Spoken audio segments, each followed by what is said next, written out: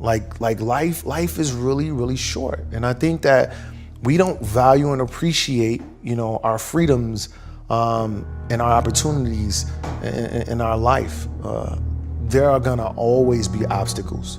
You're gonna have to either go around them, go over them, or go right through them. But you can't stop going. It's a hopeless feeling, and you're surrounded around a bunch of hopelessness. You have to be crazy in believing what your goal and your passion is. Because when something is crazy, even though it's crazy, you still do it, right? You know what I mean? And so that's what you have to become. You have to become insane, right? So you could be smarter than me, but you were never gonna outwork me, ever. Like, for real. There are no quick answers to big problems. Like, there just aren't any. In life, that things will go bad, and things are going to go bad. This is not the first or the last time that's going to happen. It's going to keep happening, and that's just how life is. You'll be past this, and you'll be okay. And there is nothing for you to worry about here. We can be, as human beings, as people who are always right for the world, or we can be just right for ourselves. Life is going to flow means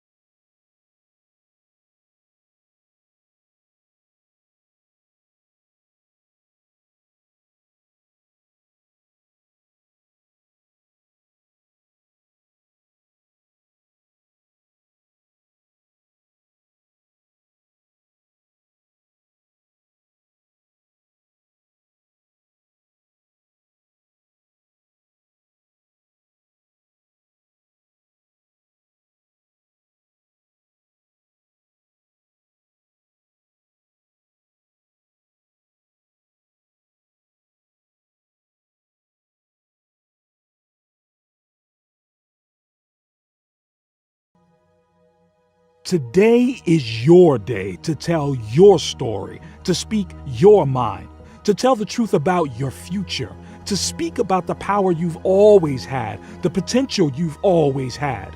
This is how you succeed. You will be your power. You have this power. Communicate your problems. Communicate the power you know that you have. This is the beginning of your power, the start of your progress. It doesn't get any easier. You just get stronger. If you want to change, don't expect your life to stay the same. Expect it to get harder. Expect it to actually get really, really tough. Tougher than you can even imagine right now. And this is where you can move past the boundaries that used to hold you back. Used to hold you by the neck. Now you can move towards the fulfillment that's your future. And this, you see, this is where you can finally feel the satisfaction of your work. This is when you finally get to feel that success. This is where your progress can be kickstarted. Accelerate your life into your direction. Your journey is the power you've earned. The expectation you've built can be your reality. Reality where you live, you breathe, you walk, you succeed. Now isn't the time to wait. Now isn't the time to waste. Let this be the power that takes you towards your success. This is the opportunity you've earned. This is the potential you've always had. Now is the time for you to step up, stand out, and become the person you need to become. Your future is in your hands, and this is what sets your life up to be worth the potential that you deserve. Your power is and always has been the thing that's going to take you towards the life that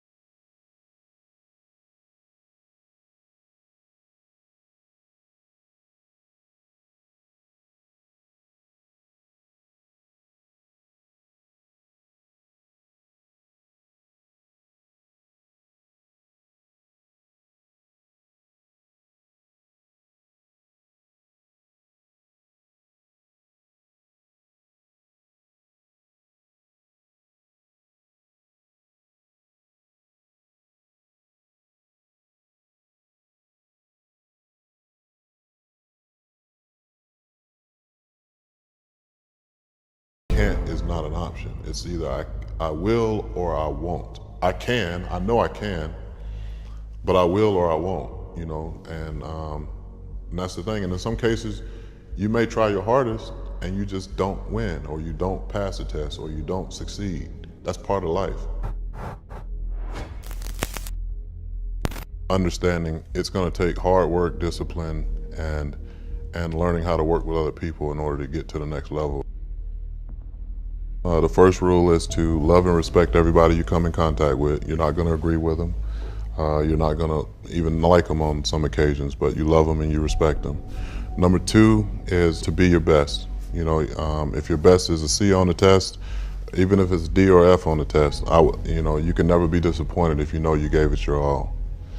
And then, you know, number three is we don't use the word can't. You know, it's not in our vocabulary. I was told my entire life, you'll never do this, you'll never do that, you can't do this, it's impossible for you to do that.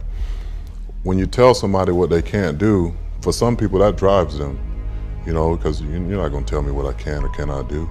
But for other people, when you tell them, oh, you'll never be able to do that, like that could be the breaking straw, you know, and that back for that person, that's their spirit, to actually go out and succeed. So I never tell my kids, if they come to me and they may have the most outrageous idea, I say, all right, cool, let's figure out how we're gonna do it. I never say, oh man, you can't do that, we ain't doing that.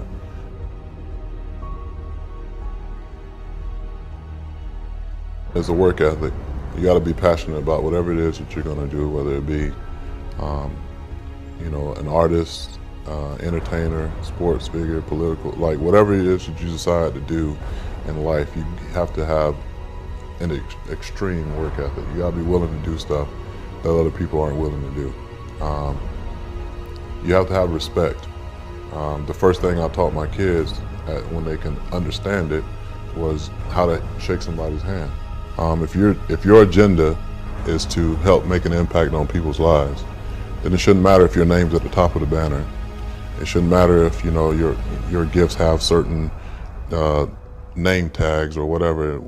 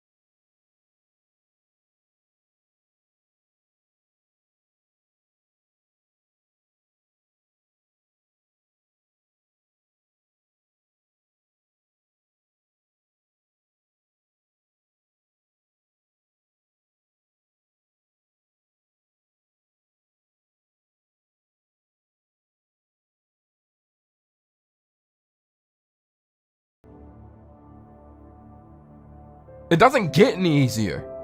You just get stronger.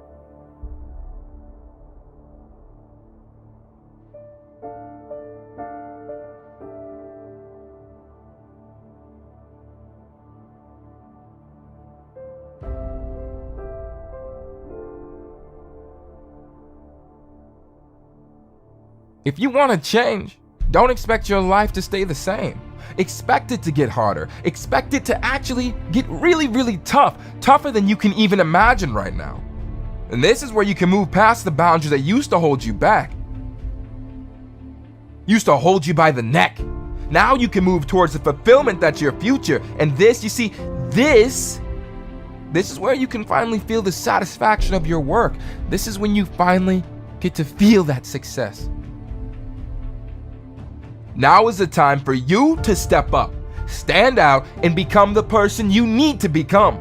Your future is in your hands, and this is what sets your life up to be worth the potential that you deserve. Your power is and always has been the thing that's going to take you towards the life that you have earned. Don't fail yourself. Perseverance is the aspect that takes you towards a future worthy of your strength, worthy of your progress. So take pride in that more than anything. You have, and you always will have this potential to improve, this potential to adapt, and this potential to change. This is what you've been working for. Go on and receive that.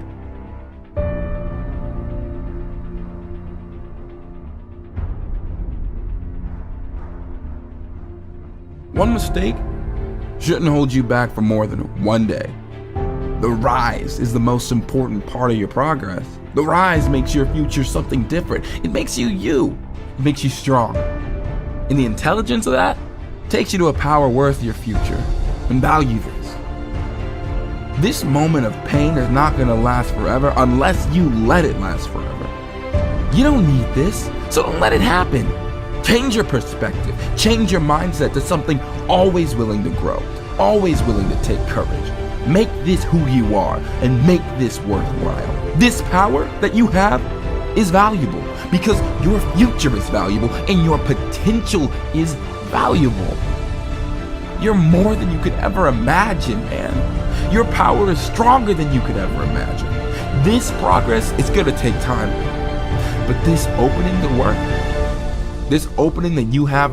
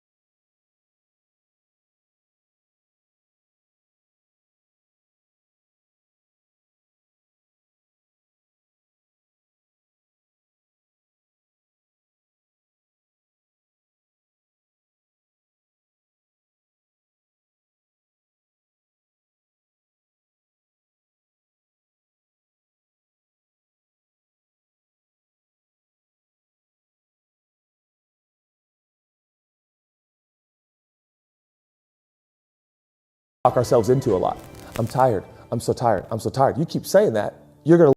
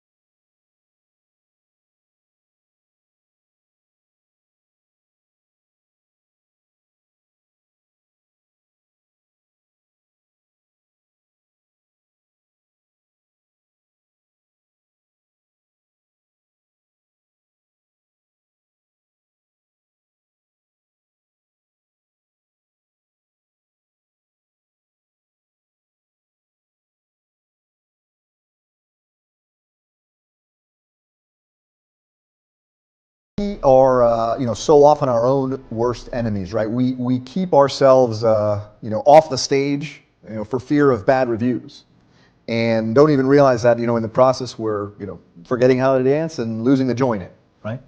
And it's just such a shame.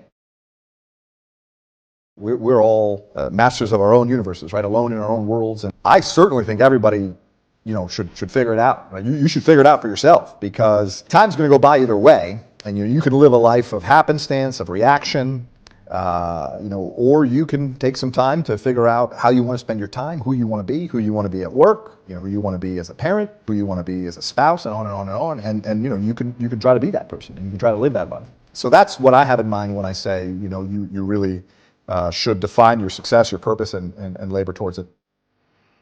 Everything's a choice. Every moment of your life is a choice. How do you want to spend that moment? Who do you want to be? It is not the circumstances we confront that dictate the lives we experience. It just cannot be. There are counterexamples all over the place. Choose to be happy, literally in every moment. And again, I'm not saying it's easy. Again, and I'm not saying it's always easy for me, but it's certainly a worthwhile endeavor. I mean, you spill on yourself, or you knock something over, or you're late for a meeting, or it can derail you. It can be, something quote unquote awful. Meanwhile, most of the world is worried about, healthcare and food and clothing. But, or you can choose to laugh about it. You can choose to have fun with it. You can choose to let it go. And again, I think every moment is an amalgam of precisely those choices. And I think it behooves us to spend some time thinking about our answers. You're the master of your reality.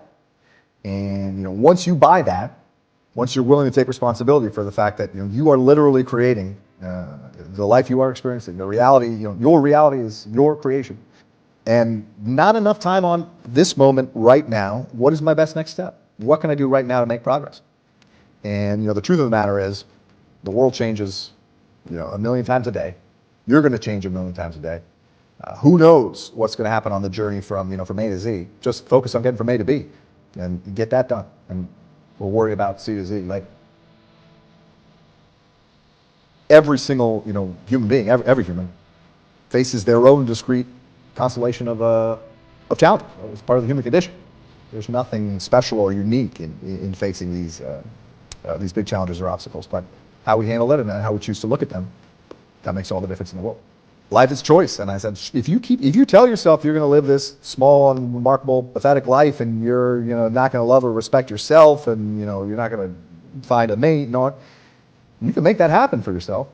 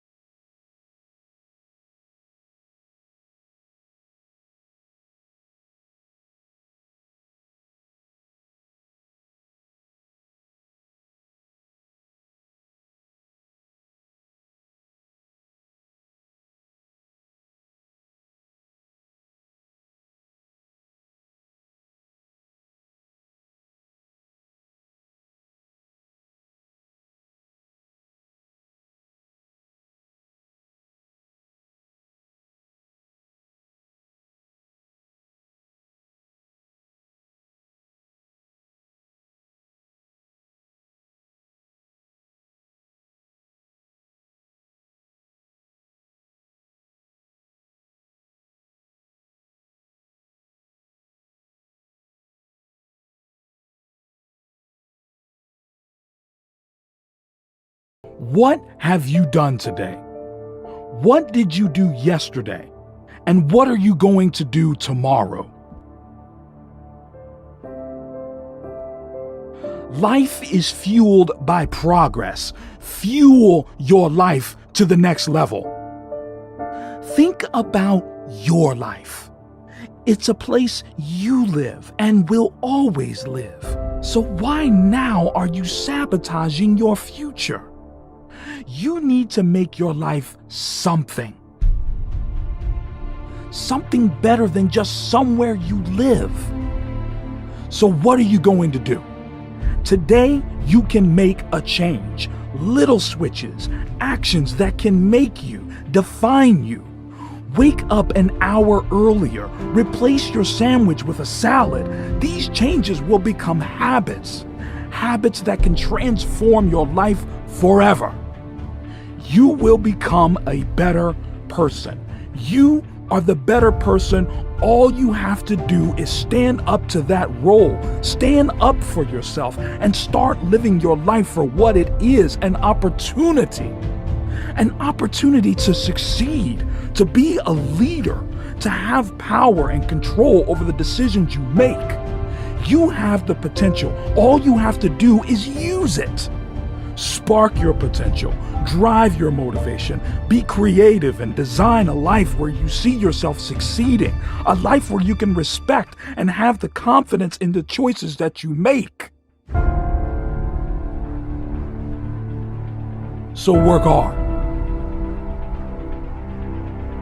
Be strong. Have courage. Start the journey and succeed. It's like you just do what's hard until it's not hard anymore. It's like if you broke your hand and you weren't used to riding with that hand, and then you're forced to, ride or to use chopsticks or to do something. Once you do it enough, it becomes, a casual thing to do. Once you get that taste of victory and you're like, wow, well maybe, I want to keep going on this path. Visualize, definitely, that's kind of the thing for me. It's always been like, well, what's it going to look like, and what's it going to feel like, and what am I going to be wearing, and every little detail, and visualize yourself winning. Like, what are you going to do after? You just project it, and it happens. And I've always kind of like set goals for myself. That's a huge one. Set the goal of like, what do you really want to do? Like, what is it in the end? For me, I would always set up like a fun goal and then like a serious goal.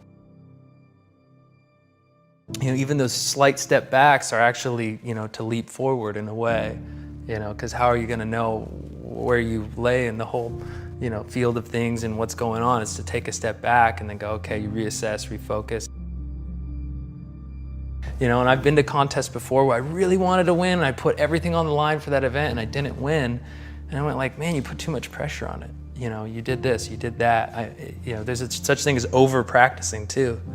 A lot of guys show up at the competitions and there's 2 hours to ride, and they're the first one there at the gate. They ride 2 hours and then, they landed their run, 15 perfect runs, and then they get to the contest and they fall. I'm like, yeah, because you just nailed it 15 times. It's like rolling dice. You're gonna hit 7, like you're gonna crap out, and like save it for the real contest. Like you got it. You gotta be your own friend in that scenario. In that moment of like, well, I put in the work, and it's the actual, like, that's what you're going for. And yeah, you said in business you can fail here and there, and it's the same idea of like trying something over and over and just finally cracking the code on it. And then once you get that win, you get that experience and know that you can succeed, it's that like I said in competition, that seed of doubt goes away and you show up to win every time. That's the only option, and once that's the only option, it's even more obtainable. You have that in you, and projecting that positive thing always just leads to the better outcomes either way, and even with pressure as well, when people say like, how do you deal with the pressure? And I'm just so thankful for the pressure, like they're like, everybody thinks you're gonna win the Olympics. And I go, well, if everybody thinks I'm gonna win, that's great. Like that's a lot of people believing in me, thinking that I can do it. Hey, maybe I just might be able to do it. You know, if you, instead of letting it weigh me down, like, oh my God, all these people are expecting this from me, and I'm expecting this from myself, and it's just too much, I can't handle, like, no, it's such it's a blessing. It's a great thing to have people counting on you and needing that. And it's all kind of leading up to that sort of like, you know, you can win, you've felt it before, you know it's obtainable, everybody else believes in you. It's like your team rather than letting it weigh you down. So if you can kind of put that subtle spin on things and use it to your advantage, is always a better scenario. And you keep trying to better your craft. And then within that, there's a team element. You gotta know your strengths and your weaknesses. It's kind of like knowing yourself as well, knowing your strengths and your weaknesses, and kind of sticking to that. Like, what are you really good at and what are you not? And being real and honest with yourself about it. There's a difference between like working hard at something that you're not good at and forcing it. And that's kind of the inner question you have to ask. Positivity can change the outlook of your whole day. Your productivity increased, work rate increases, where your life falls into place. With one switch of perspective, one change of attitude on just one day can change your whole future. Your future is in your hands, and this is what you can achieve. Just keep going.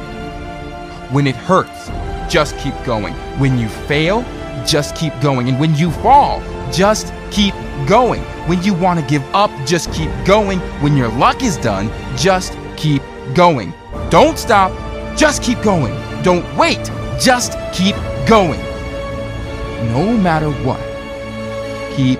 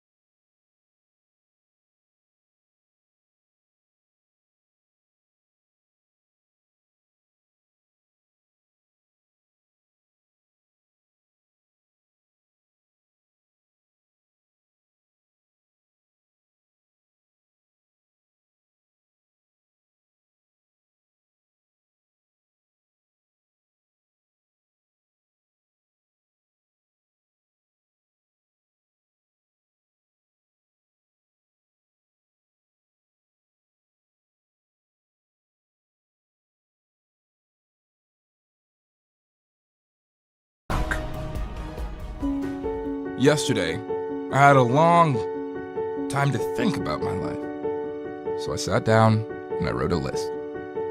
I thought of all the dreams I've ever had, from the earliest memory I've ever had. And I stared at this list that I'd made, fantasy or not. So I made a promise to myself. I knew I had to achieve as much as I possibly could. I knew I could start today with a different purpose than yesterday. Do you know your why? Because I had everything I could ever need to check off these goals. It was so simple. You know what it was? Belief. I now had the drive to make it through the list, to tick off each goal day by day. Now, how about tomorrow you make the same list I had? Tomorrow, before you even had the chance to wake up, grab a piece of paper and a pen and physically write them down, take the burden out of your head, and then I want you to stare at them, look at them face to face, stand up to your fears. Use this list as your superpower. Every day, look at this list to inspire you. Use this list to drive you forward. Feel the satisfaction of crossing them out, ticking them off, and completing your goals. Make this list your power. The power that you need to succeed.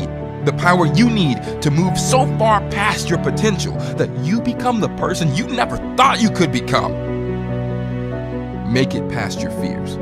Make it through your boundaries. Make it past the rejection, the regret, and change. You are more than what you achieve because you are the person that has grown, the person with the determination to make it past the list you originally made, to complete the goals you thought were unimaginable. That life's going to get better if you believe it will. That just having that blind faith that, you know, whatever is happening to you right now is meant to happen for you, for a greater good. And I know it's tough right now for you to hear that, but you can either look at it two ways. You can either look at it that this, like, woe is me, this is going to happen, this is happening to me, and I'm going to, you know, blame everybody else and respond in a way that's going to make my life worse, or I can acknowledge that I'm using this situation to become a better version of me to be able to help other people going forward. And I think with that, it kind of gives you a positive approach to it where they can look at it and say, you know what, like, I'm going through this pain right now. I acknowledge I'm going through it, but it's going to make me one hell of a man growing up, and that ultimately is going to save my ass, you know, as I grow up. You got yourself here, you're here right now, and you can, you know, man up and do what you need to do to get better, or you can be a bitch, go cry in the corner, blame everybody for your problems, say, woe is me. And I think sometimes in our lives when we're feeling that hopelessness and we're in that rat race of just feeling sorry for ourselves and saying, you know, life's never gonna get better, it's tough. And I think, especially when we don't have that belief in ourselves, when somebody says, I believe in you and you can do it and I'm gonna help show you the way to get you started, I was like, I'd never had anybody do that to me before, that unconditional love. I just felt like this void being filled. Whether we believe we can or we believe we can't, right? It's the same answer. And for me, I always believed that I couldn't. I'm not gonna be able to do it, I'm not. And you're your own direction. You're your own power and you're your own beginning. This is the power that you deserve and a power that honestly you should trust. Remember, your life is in your control, not anybody else's. A lot of people are going to tell you to do this or do that or say, I'm just a product of my environment. That's not true. In your hands, this very moment is your journey, the journey that allows you to be someone fueled by your potential. keep going, keep going, keep going. Now isn't the time to wait. Now isn't the time to waste. Let this be the power that takes you towards your success. This is the opportunity you've earned. This is the potential you've always had. Step out of the crowd and step into your success. And I think in life, we can't change the past, right? We can only learn and grow from it. So there's no sense in like harping on mistakes you made. They're done. Like I always say, fail more, because if you never made a mistake, it means you never tried. If you never tried, it means you never took a chance. And if you never took a chance, you never believed in yourself, you never had faith. And faith, we need faith. You need to believe in yourself. And it doesn't matter how many times you failed. What matters is you keep getting up every day and trying again. And that's what really is important, is knowing that each day you have an opportunity to change. Keep going, keep going, keep going. Take the risks that allow you to become something more, that allow you to change your view on life, that allow you to look through a different pair of eyes, one that grants you the power to see something and to know how to change it, to look at life as an opportunity to feel like somebody new, someone with the potential that can keep moving forward.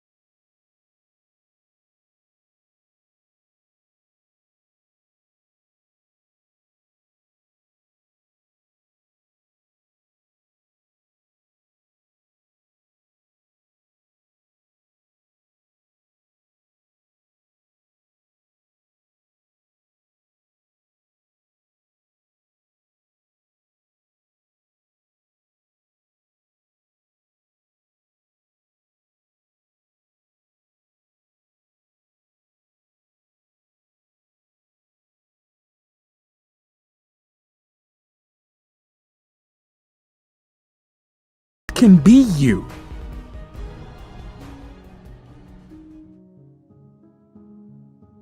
I think our belief system about ourselves can be so hijacked based on what others say about us, and then we start to believe it, whether it's you're ugly, you're a pussy, you suck, you're unathletic, and then sure enough, if it happens over years, you start to believe that about yourself if you have no confidence in who you are. And I think the more you can own who you are and just chase after your own dreams and stop worrying about everybody else, then those things start to become lies. When people are saying, you know what, you're a piece of shit, you suck, if you know about yourself that's not true.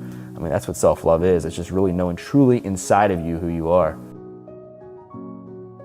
Well, I think you gotta look at your why, why you're doing it. Because I think when you have a strong enough why, the what's in the hows become irrelevant. You remember why you started. Because I think we spend so much time worrying about what everybody else is doing, we've lost track of who we are as a person, right? And just looking within, whether that's in meditation or prayer or journaling, to really figure out the things we like, the people we like, where we like going and all that stuff, and then kind of filter that into your life organically. In order to get where you're going, you gotta know where you're at. Keep going, keep going, keep going. You have this power. Communicate your problems. Communicate the power you know that you have. This is the beginning of your power, the start of your progress.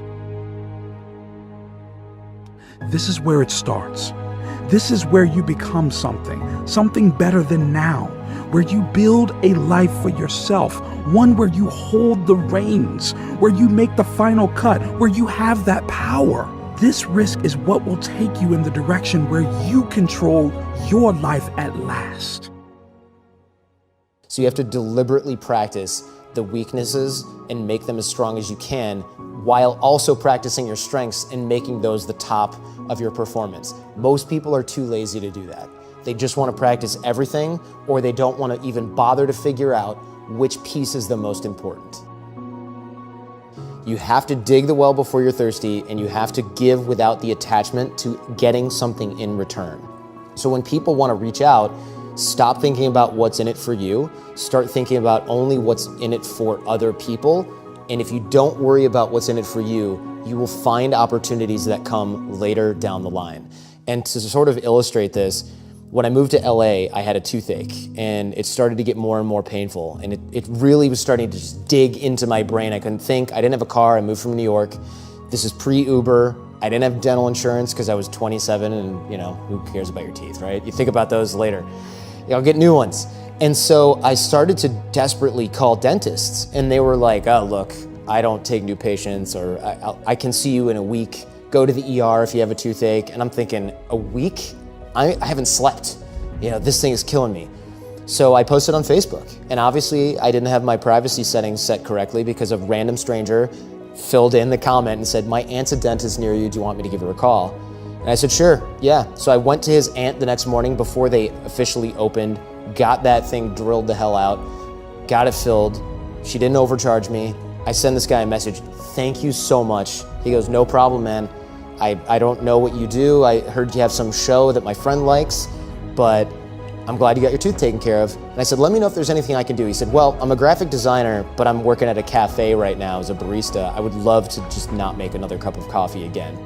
And I said, well, I don't have any work for you, but I'll keep my ear to the ground. He said, whatever you can do, no problem. I don't expect you to give me a job.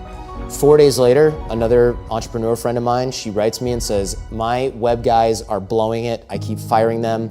Who can create good branding for me? I said, I've never worked with this guy, but here's a portfolio. He's a nice person. That's really all I can say. That guy got a full-time job, as far as I know, still works there years later, designing websites and templates and themes and branding for this woman's company because he helped me find a dentist on Facebook. So if he'd been thinking, how do I get a job? He would never have made that introduction to a dentist because the connection, the nexus is unclear. The opportunity lies over the horizon. But since he was helping without the attachment or expectation of anything in return, he ended up finding an opportunity through me that I didn't know about and that he didn't know about. But you won't find those unless you are constantly reaching out, digging the well before you're thirsty, and giving without that expectation of anything in return. Keep going, keep going, keep going. We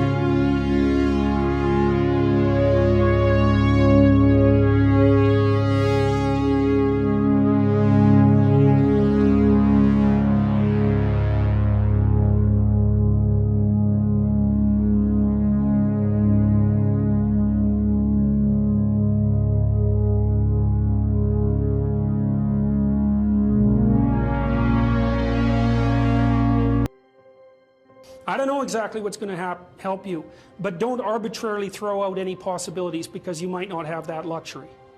Antidepressants help a lot of people, and there are technical reasons why that's the case. If you're offered a gift by your society and it works, try it. I don't care what your presuppositions are. The time you see people who are suffering with depression, for example, there's a multitude of reasons, but I'll take one common reason. You could think about it as associated with the story of Peter Pan. Now, Peter Pan is someone who won't grow up, right? Now, the problem with Peter Pan is he gets to be king, but it's king of Neverland. Neverland doesn't exist. So, being king of nothing isn't that helpful. Well, one of the things that you often see with people who suffer from depression, and I'm not making a blanket statement about the cause of depression because there's lots of them, is that people who don't have enough order in their life tend to get overwhelmed. So, for example, if someone comes into me to see me and they say they're depressed, I always ask them a very standard set of questions.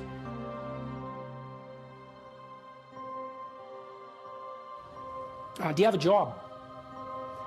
If you don't have a job, you're really in trouble in our society. First of all, your biological rhythms tend to go off the rails right away because there's no reason to go to bed at any particular time and there's no reason to get up. And for many people, if they don't get up at the same time, they foul up the functioning of their circadian rhythms, and that's enough to make them depressed right off the bat, especially if they start napping during the afternoon. They also don't have a purpose. People aren't good without a purpose, and this isn't hypothesizing. We absolutely understand the circuitry that underlies positive emotion. When you're attending to something you're interested in and you're engaged in it, that's when you're alive.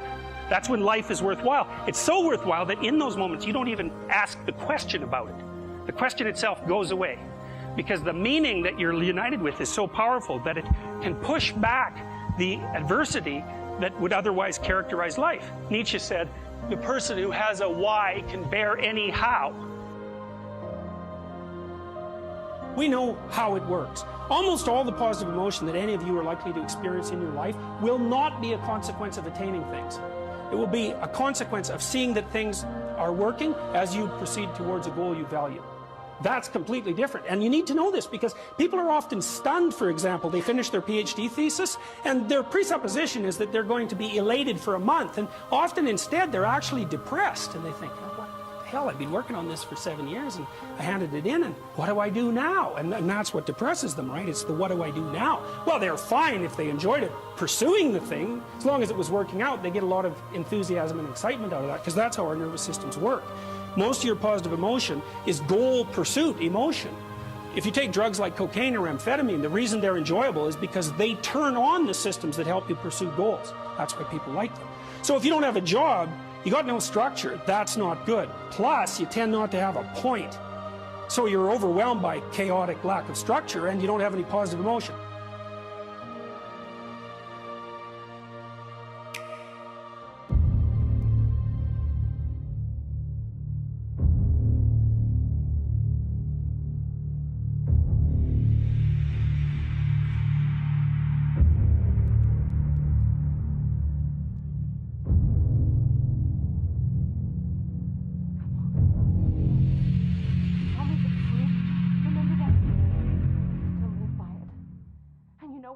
Good about the truth.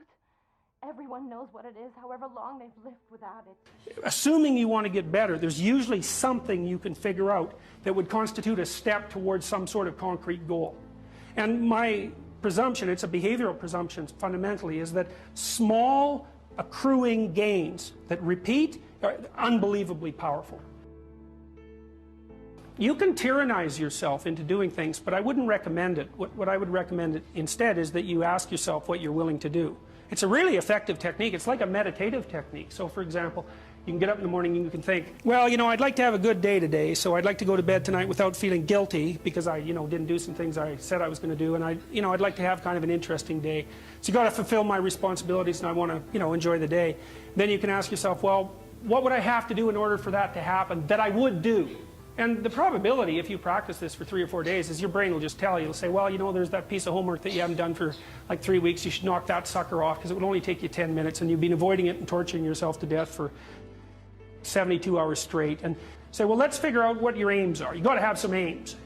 whatever they are. And they might say, well, I'm so depressed I don't have any aims. And then I say, well, pick the least objectionable of the aims and act it out for a while and see what happens. Because sometimes your emotional systems are so fouled up that you have to pretend, you have to act the thing out before you can start to believe it.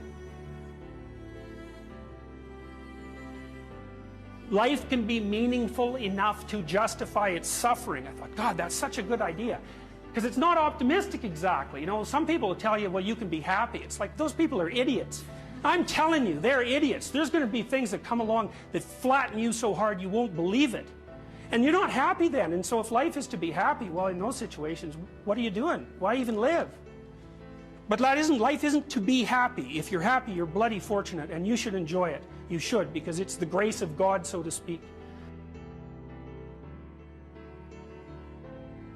People know when they're doing something meaningful. They can tell. So why the hell don't they do meaningful things all the time? It seems obvious. You could do it. I mean, it's hard, you know, because other people want you to do other things, and it's a struggle, but everything's a struggle. Oh, I get it. I see why. It took me about 10 years to figure this out. People have a choice. Choice number one, nothing you do means anything. Well, that's kind of a drag, right? It's the meaninglessness of life and all that, existential angst.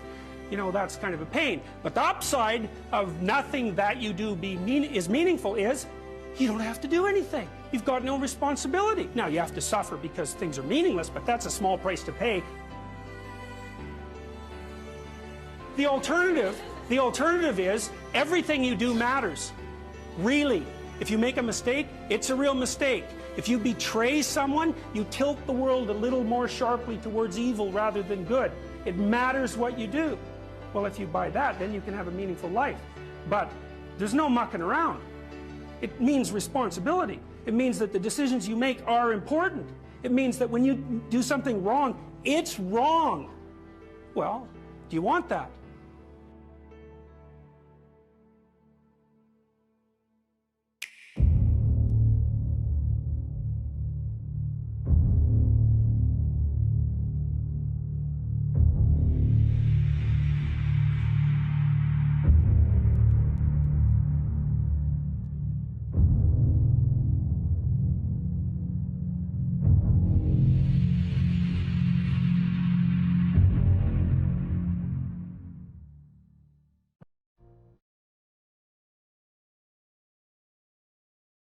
You know, if you take people, then you expose them voluntarily to things that they are avoiding and are afraid of, you know, that they know they need to overcome in order to meet their goals, their self-defined goals. If you can teach people to stand up in the face of the things they're afraid of, they get stronger. And you don't know what the upper limits to that are, because you might ask yourself, like, if for 10 years, if you didn't avoid doing what you knew you needed to do, what would you be like? Well, you know, there are remarkable people who come into the world from time to time, and there are people who do find out over decades-long periods what they could be like if they were who they were, if they spoke their being forward. And they get stronger and stronger and stronger, and we don't know the limits to that. We do not know the limits to that.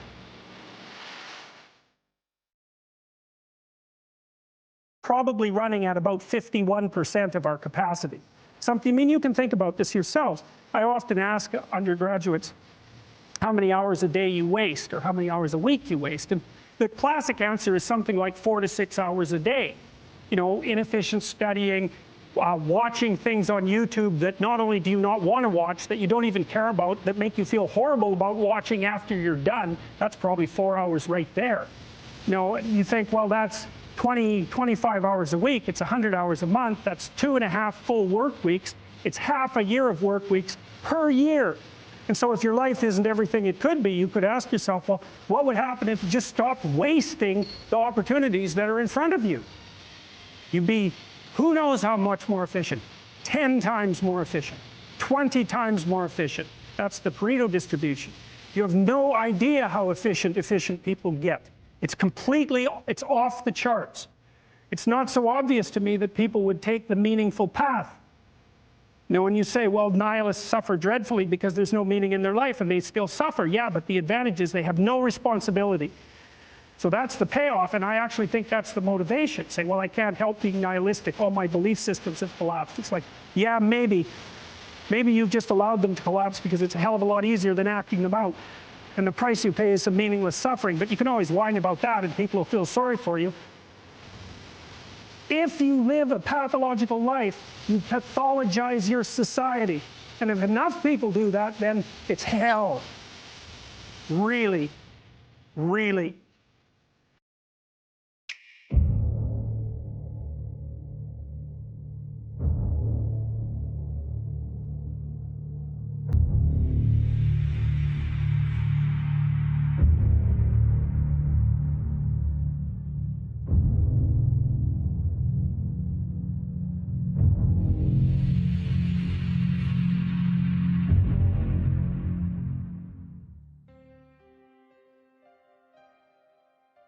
You're asked to outline the place you'd like to end up, which is your desired future, and also the place that you could end up if you let everything fall apart, is so that your anxiety chases you and your approach systems pull you forward. You're maximally motivated then. And it's important because otherwise you can be afraid of pursuing the things that you want to pursue, right? And that's very common. And so then the fear inhibits you as the promise pulls you forward, but it makes you weak because you're afraid. You want to get your fear behind you, pushing you. And so what you want to be is more afraid of not pursuing your goals than you are of pursuing them. Putting yourself in a challenging mind frame is much easier on you psychophysiologically because you don't go into the generalized stress response to the same degree. And you're activating your exploratory and seeking systems, which are dopaminergically mediated and that involve positive emotion. So if you can face something voluntarily rather than having it chase you, it's way better for you psychophysiologically. So that's partly why, well, it's worthwhile to go find the dragon in its lair instead of waiting for it to come and eat you.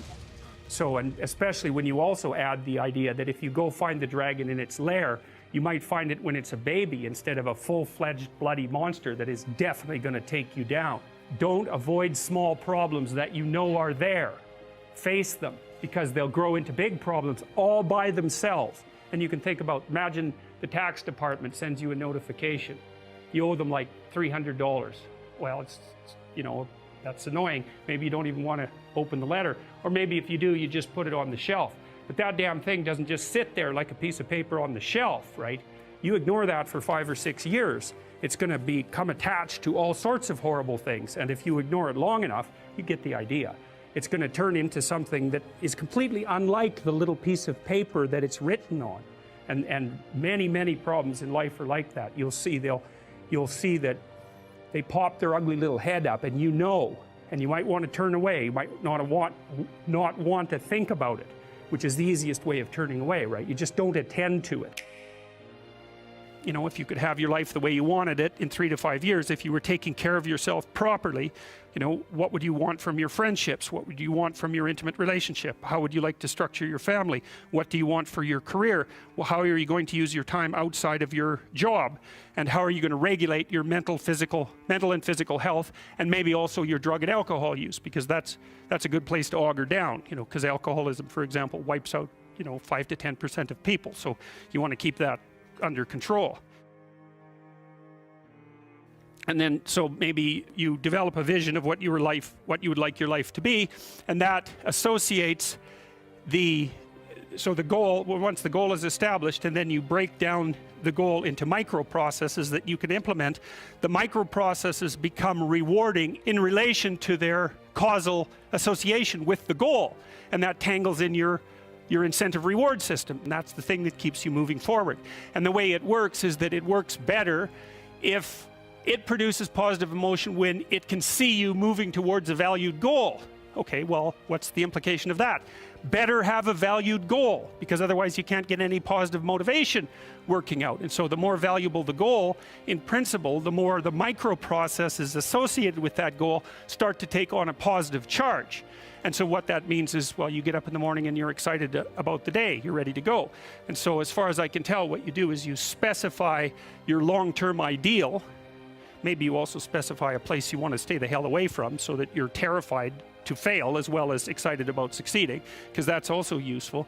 You specify your goal, you do that in some sense, as a unique individual, you want to specify goals that make you say, oh, if that could happen as a consequence of my efforts, it would clearly be worthwhile. Because the question always is, why do something? Because doing nothing is easy. You just sit there and you don't do anything. That's real easy. The question is, why would you ever do anything?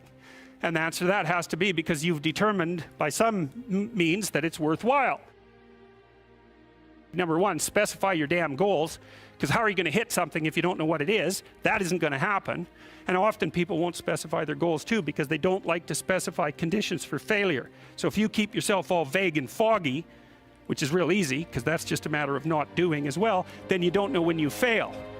And people might say, well, I really don't want to know when I fail because that's painful. So I'll keep myself blind about when I fail. That's fine, except you'll fail all the time then. You just won't know it until you've failed so badly that you're done.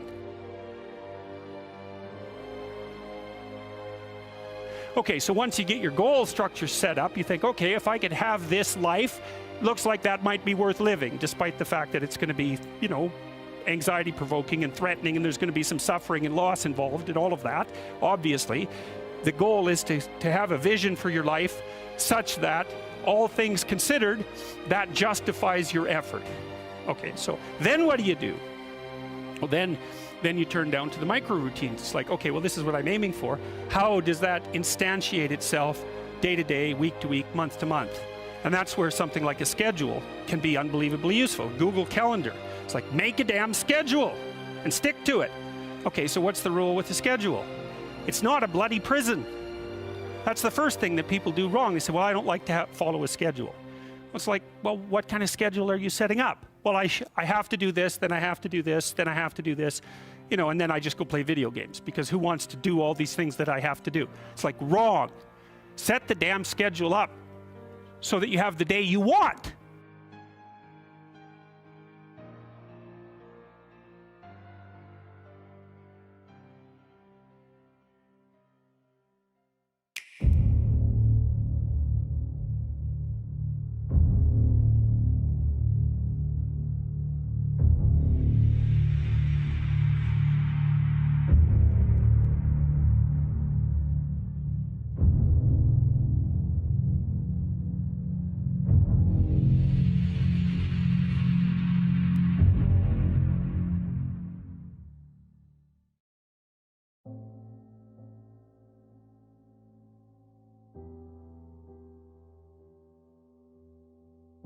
What's the right ratio of responsibility to reward? And you can ask yourself that just like you'd negotiate with someone who is working for you. It's like, okay, you got to work tomorrow. Okay, so I want you to work tomorrow. And you might say, okay, well, what are you going to do for me that makes it likely that I'll work for you?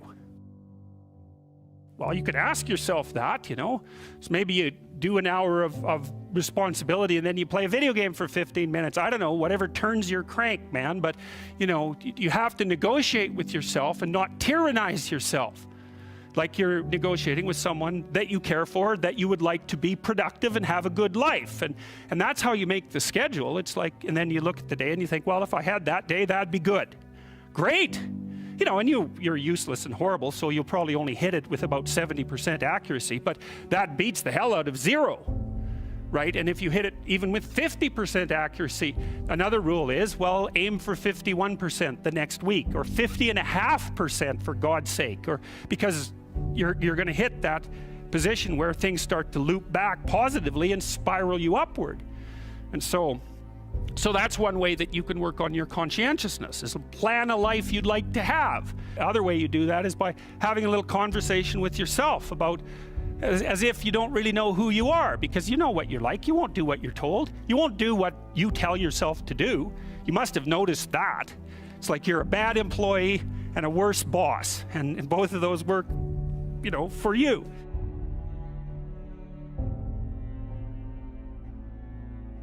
You don't know what you want to do, and then when you tell yourself what to do, you don't do it anyways. You should fire yourself and find someone else to be.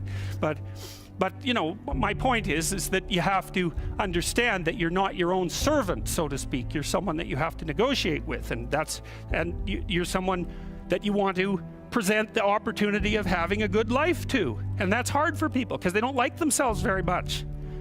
So, you know, they're always like cracking the whip and then procrastinating, and cracking the whip and then procrastinating. And it's like, God, it's so boring and such a pathetic way of spending your time. And you know what that's like, because you probably waste like 6 hours a day.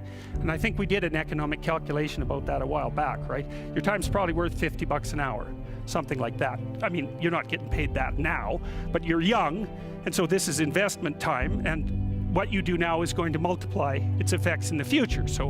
So let's say it's $50 an hour, which is perfectly reasonable. So if you waste 6 hours a day, and you are, then you're wasting about $2,000 a week, or about $100,000 a year. So like, go ahead, but that's what it's costing you every hour. And you need to know what your damn time is worth. So let's say it's not $50, it's 30. Whatever, maybe it's 100, it's somewhere in that range. One of the things you should be asking yourself is, when you spend an hour, was that, well, would have I paid someone $50 to have had that hour? And if the answer is no, it's like, well, maybe you should do something else with your time. And it depends on whether or not you think that your time's worthwhile. But the funny thing about not assuming that is, if you assume your time isn't worthwhile, what happens is you don't just sit around sort of randomly in a state of responsibility-less bliss. What you do is you suffer existentially. And so that seems like a stupid solution.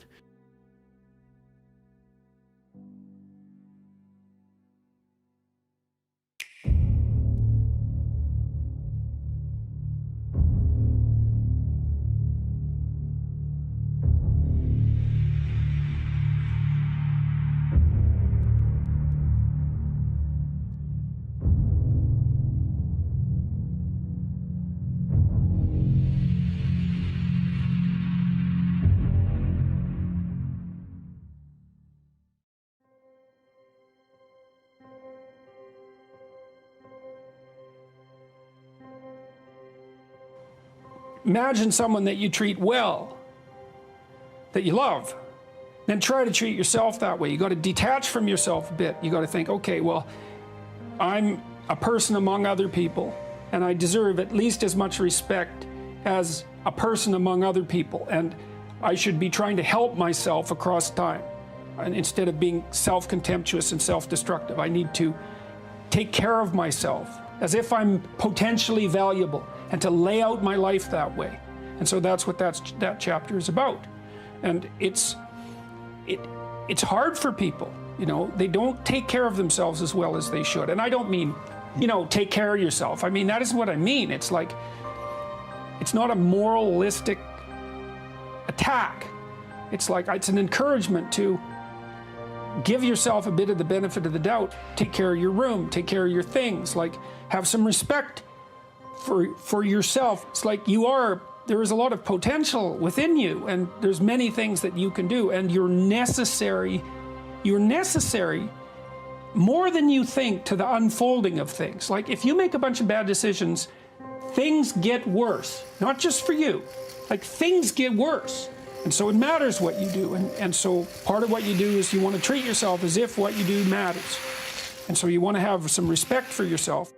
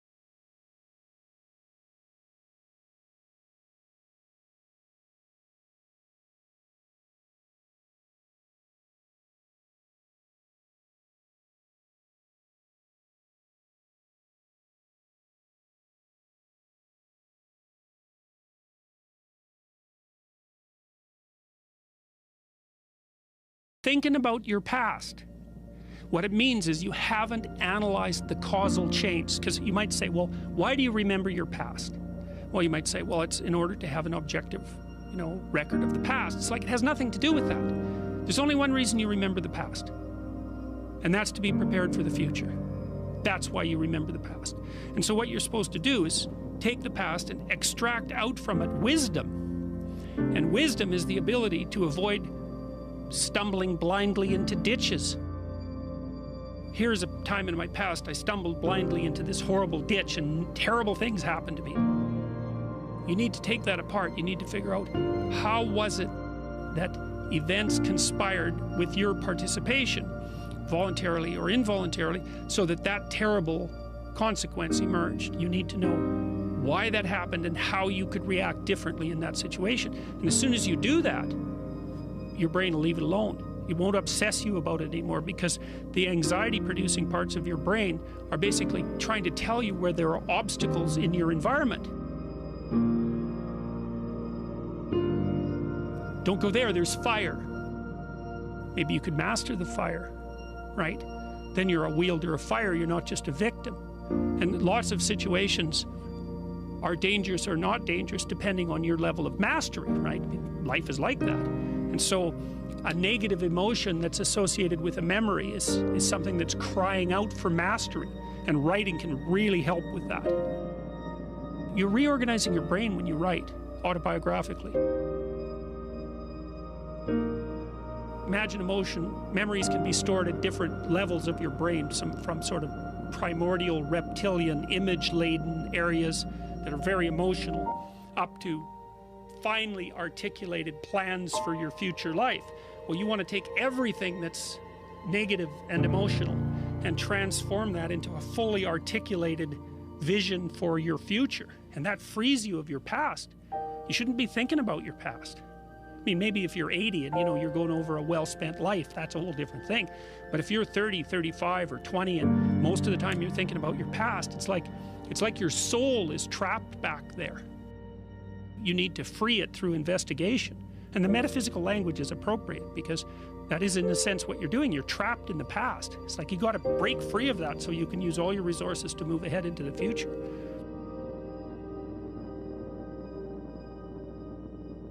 The word yoga means union.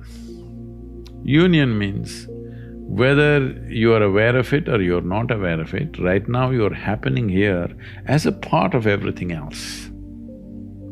What the trees exhale, you're inhaling. What you exhale, the trees are inhaling. Not just on the level of respiration, on all levels this is happening. What you think as myself is just a psychological boundary that you have set up. So yoga means consciously obliterating the boundaries of your individuality. So if you sit here, if you experience everything around you as myself, this is yoga. If you experience all this as myself, do you need morality? Be good to people, don't harm them, don't do this, don't do that. Would it be necessary? No. Did anybody teach you out of these 5 fingers, this is a small finger, don't cut it off? Is there a morality needed like that? Anything that you feel is a part of yourself, with that you don't need any values, ethics, morals, nothing, because it's a part of you. This is what yoga means. You experience everything as a part of you. When somebody experiences the whole universe as a part of himself, then we say he is a yogi. Charles Darwin said that you evolved out of a monkey. You were a monkey, then you became a man. Some of the genetic scientists are saying this, that the difference, the DNA difference between a chimpanzee and you is only 1.23%. So in that sense, physiologically you're only 1.23% away from a chimpanzee. Not a big difference, isn't it? A shade, it's just a shade of difference. But in terms of intelligence and awareness, you are worlds apart from a chimpanzee. So your problem is just this, you have an intelligence for which you don't have a stable enough platform, and that's why yoga. To create a stable platform so that your intelligence works for you. Right now, you may call it so many things, so many exotic names have come up. Stress, tension, anxiety, depression, madness, all kinds of things. all this essentially what it means is, your intelligence has turned against you, that's all. You can give any number of reasons, but essentially, your intelligence has turned against you. If your intelligence was working for you, would you create blissfulness or misery? Bliss. This is all. Why your intelligence has turned against you? There's no stable enough base. So the entire yogic system is about this, that you create a stable base so that your intelligence works for you. If your intelligence turns against you, no power in the universe is going to save you, you're a done thing. If you become what you make up, unfortunate, isn't it? Yeah. Your thoughts belong to you or you belong to the thoughts, you must make up your mind. They can be dangerous, those thoughts. They're not dangerous, they're fantastic. Only thing is, fantastic things mishandled can kill you. A car can kill you, isn't it? It's a wonderful thing, an automobile. It's made our lives. If you handle it irresponsibly, it kills you. Every possibility is like this. Every possibility, if you do not harness it, it becomes a problem. So the same goes for your cerebral capability. If you do not harness it, it's a serious problem. It's taking away 80% of the human beings are simply suffering. They don't need any outside help. They're on self-help. To understand, when I say I'm thinking this, another word, another way of saying it is, I'm making up this, I'm making up that. You can make up whatever you want, as long as you enjoy it. To transform your life, you want to do it in 2 minutes. So is that what your life is worth? So if your life is worthwhile, is it not important that you invest a certain amount of time and energy rather than looking for this stupid stuff of one mantra with which I will transform my life? It will not happen like that. That's the reason why most people have remained the way they have remained, because they've not invested in their well-being. So it's a serious long-term investment. It is not long-term. I would say, if I ask you, is your life worthwhile enough to invest 30 to 32 hours of focused time to bring some basic transformation within you? If I teach you a way where you can manage your chemistry the way you want, but we need 32 hours of focused time, do you think your life is valuable enough for that much investment, I'm asking? Yes. Then you must invest, that's what is called in an engineering program. It's 32 hours of focused time. We can format it in different ways, but that much investment has to go in. See, all human experience comes from within, isn't it? I don't know what kind of geniuses thought these things. I know in America there must be 1 million books telling you how to,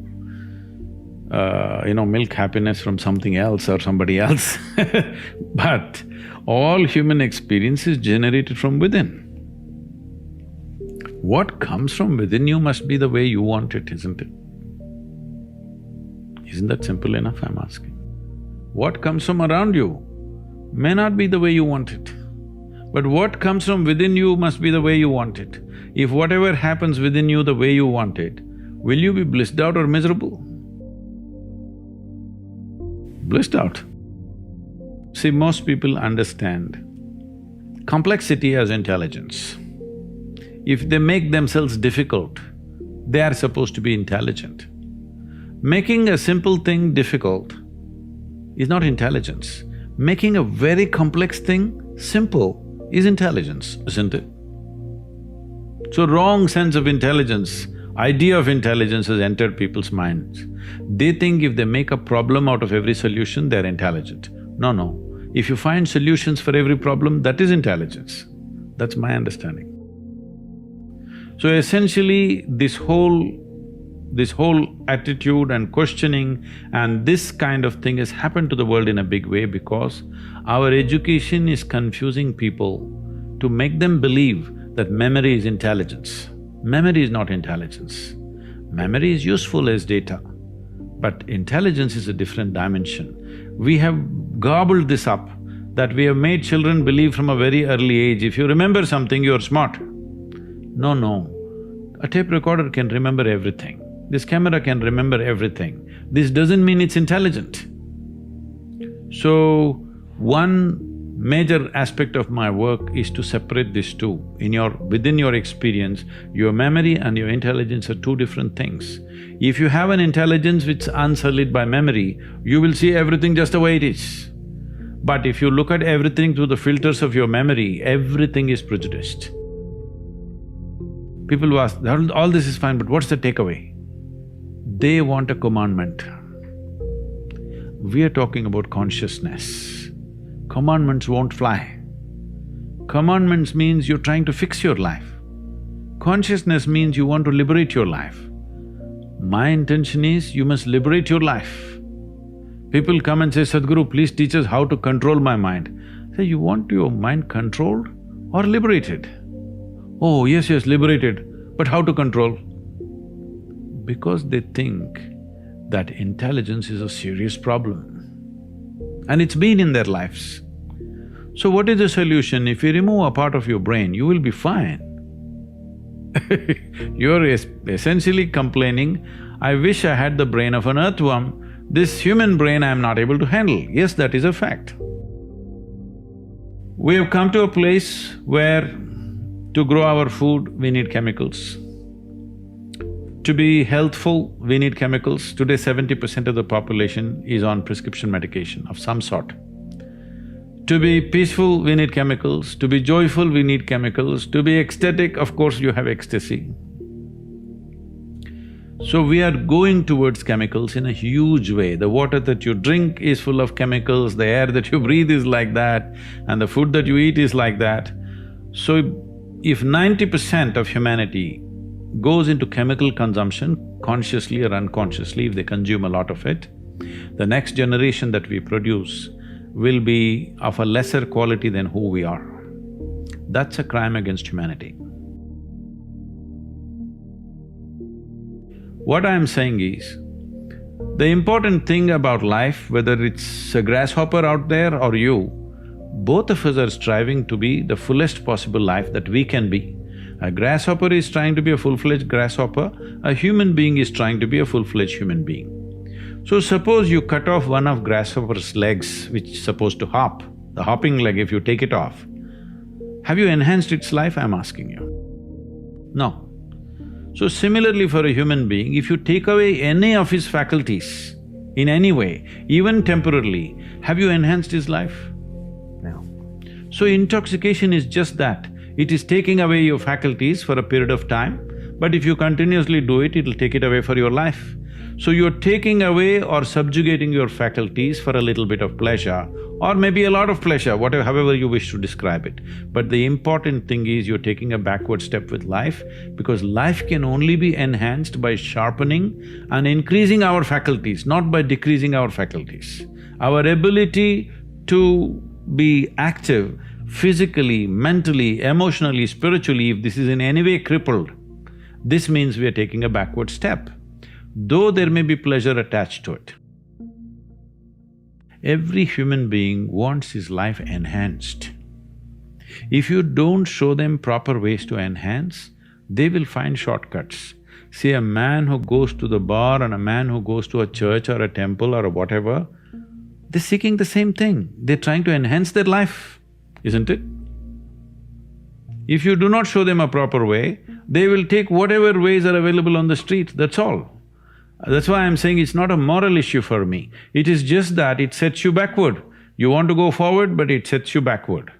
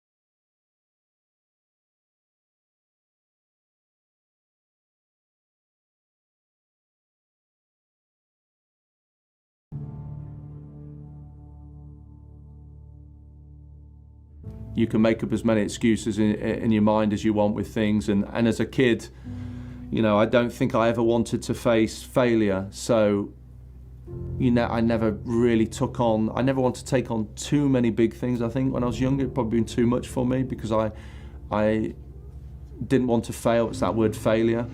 So it's easy to use an excuse for not doing something because you might just end up sad or feel bad about yourself. But I think we all know you can make all the excuses in the world, but in the heart of hearts, why not just go through it, step over that line, see how capable you are, forget excuses. We have one life. I'd rather go for something and not achieve it and try really hard than just come up with excuses. Is it worth it? Is the end goal worth all the hard work that you're putting through? Is it worth dragging yourself out of bed when your body's in pain? Is it worth getting in there and sparring with some guy who's probably a lot better than you, but you're trying to better yourself? Is it worth round 5 when you're exhausted and there's 30 seconds left and the fight's even? Is it worth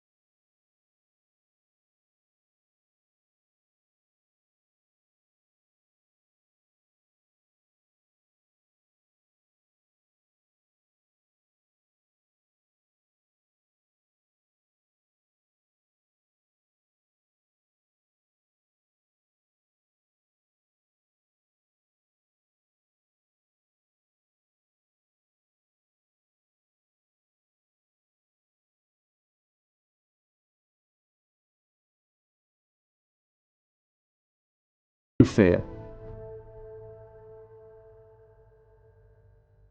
Failure.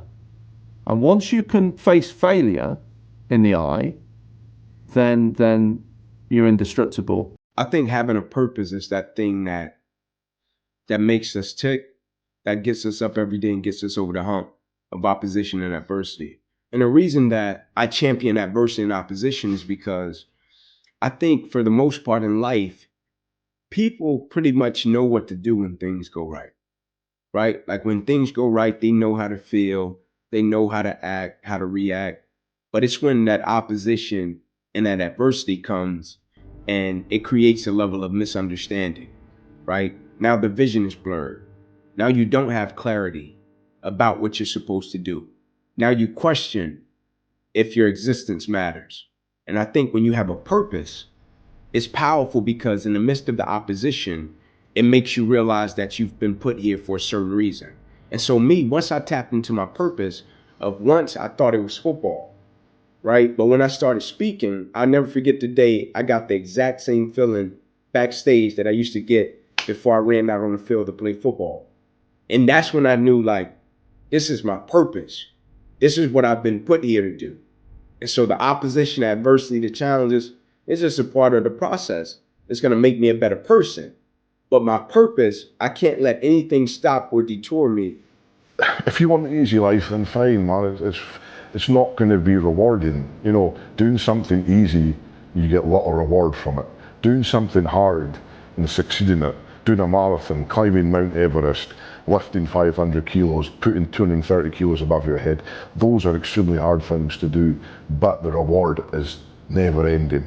You know, making that historic lift, the historic whatever it is never ending. You know, so for Tom and I, strongest brothers in history, first brothers in history to ever make the World's Strongest Man final, that's never ending. Everything we do in life is about taking the short-term discomfort, you know, and that whether that's sending an extra email, staying a bit longer at work, whatever it is. If you want to achieve a goal, let's say you want to run the London Marathon, you know that every week you're going to have to do some training to achieve that. And that is about, yeah, you're not going to want to. By the time it comes to the point your training's on going out the door, your mind's going to tell you and enforce every reason why you shouldn't do it. And it's devious. It'll tell you to go and check your computer, do this, do that. And that's when we have to switch this off. You have to switch the mind off and follow the process. And that's something that I learned from an early age, but something that was further enforced in the military. You have to follow the process. Follow your heart, switch off this, which is the program, and through that, you will achieve your aim. If you can take care of the small stuff, you know, about doing everything, whether that's washing the dishes before you go to bed at night so you don't come down to a whole mess in the kitchen, whatever it is, making your bed in the morning, simple things. If you can do the simple things, the big stuff takes care of itself. That I felt as if I do this well, I can get my family in a better situation. If I do this well, I can get my mother off the double shift at Wendy's. If I do this well, I can get my own bed. If I do this well, I can get my grandmother a better living condition. If I do this well, maybe I can stop my uncles from selling drugs.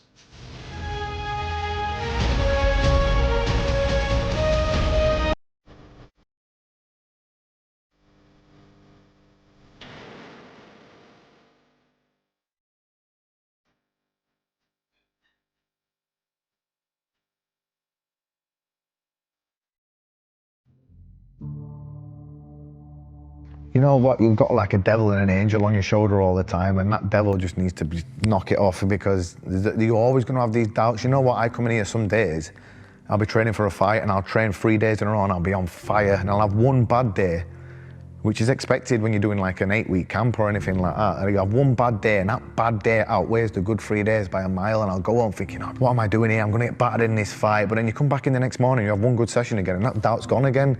So it's hard to get rid of them demons. And I think any athlete who says that they never have any sort of doubts,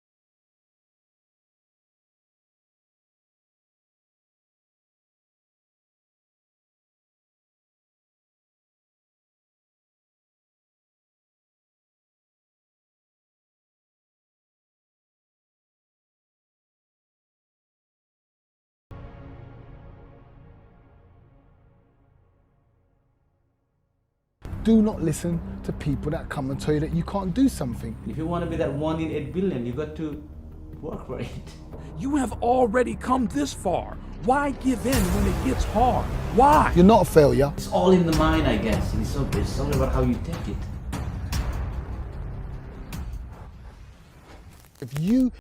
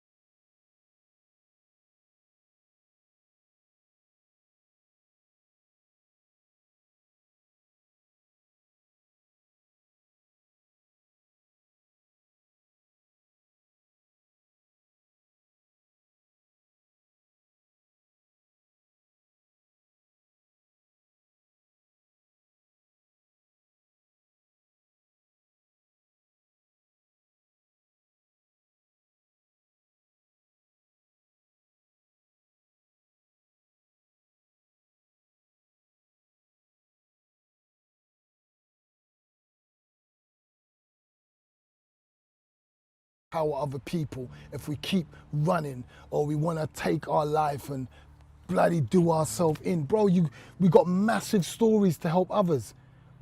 This is a messed up world with beautiful people. It's in our control to reframe our story. Why do we buy the story that we're given? Why do we give up on this gift called life so easily and allow the pain to stop us from moving on into our great future, man?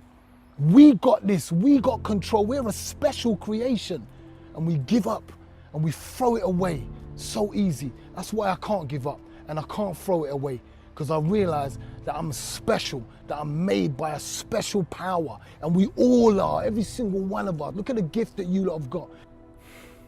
We all got choice. Imagine if we all made the choice to live for good.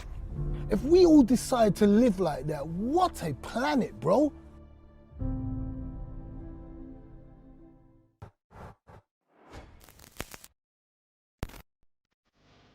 It's okay to fail. It's okay, because failure ain't that until you give up.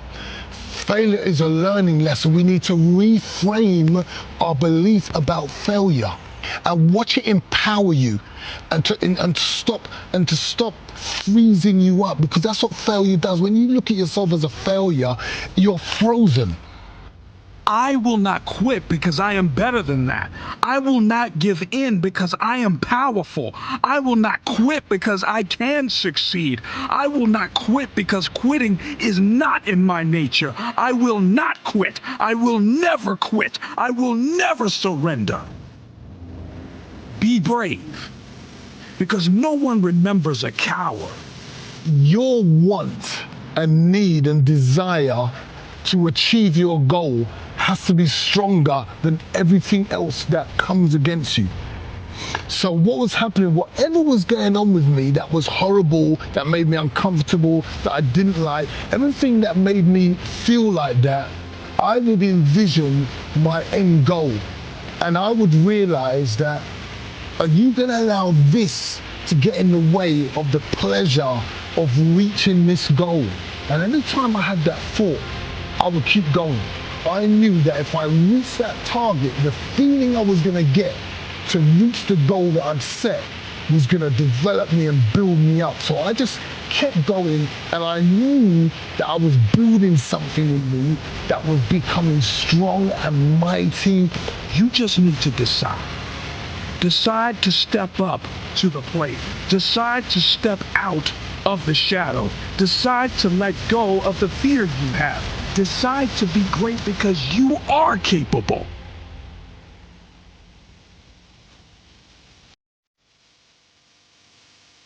Dedication doesn't have an off season.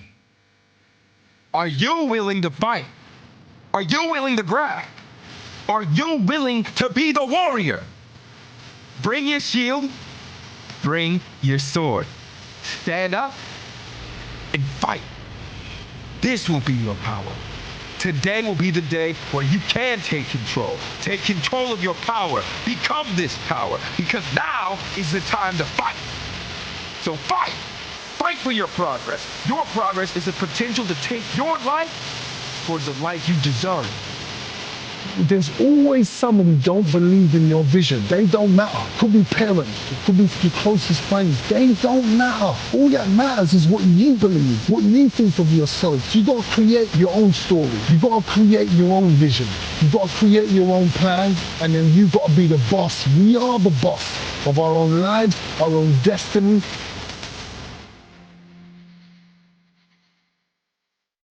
I will not quit because I am better than that. I will not give in because I am powerful. I will not quit because I can succeed. I will not quit because quitting is not in my nature. I will not quit. I will never quit. I will never surrender. Be brave, because no one remembers a coward. Don't make yourself fall short. Accept that something can happen, but you have to put the work in. It's just, don't be scared of hard work. Let that fire that you've got in your belly translate into something good. If you've got that passion and that drive, don't ever stop. Your life isn't over. Oh no, so fight for it. Fight for something better than the power you have now, because your power is worth something more. Discipline will take you towards something with purpose. You need to make it past your limits. Graft until it hurts, until you feel the pain that feels like you're making progress, the progress that fills you with pride.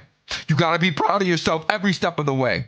Find that pride that gives you purpose in life. And that purpose should give you the motivation to be who you always knew you could be, and not someone better than who you are now. You want the hard times. You want the pain. You want resistance. Because if there is resistance, you are growing, you are developing. Stop wishing it was easier. Wish you were better. If you think you are the only guy doing an extra hour after practice, you are wrong.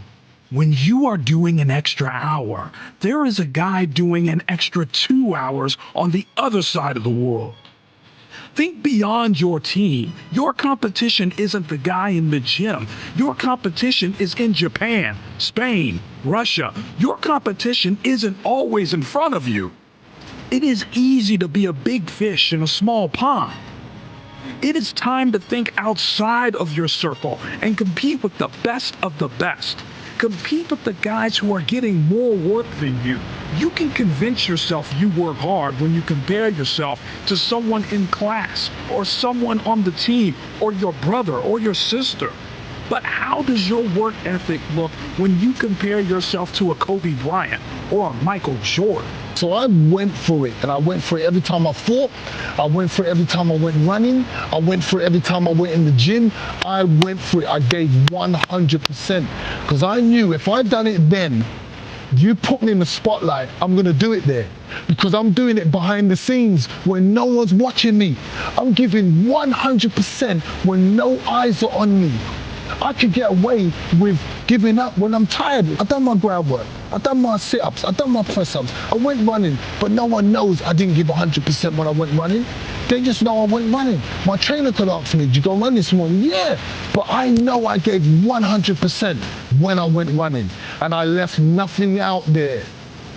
So when I go into fights, bro, you got to finish me off. You got to put me to sleep to beat me. That's the only way. I'll accept it. I'll accept the loss, but I know that I'm sleeping. Because as long as I can breathe and as long as my eyes can open, I'm getting up.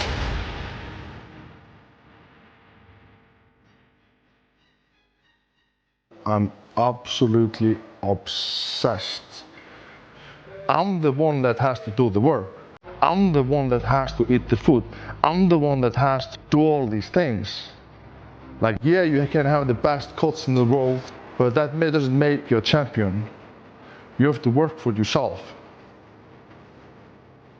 I will not quit because I am better than that. I will not give in because I am powerful. I will not quit because I can succeed. I will not quit because quitting is not in my nature. I will not quit. I will never quit. I will never surrender. Be brave, because no one remembers a coward. This is the time for you to step up for yourself, because this is an opportunity where you can better yourself into the direction that you've been deserving this whole time, the one you've been dreaming of all your life. The direction where you progress into a world where you can really see the change you've been craving.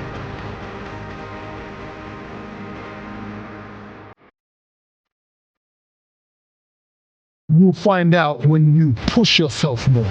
That's the only time you find out. Because I listen to other guys who have achieved and done great things, whether they've been runners, athletes, businessmen, and they believe that their bodies and minds of other people set a standard and a limit for them. But I think we don't realize as human beings that we're limitless. In terms of mentally, spiritually, we can achieve stuff way beyond what we imagine. We've been conditioned to believe that we're just here to get up, we grow up, we get a job, we die. We are not taught that we're amazing, we are powerful, we are intelligent way beyond our belief. You know, it's your mind, the power of your mind and your belief that allows you to set the standards for yourself. You just need to decide. Decide to step up to the plate. Decide to step out of the shadow. Decide to let go of the fear you have. Decide to be great because you are capable.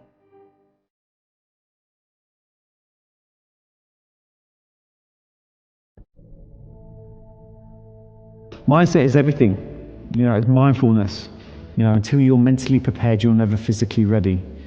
So whatever it is you're doing, I mean, and if you want to know what you think about, look at your life.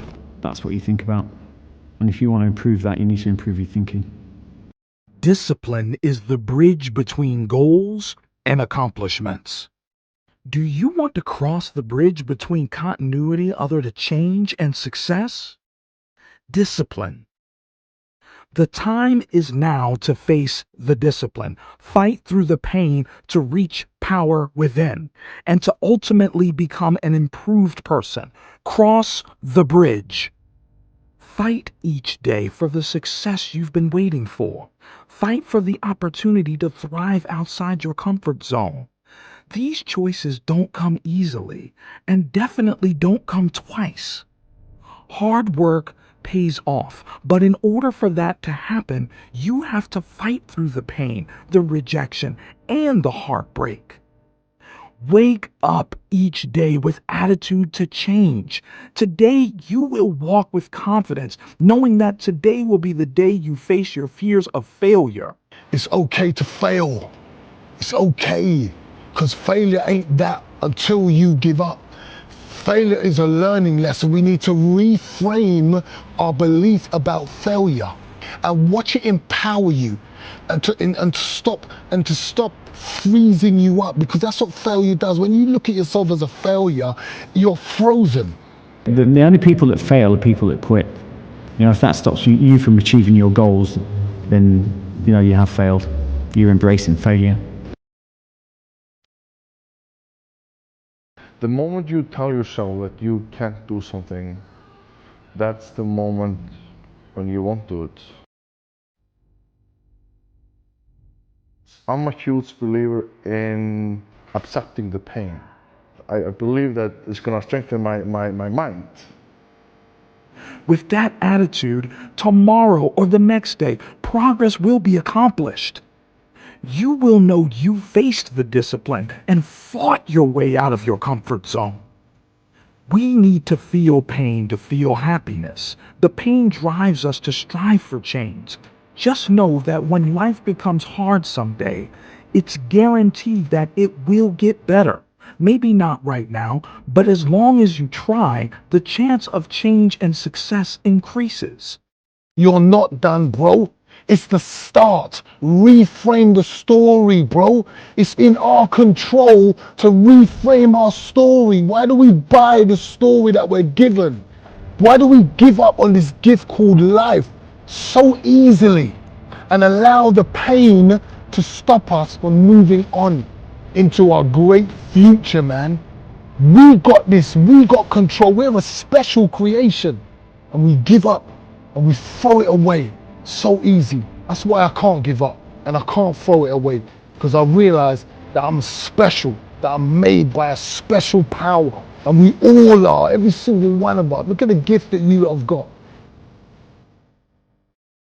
Don't make yourself fall short. You know, it's so easy to accept that nothing is going to happen for you. You know, that you're just going to be another number. That's the easiest way.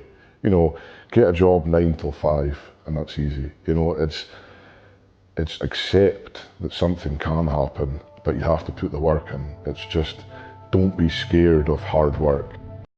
What you do, there's loads of people doing it, but not like you. Not like you and not like you. You do it your way. There's no one on the planet like you. No one. They ain't got your DNA. They ain't got your fingerprints. They haven't got your tone, the way you do things. They're not like you. So you can't decide to throw in the towel and get out the game of life. You can't do that. You're robbing us of what you've been given was hidden inside you. There's a hidden leader in all of us. There's gifts in all of us. Why don't we tap into it? Forget what this world has taught us to fall in line, do as you're told. No, think for yourself, step out of line, feel that freedom and power of stepping out of line and saying, wait a minute, hold on, what you're saying doesn't make sense. What you're saying is not right. You're taking away my constitutional right to live life on my terms. And that's what benefits everybody else. We impact on everybody else's life by taking ownership of ours, by using our gifts and our talents, by treating everybody the way we like them to treat us. The problem is, bro, we're not loving ourselves. Well, hard work is required, you know. Everything in life doesn't just happen. Success doesn't just comes, you know. You got to put, you know, your time, effort, hard work, dedications, and you need all those components to lead, you know, towards your end goal.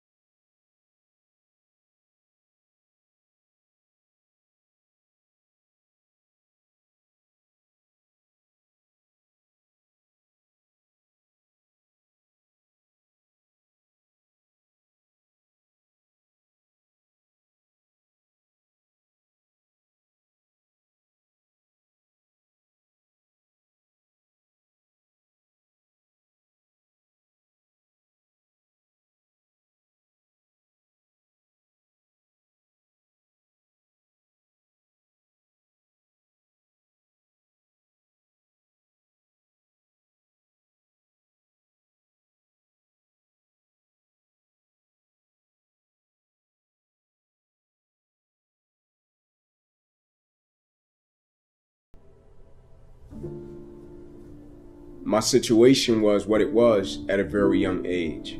And so my whole life, I wanted different for my family, ever since I was a kid, right? And my coach took me across town to play ball. And when we'd be riding home, we'd be riding through these neighborhoods, right? And we would see people in their living condition, right? And he would be pointing out different houses and people, just telling me about life. You know, he was teaching me and molding me, right? And he was showing me that, hey man, like, you don't have to live like that. And when that would be happening, every time I would go back into my community, I was there in the situation, but I was very much cognizant that it was a better life out there if I made the right decisions and right choices. And so it was almost like you come up in this situation of opposition and adversity that you're in.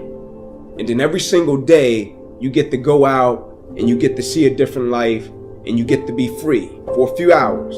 Then they bring you back into the opposition and adversity. So it's almost like you're taking a test, then they pull you out of the situation, they take you somewhere, they show you the answers to the test, then they put you back in a situation and they make you take the test again. And you know the answers, but the opposition and the adversity and the current of it is so strong that for most people, they forget the answers.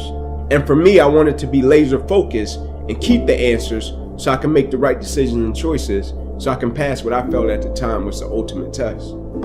Because I've came from a situation to where I didn't know where my next meal was coming from. I came from a place to where I watched my mother scrape up change. It's a lot of moments and it's a lot of people that change and impact your life, right? Like, I don't believe it's just one moment and you say, this one moment just changed my life. Even though that moment may have, but it's going to be another moment that's going to shape and change your life as well. Like, my arm changed my life, my teacher changed my life. But I'll never forget, he drove up in my neighborhood and I was on the corner with one of my uncles. And my uncles at the time, they were drug dealers, right? And I wasn't selling drugs, I was just hanging out. You hung out in the neighborhood on the street. And he pulled up in his truck and he was just like, what are you doing out here? Like, I'm chilling. He's like, no, you didn't hear me. What are you doing out here? I was like, I'm hanging out. He's like, get in the truck. And I got in his truck. He said, point me to your house. I pointed him to my grandmother's house. We pulled up, I get out, and he says to me, Ink, you're better than that. And I was like, I hear you.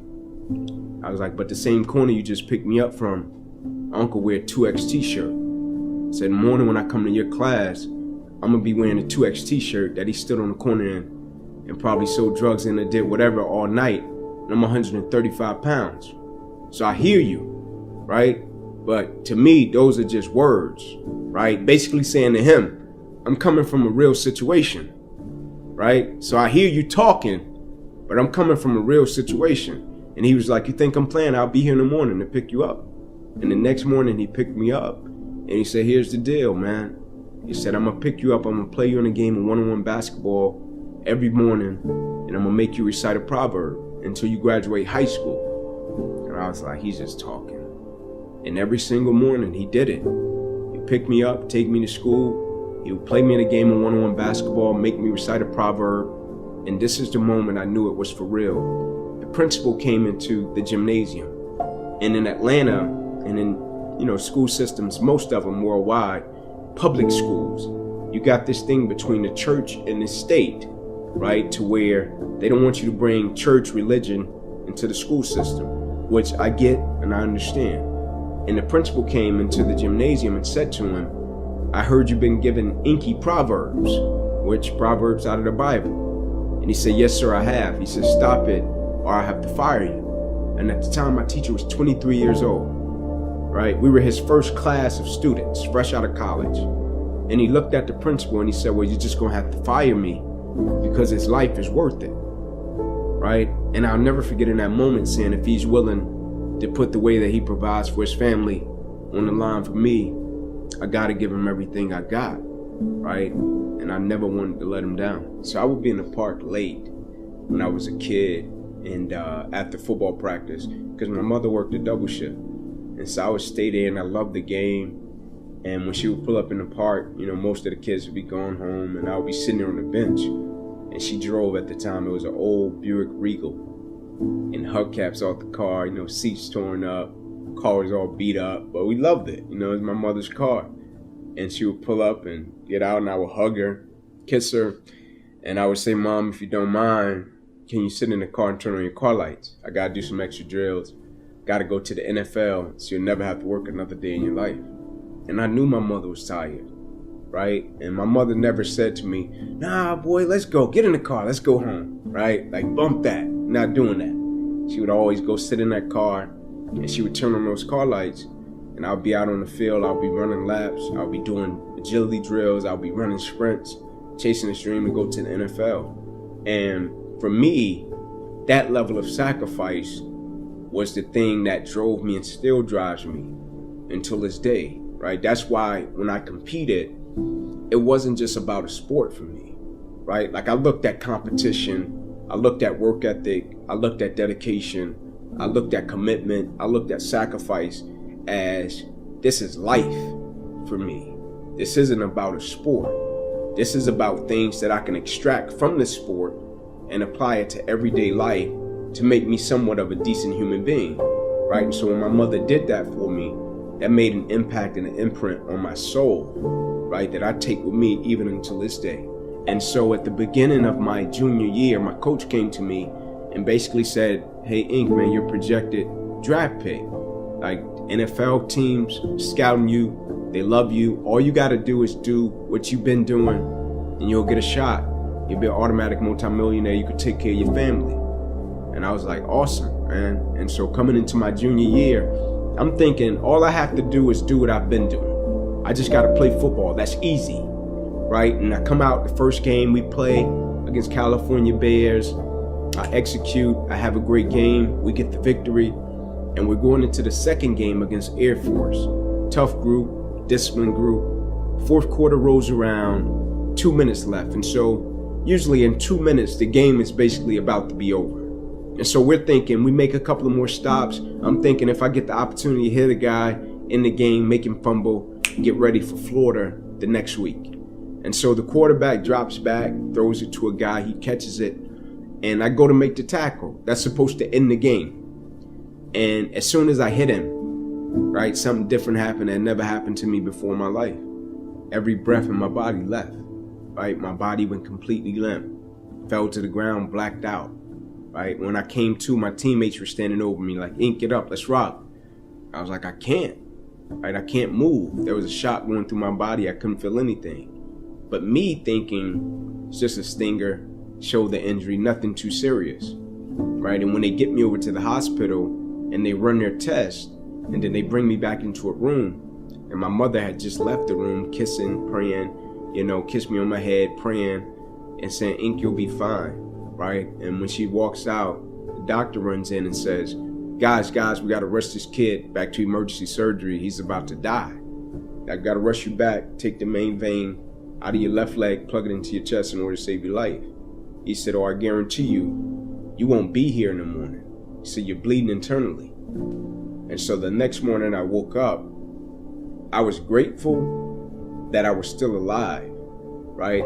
And I think because of the seriousness of the situation, right? It made me view football in a micro way, in terms of I love the game, right? It hurt that my career ended, right? It hurt it, right? But I was there. My life was spared. Like, if they didn't catch that my artery had busted and I was bleeding internally, I could have went to sleep that night, and the next morning, the title on the newspaper would have been different. It wouldn't have been Inky Johnson suffered possibly career-ending injury. It'd have been Inky Johnson lost his life last night from a tackle made in the game. And so it made me view it differently. Even though I had a long road of rehabilitation for my arm ahead of me. My grandmother used to say something to me all the time, and I think it's so true. And she would say to me, Inky, either somebody is in the midst of adversity or just came out of adversity, or it won't be long before they head into adversity. So you need to be prepared either way. And so we all go through adversity, opposition. I think that's the thing that makes us all in common as people, right? No matter if you're from London, Atlanta, Florida, California, New York, like we're all going to go through something at some point or phase in our life, right? And as cliche as it sounds, when the quote says, it's never about what happens to you, it's about how you respond to it. You're not done, bro. It's the start. Reframe the story, bro. It's in our control to reframe our story. Why do we buy the story that we're given? Why do we give up on this gift called life so easily and allow the pain to stop us from moving on into our great future, man? We got this. We got control. We're a special creation, and we give up and we throw it away so easy. That's why I can't give up and I can't throw it away, because I realize that I'm special, that I'm made by a special power, and we all are, every single one of us. Look at the gift that you lot have got. What you do, there's loads of people doing it, but not like you, not like you, and not like you. You do it your way. There's no one on the planet like you. No one. They ain't got your DNA, they ain't got your fingerprints, they haven't got your tone, the way you do things. They're not like you. So you can't decide to throw in the towel and get out the game of life. You can't do that. You're robbing us of what you've been given, what's hidden inside you. There's a hidden leader in all of us. There's gifts in all of us. Why don't we tap into it? Forget what this world has taught us to fall in line, do as you're told. No, think for yourself, step out of line, feel that freedom and power of stepping out of line and saying, wait a minute, hold on, what you're saying doesn't make sense. What you're saying is not right. You're taking away my constitutional right to live life on my terms. And that's what benefits everybody else. We impact on everybody else's life by taking ownership of ours, by using our gifts and our talents, by treating everybody the way we'd like them to treat us. The problem is, bro, we're not loving ourselves. We ain't been taught to love ourselves. You have to know who you are first. You have to recognize who I am and accept that you're loved. That means you love you. By reframing that story, that everything that you've told yourself about life, how you got dealt with, how growing up was, or your relationships, all the stories you told yourself that end up being with a negative outcome, reframe it and give it a new outcome that benefits you and empowers you. I reframe my dad's story, and my dad don't love me. Look at the way he beats me, look what he does to me. He don't love me, he don't care about me. I reframed it. Dad needs help. Dad's unfortunate because he didn't get to enjoy the blessings of young men that came out of his seed and grew up into grown men. My dad had 3 kings. My mum didn't know she had 3 kings coming out of her womb. So unless you do the job right, then you're gonna find out my dad got his part wrong. But that doesn't mean if I don't walk in the right steps in believing in myself that I can't still bear fruit and find out who I really am. Daddy didn't show me, but I showed me, because I believed and understood that I'm a special created being. That's very important, to have great self-esteem. Forget the esteem that others put on you, because normally they don't. We need to put esteem on ourselves. What do we do when we hear people talking positively about themselves? Oh, he's arrogant. You know, he thinks too much of himself. No, he doesn't. You know, what's wrong with talking about how much you love yourself? Because you can only love people at the level that you love yourself, bro. You can't love me more than you love you. You can't. So all these people that talk about, I love you, really? Do you love yourself? The question isn't do you love me? It's do you love you? Once I know you love you, bruv, I already know that I'm gonna receive good love and good treatment from you. Because I know that you love and respect yourself. You're not gonna hurt other people like that because you care about yourself. You care about your children and your family. It's an expression of you. So we need to focus on ourselves first. I needed to focus on me, how I was dealing with me, and then I was able to go to the children. We all want to do positive things in life. We all want to share and help people. So now this world's going to be a greater place because of the way we think. You want to change the quality of your life? Change the quality of your thinking. 70 years ago, I was in high school. Almost a third as long as the country has been around. And when I was in high school, I really only had 2 things on my mind. girls and cars. and I wasn't doing very well with girls, so we'll talk about cars. But let's just imagine that when we finish, I'm going to let each one of you pick out the car of your choice. Sounds good, doesn't it? Pick it out, any color, you name it. It'll be tied up with a bow, and it'll be at your house tomorrow. And you say, well, what's the catch? And the catch is that it's the only car you're going to get in your lifetime. Now, what are you going to do knowing that that's the only car you're ever going to have and you love that car? You're going to take care of it like you cannot believe. Now, what I'd like to suggest, you're not going to get only one car in your lifetime, but you're going to get one body and one mind, and that's all you're going to get. And that body and mind feels terrific now, but it has to last you a lifetime. The most important thing is to be able to define which ones you can come to an intelligent decision on and which ones are beyond your capacity to evaluate. You don't have to be right about thousands and thousands and thousands of companies. You only have to be right about a couple. I met Bill Gates on July 5th, 1991. We were out in Seattle, and Bill said, you've got to have a computer. And I said, why? And he said, well, he said, you can do your income tax on it. I said, I don't have any income. Berkshire doesn't pay a dividend. He said, well, you can keep track of your portfolio. And I said, I only have one stock. I said, and he says, it's going to change everything. And I said, well, will it change whether people chew gum? And he said, well, probably not.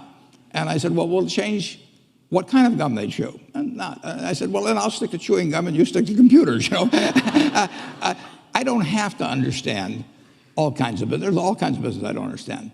But there's thousands of opportunities there. I did understand the Bank of America, you know, and I'll be able. I'm able to do that. I'm able to understand some given percentage. But Ted Williams wrote a book called The Science of Hitting, and in The Science of Hitting, he's got a diagram, shows him at the plate, and he's got the strike zone divided into 77 squares, each the size of a baseball. And he says, if I only swing at pitches in my sweet zone, which he shows there, and he has what his batting average would be, which is 400. If he had to swing at low outside pitches, but still in the strike zone, his average would be 230. He said the most important thing in hitting is waiting for the right pitch. Now, he was at a disadvantage because if the count was 0-2 or 1-2 or so on, even if that ball was down where he was only going to bat 230, he had to swing at it. In investing, there's no called strikes. People can throw Microsoft at me and, you know, you name it, any stock, General Motors, and I don't have to swing. And nobody's going to call me out on called strikes. I only get a strike called if I swing at a pitch and miss. So I can wait there and look at thousands of companies day after day, and only when I see something I understand and when I like the price at which it's selling, then if I swing, if I hit it, fine. If I miss it, it's a strike. But it's an enormously advantageous game. And it's a terrible mistake to think you have to have an opinion on everything. You only have to have an opinion on a few things. In fact, I've told students, if when they got out of school, they got a punch card with 20 punches on it, and that's all the investment decisions they got to make in their entire life, they would get very rich because they would think very hard about each one.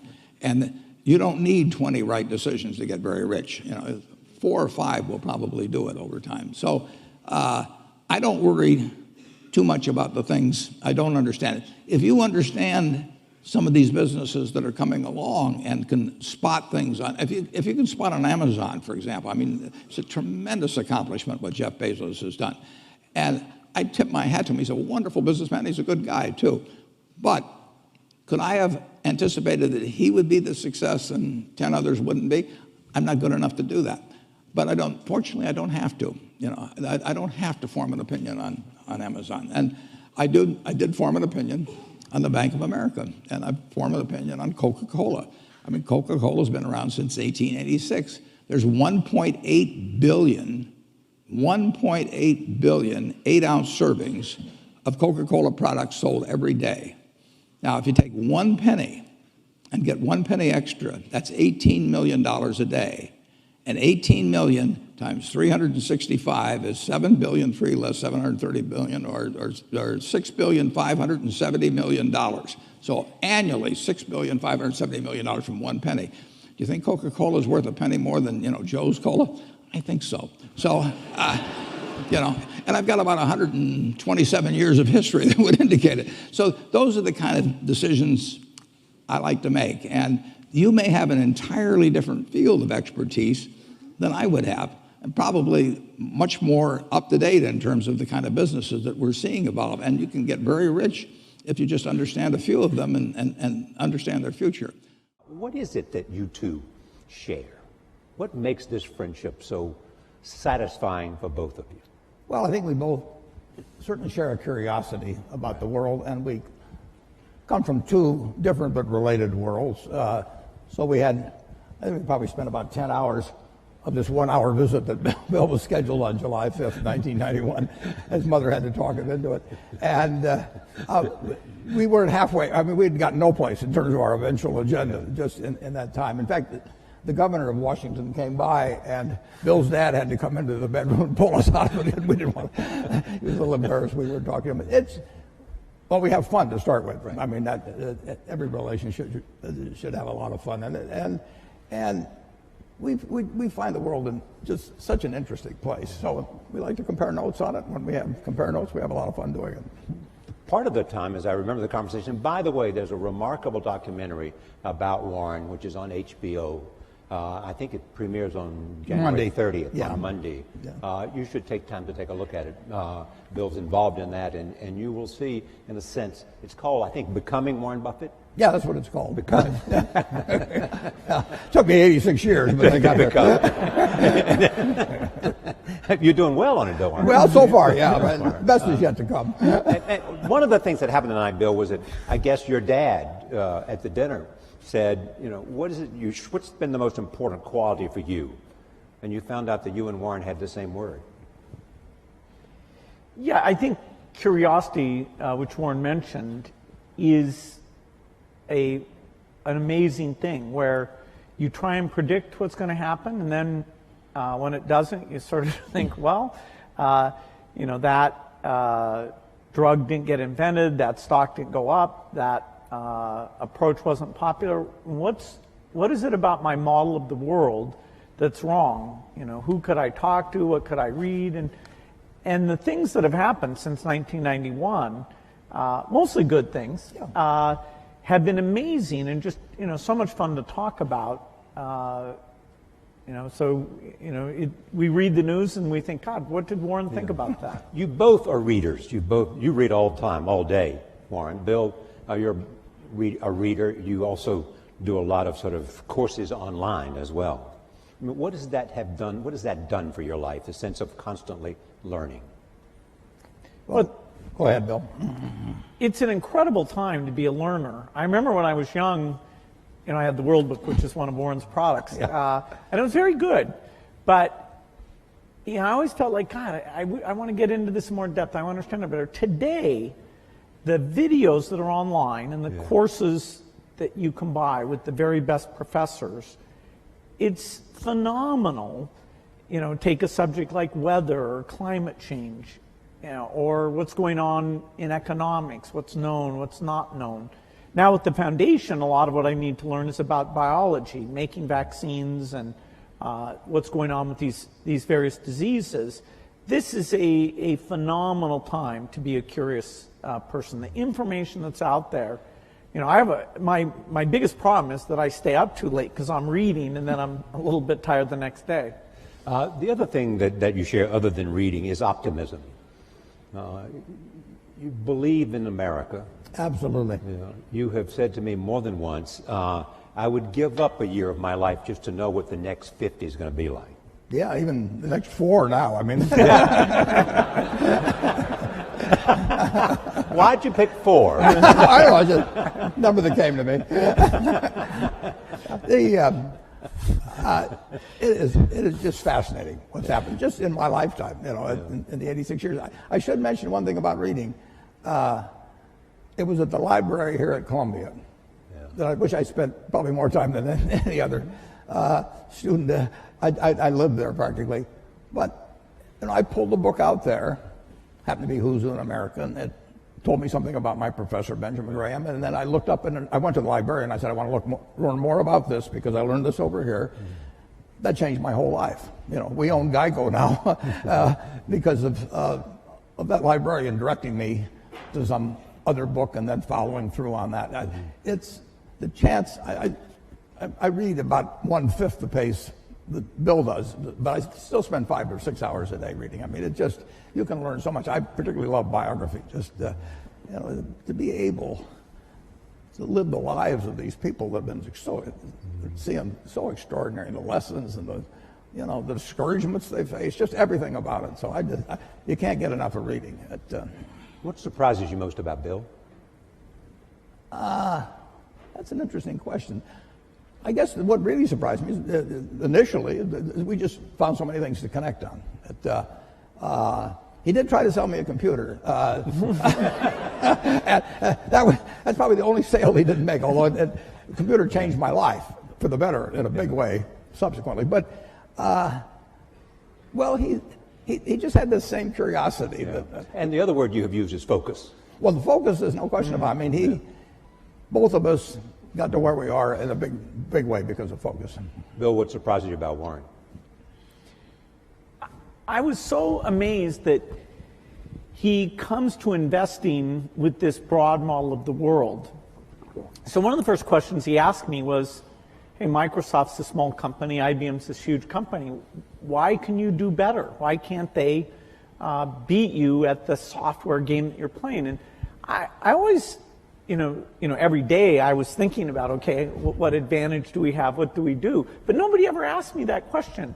And we talked about the economics of software, which is a very different and special thing. And he could relate it to things that he'd seen. And I didn't understand banking, why some get ahead and some don't. And so he was able to put that in very clear terms. And so I found somebody whose model was rich enough that it helped me understand things that I really wanted to know. And we could laugh about things that were a surprise to us. I'd say his humility and his sense of humor really stood out in this incredible way. I mean, he enjoys what he does and he shares that with other people. And even, when I ask questions that are pretty naive that he's probably been asked 50 times, he's very nice about, well, it took me a long time to figure this out, Bill, but here's how it works. I tried Bill out with some non-transitive dice. And I'd read about him in Scientific American or someplace, and there were only 2 people in the world in the history of these dice that actually figured it out while I was trying to take their money from them. And one was the leading symbolic logician in the world, and the other was a drunk who didn't really know any better and asked the wrong question. But Bill said, wait a second, you choose first, and the game was over. You taught him, you didn't teach him, but you brought him into a great appreciation of bridge. Yeah, he'd play bridge, but the family is very big on games. His family was very, very big on games, and so we played bridge together, and we played in China, going down great rivers when we were supposed to be looking at the scenery. We had a good time playing bridge. All right, we've got a lot of questions we want to talk from the audience. We want to start up in the balcony, so we haven't forgotten you. It's hard to see, but is there a number there that has a question? Okay, start it wherever it is. Yes, number 6.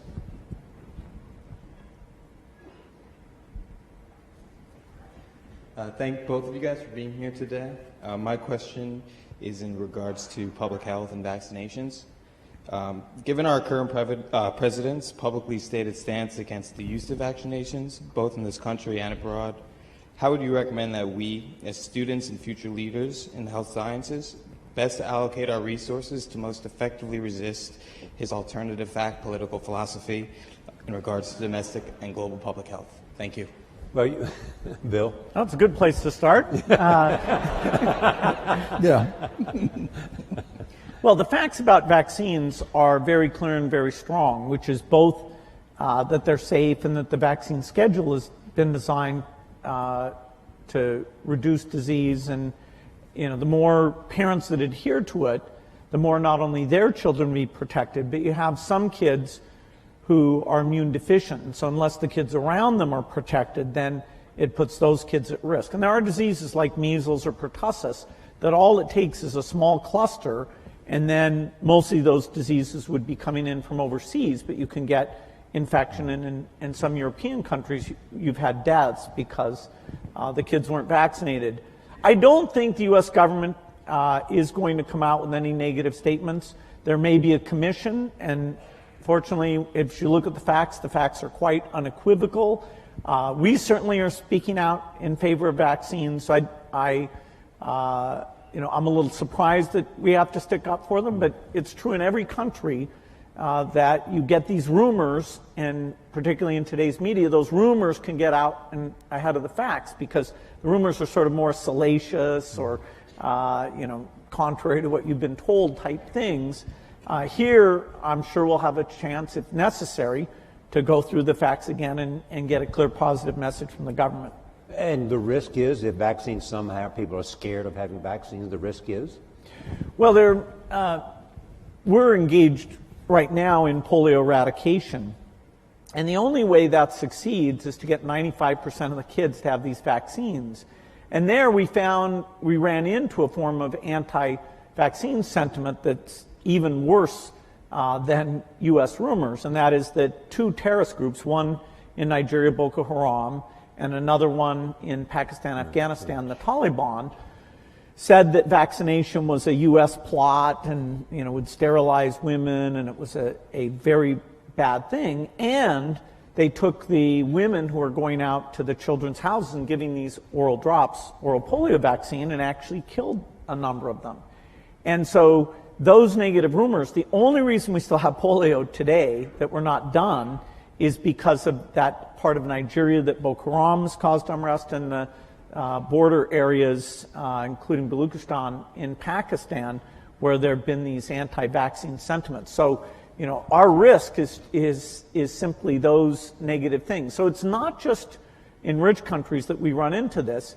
It absolutely causes deaths if parents don't know. Bring your kids in and get them fully vaccinated. And your drive to eradicate polio is to show that you can do it. Well, it started in 1988 when it already had been eradicated in the Americas. So these were the U.S. in the 60s, the rest of the Americas in the 70s, showed that it could be done. And so in 1988, well before our foundation was involved, Rotary and a number of other organizations said, let's get rid of this.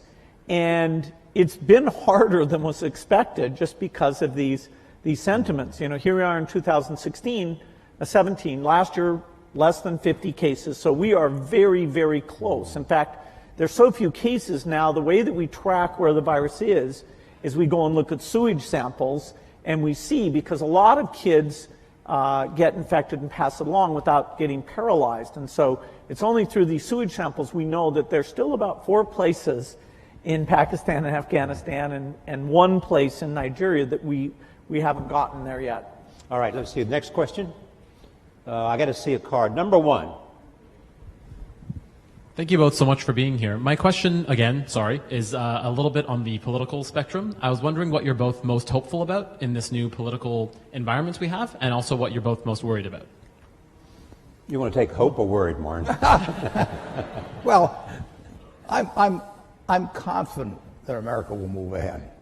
It's been, from the time I was born until now, the real GDP per capita of this country has gone up 6 for 1. I mean, nobody ever dreamt that would be possible. And when you look at what's happened in this country over 240 years, it's an absolute miracle. When I went to Columbia Business School in September 1950, 1 woman in the class. I mean, this country moves forward, and you can't stop it. So I'm enormously optimistic. I say the luckiest person born in the history of the world is the baby being born today in this country.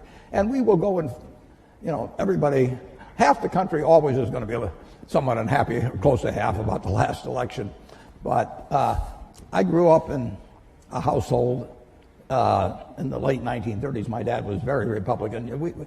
My sisters and I didn't get dessert unless we said something bad about Roosevelt. I mean, it was required.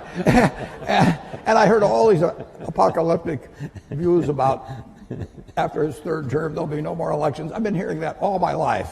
And, year after year after year, with occasional hiccups and an occasional seizure like we had in 2008 and 2009. But this country, it's all profit, folks. I mean, when I came in, just think of what it would have been like in 1776, nothing here. Yeah. And now we've got... And the velocity of change Oh, it just keeps every moving. day. I mean, guys like Bill, they don't quit. I mean, he moves on to something like polio. He mentions 50 cases in the world. There were more than 50 in the ward where I went when I was a teenager to see a friend of my sister's. And they were all in these rocking machines and everything. They were destined to a terrible, terrible life.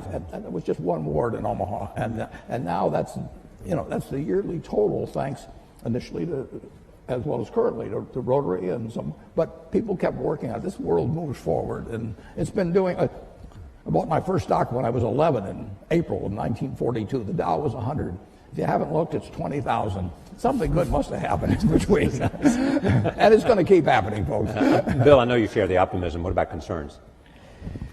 Well, the optimism is partly that I think American innovation is strong. Support for research is by and large bipartisan. And so whether it's health breakthroughs or even energy breakthroughs, I think, every year that goes by, we're going to have more of those things. Now, this administration is new enough. We don't know how their budget priorities will come out. There are things like foreign aid, which is a small part of the budget, about $30 billion a year, but that means the U.S. is the biggest, that every time there's new leadership, we have to go in and articulate the benefits. It's well spent. It's not the image that people have in the past.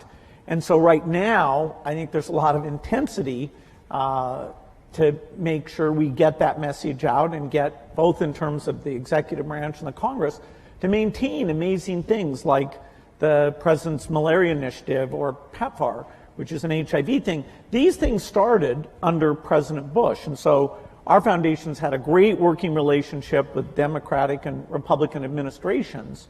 Most people wouldn't realize that U.S. foreign aid as a percentage of the economy, which is generally how it's measured, reached its low point in 1999 under the Clinton administration. Now, I'm not saying it was the administration. It was a mix of the administration and the Congress. Then, during those Bush years, it went up fairly substantially. Now, the economy helped with that, but these initiatives were really amazing. And, I'm hopeful that maintaining or even growing these initiatives will be a priority when there's a lot of talk about tax cuts and different spending activities. And so it is a bit up in the air during these months ahead. And you've often made the point that no matter how big the private contributions are, sometimes in terms of sheer scale, you need a government. Yeah, somebody asked me today, if PEPFAR, which is this AIDS program, was canceled, wouldn't private philanthropy make up for it? Well, PEPFAR is over $5 billion a year. That is this one aid program, which is a phenomenal thing that's saved over 10 million lives.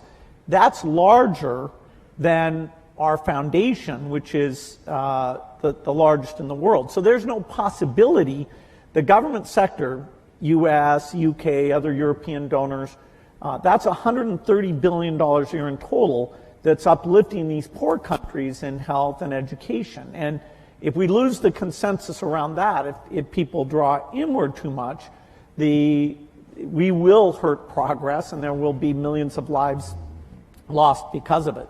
And one thing that might be mentioned, Charlie, is that the difference between now and 60 or 70 years ago in the ability of really bright people, really innovative, really energetic people to get finance to do things is just dramatically better than it was at that time. So now, if you've got good ideas, and there's good ideas right in this crowd, and you've got energy, it's far easier to get finance to move forward those ideas than you could 50 or 60 years ago. Is that because of the internet or crowdsourcing? Or what is it? It's just lots more capital around and people more optimistic about. People are very optimistic about business. But better ways to connect the two, the capital and those and the ideas. It's dramatic. It's dramatic. And the willingness to take risk. The first venture capital stuff is in the 1960s, and it's tiny. Microsoft, when we were taking outside investment. We took at a valuation of $20 million, we took $1 million for 5% of the company. I'll do it retroactively, folks. You had your chance. You had your chance. We never spent the money. That is, our business was profitable enough. We really didn't need to do that, but we wanted people on our board to give us advice. And there's an episode of Silicon Valley where all these venture capitalists are courting this guy. And that really reminded me of what it was like. By that time, which was 1984, there were dozens of venture capitalists. And that's something that other countries have tried to duplicate. They have in small part, but not nearly as well. This willingness to take risks, the idea that if you have a failure, it's not a mark of shame, that, hey, what's your next startup going to be? You heard his secret, folks. He gets his ideas from Silicon Valley. Be sure. All right, cards. Let's see where the cards are, folks. Okay, number 3, take the card right there. So you started this talk about how you'd able to make a model and it won't accurately predict what happens. And on the other side of the coin, I was wondering what happens when you create such well-developed predictive technology, and what are the ramifications and implications of that outcome? Well, I don't think our predictive technology is going to be like an oracle. Warren's nickname is the Oracle of Omaha. But the percentage of times you can predict things like macroeconomics, because they involve emotional sentiment. We're a long ways away from that. The biggest modeling thing I'm involved in is a group that models diseases. So we look at HIV or tuberculosis and understand, okay, what do we have to do in terms of diagnosis and drugs to get these things down? Once we finish polio, we'll go on, and our next big challenge, which will take decades, but I expect will be done in my lifetime, is malaria eradication.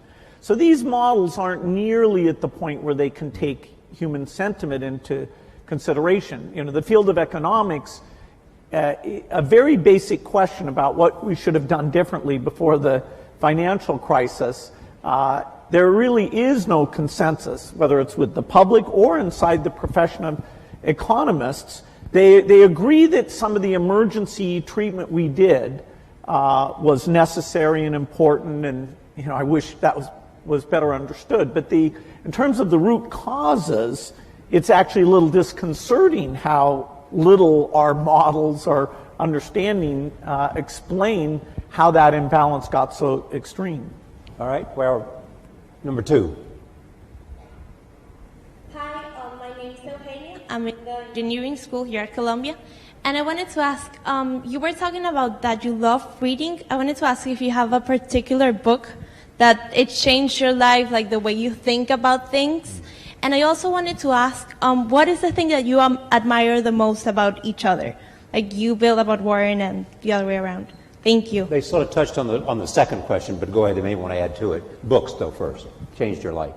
Well, a book did change my life, and it was by a fellow who taught here at Columbia, Benjamin Graham, and I read the book when I was 19 called The Intelligent Investor. And I'd been interested in investments since I was maybe 7 or 8, but I'd never...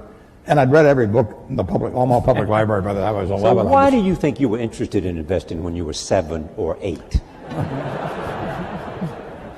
Because I was too dumb to get interested at 4. My dad had a very small investment firm, and I would just go down. I read all the books that he had there, waiting to go to lunch or whatever it might be, and then I went to the public library and read them all, and it just was a fascinating subject to me. But I didn't have any. I knew what everybody thought and all of that at an early age, but what Graham wrote made sense. I just happened to pick that book up at a bookstore in Lincoln, Nebraska. But to investing per se, is there something about your core competence that made investing the perfect place for you to be? Yeah, it certainly wasn't to be a pro football player. I looked. It was a question of zeroing out all the other incompetencies, and I was left with one thing, Just the allocation of capital. I was actually wired in a way that was. This would be something I would be good at. So wired in what way? I I can't tell you precisely, but I've got the right temperament for it, which is much more important than IQ. If you've got more than 120 points of IQ, sell the rest to somebody else. You don't need it in investments, but you do need the right temperament. You do have to be able to think for yourself. And getting back to, the earlier question, the first question I ask myself when I look at a business is, is it important and easy what I can determine about this business? Yeah. And a lot of them don't make it. Now, Bill is looking for hard questions that plague society, and where intellect and money may make a difference. They may not for a while, but he's taking on the tough things. My job is to find easy things. I'm looking for 1-foot bars to step over, rather than 8-foot bars to jump over, But that's not irrational if you're looking at the investment universe. But reading is key. On the biography, on the book thing, I will tell you a wonderful book to read. I can tell you a number of them. Intelligent Investor, obviously, if you're in the investment field, but Katharine Graham's autobiography is a marvelous book, and it's absolutely honest, told by an incredible woman who had an incredible life and then wrote honestly about it. But someone who you knew very well and invested with, and she was a bit reluctant and had to be assured, that she was afraid of me, actually. Yes, but what makes that book so much? It is such a broad range of human experience, honestly told. I mean, you couldn't have nobody in Hollywood could write a scenario that she lived through, and just to see that world develop, how she reacted to it, and everything. You can learn so much. My partner Charlie Munger just loves Ben Franklin. You can learn from other people and their mistakes, and I find biography is my favorite. Part of the reason you love biographies. Pardon me? Part of the reason you love biographies. Yeah. Okay. Where is the card? Right here. Just come here. I'm having a hard time seeing the card, so that right here. See where the hands are raised. Hi, my name is Chisholm. I'm a senior here at the college. I'm also a Gates Millennium Scholar with my family over here. So I'd like to ask, what both of you do involves a lot of risk. And sometimes you have to face the fear of failure with that risk. So I'm asking, how did you overcome that fear, and what steps did you take to do that? Well, I think I was very lucky that when I was in high school, the computer was brought in there, and I developed a fascination for it and became kind of fanatical about it, so that I didn't view it as risky. I viewed it as this kind of fun hobby. Even when I went to college, which I didn't finish, but I spent time up in Cambridge, Massachusetts, I wasn't sure that would be my life's work. Now, as the chip came along and made it mainstream, it became very obvious that something dramatic was going to happen. And so my passion, my hobby, and the area I could start this company right at the beginning of the revolution, that coincided in a nice way. And I never felt it was risky. If Microsoft had failed, I didn't have kids or anything. I could go back to school and finish my degree and go get a job somewhere. I was very risk averse in running the company. I always made sure we had enough money in the bank to pay everybody for at least a year if nobody paid us at all. Because this idea, I was hiring people who had kids and families, and they were moving to work there. And here I was, 19, 20 years old, and sort of telling these people I'd be paying their salaries. So I was actually very conservative on a financial point of view. And one of the few arguments I had with Steve Ballmer, who came in and played a phenomenal role in the success of the company, was how many people could he hire? Because I was trying to be so conservative. But I let him go full speed, and it turns out our financial success meant that we never had a conflict about that. But I think it's great to be risk-taking, particularly when you're young, trying out different things, fields that aren't very popular that you might enjoy. But I never got into a position where I was taking a actually in any meaningful sense I was taking a big risk. I mean, the risk for you would not to have acted because you felt the train was leaving the station. Yeah, and it was so clear that, this was going to happen. And this was so much fun. I mean, I was a fanatic. I didn't believe in weekends. I didn't believe in vacation. My mom had to negotiate whether I'd come once a week for dinner. No matter who the guest was. Yeah, that's right. That's right. Yeah. But Warren, you have often said you still tap dance to work. Absolutely. Because you can paint with your own colors. Yeah, I'm as excited about tomorrow in terms of what's going to happen as I was when I started. I was having a lot of fun when I started, but I'm having just as much fun now. And when I was here at Columbia, I had this terrible fear. It was impossible for me to speak in public. I mean, I wasn't able to do it. I actually read an ad in the New York Times. I went down to Midtown, signed up for a course, gave the guy a check, and then stopped payment on the check. I mean, I was just petrified. But finally, and actually, after you get through hearing me today, maybe you'll wish I'd stayed afraid of public speaking, but that's another question. When I got out to Omaha, I finally decided I just had to do it, so I gave a guy $100 in cash, and once I parted with $100 in cash, I'd jump off the Grand Canyon to get my money's worth. So, but it changed my life. But I would say this: don't fear failure. Almost everything that's turned out, I got turned down by Harvard. The best thing ever happened, among other some good things that happened that didn't seem good at the time. Don't worry about. And don't let it eat at you or look back. Just keep going, because you're going to have some things, and forget them. Go forward. All right, I want to go to the back of the room, right back there, wherever number 3 is. Hi, my name is Matthew Mann. I'm a first year at Columbia Business School. Both of you had a moment where you went out on your own. And I guess my question would be, if you were to do it all over again, you're in our shoes, what industry would that be in? Where would you start your own business today? I'd do the same thing. Yeah. I mean, for one thing, I'd be a failure at anything else probably. I mean, I'm not gonna, no, I mean, I had fun when I was in my 20s, my 30s. Now I'm 86 and I'm having fun. And so I advise students, as much as possible, look for the job that you would take if you didn't need a job. I mean, don't sleepwalk through life, and don't say it's all going to be great. I'll do this and I'll do that, and I'm just marking time till I get to be older. That, as I've told people, that's like saving up sex for your old age. I mean, it just is not it is not a good idea. Yeah.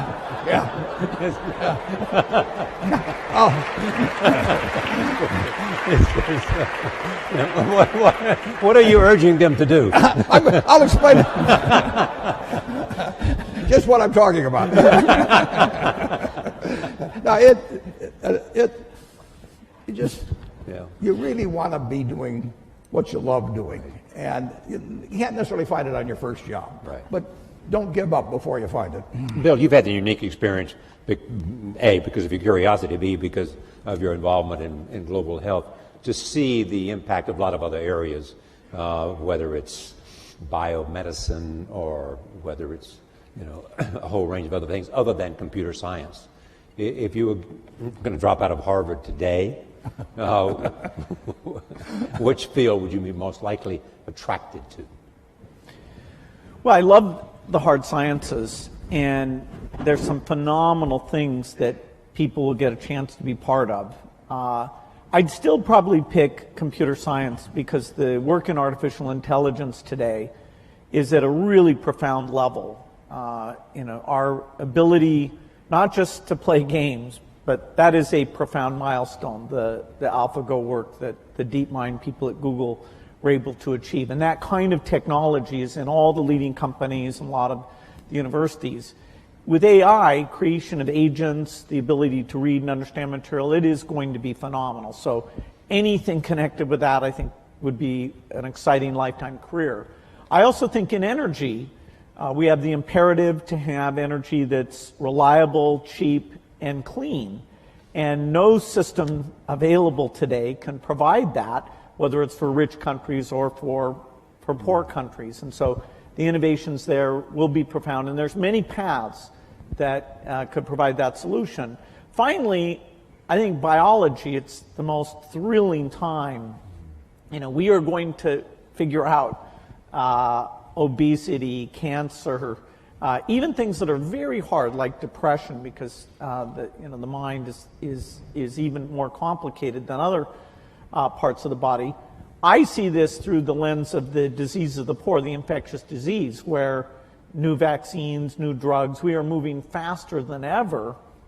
And some of these are platform technologies like DNA vaccines that are going to give us just that one thing will give us lots and lots of solutions. And so working in that space is phenomenal. Now, I say this, to my children, and they may not want to do hard sciences. The one who's picked wants to counsel patients and be a doctor, and even more than the science piece, that relationship with patients is what grabs her. So everybody has their own taste, but in terms of big impact, those 3 hard science problems would be at the top for me. All right, next, right here, right next to number 1. Hello, thank you guys for being here. Also, thank you to Mr. Gates. I am also a Gates Scholar, and without your foundation, I wouldn't be here. Many industrial-based communities have been severely affected with higher levels of unemployment due to the increasing utilization of automation, which ends up displacing workers. What do you believe is a possible solution to unemployment arising from automation? It's a good question. Because there's a lot of talk about globalization and all of that, and a lot of other people step forward and talk about how technology and the impact technology is having on jobs and the demand for new kinds of skills. Yeah, we were here in 1800 and conducting this, and somebody would point out that eventually tractors would come along and better fertilizer and everything, and that 80% of the people are now employed on the farm, and in a couple of hundred years it's going to be 2 or 3%. And what are we going to do with all these people? Well, the answer is we release them.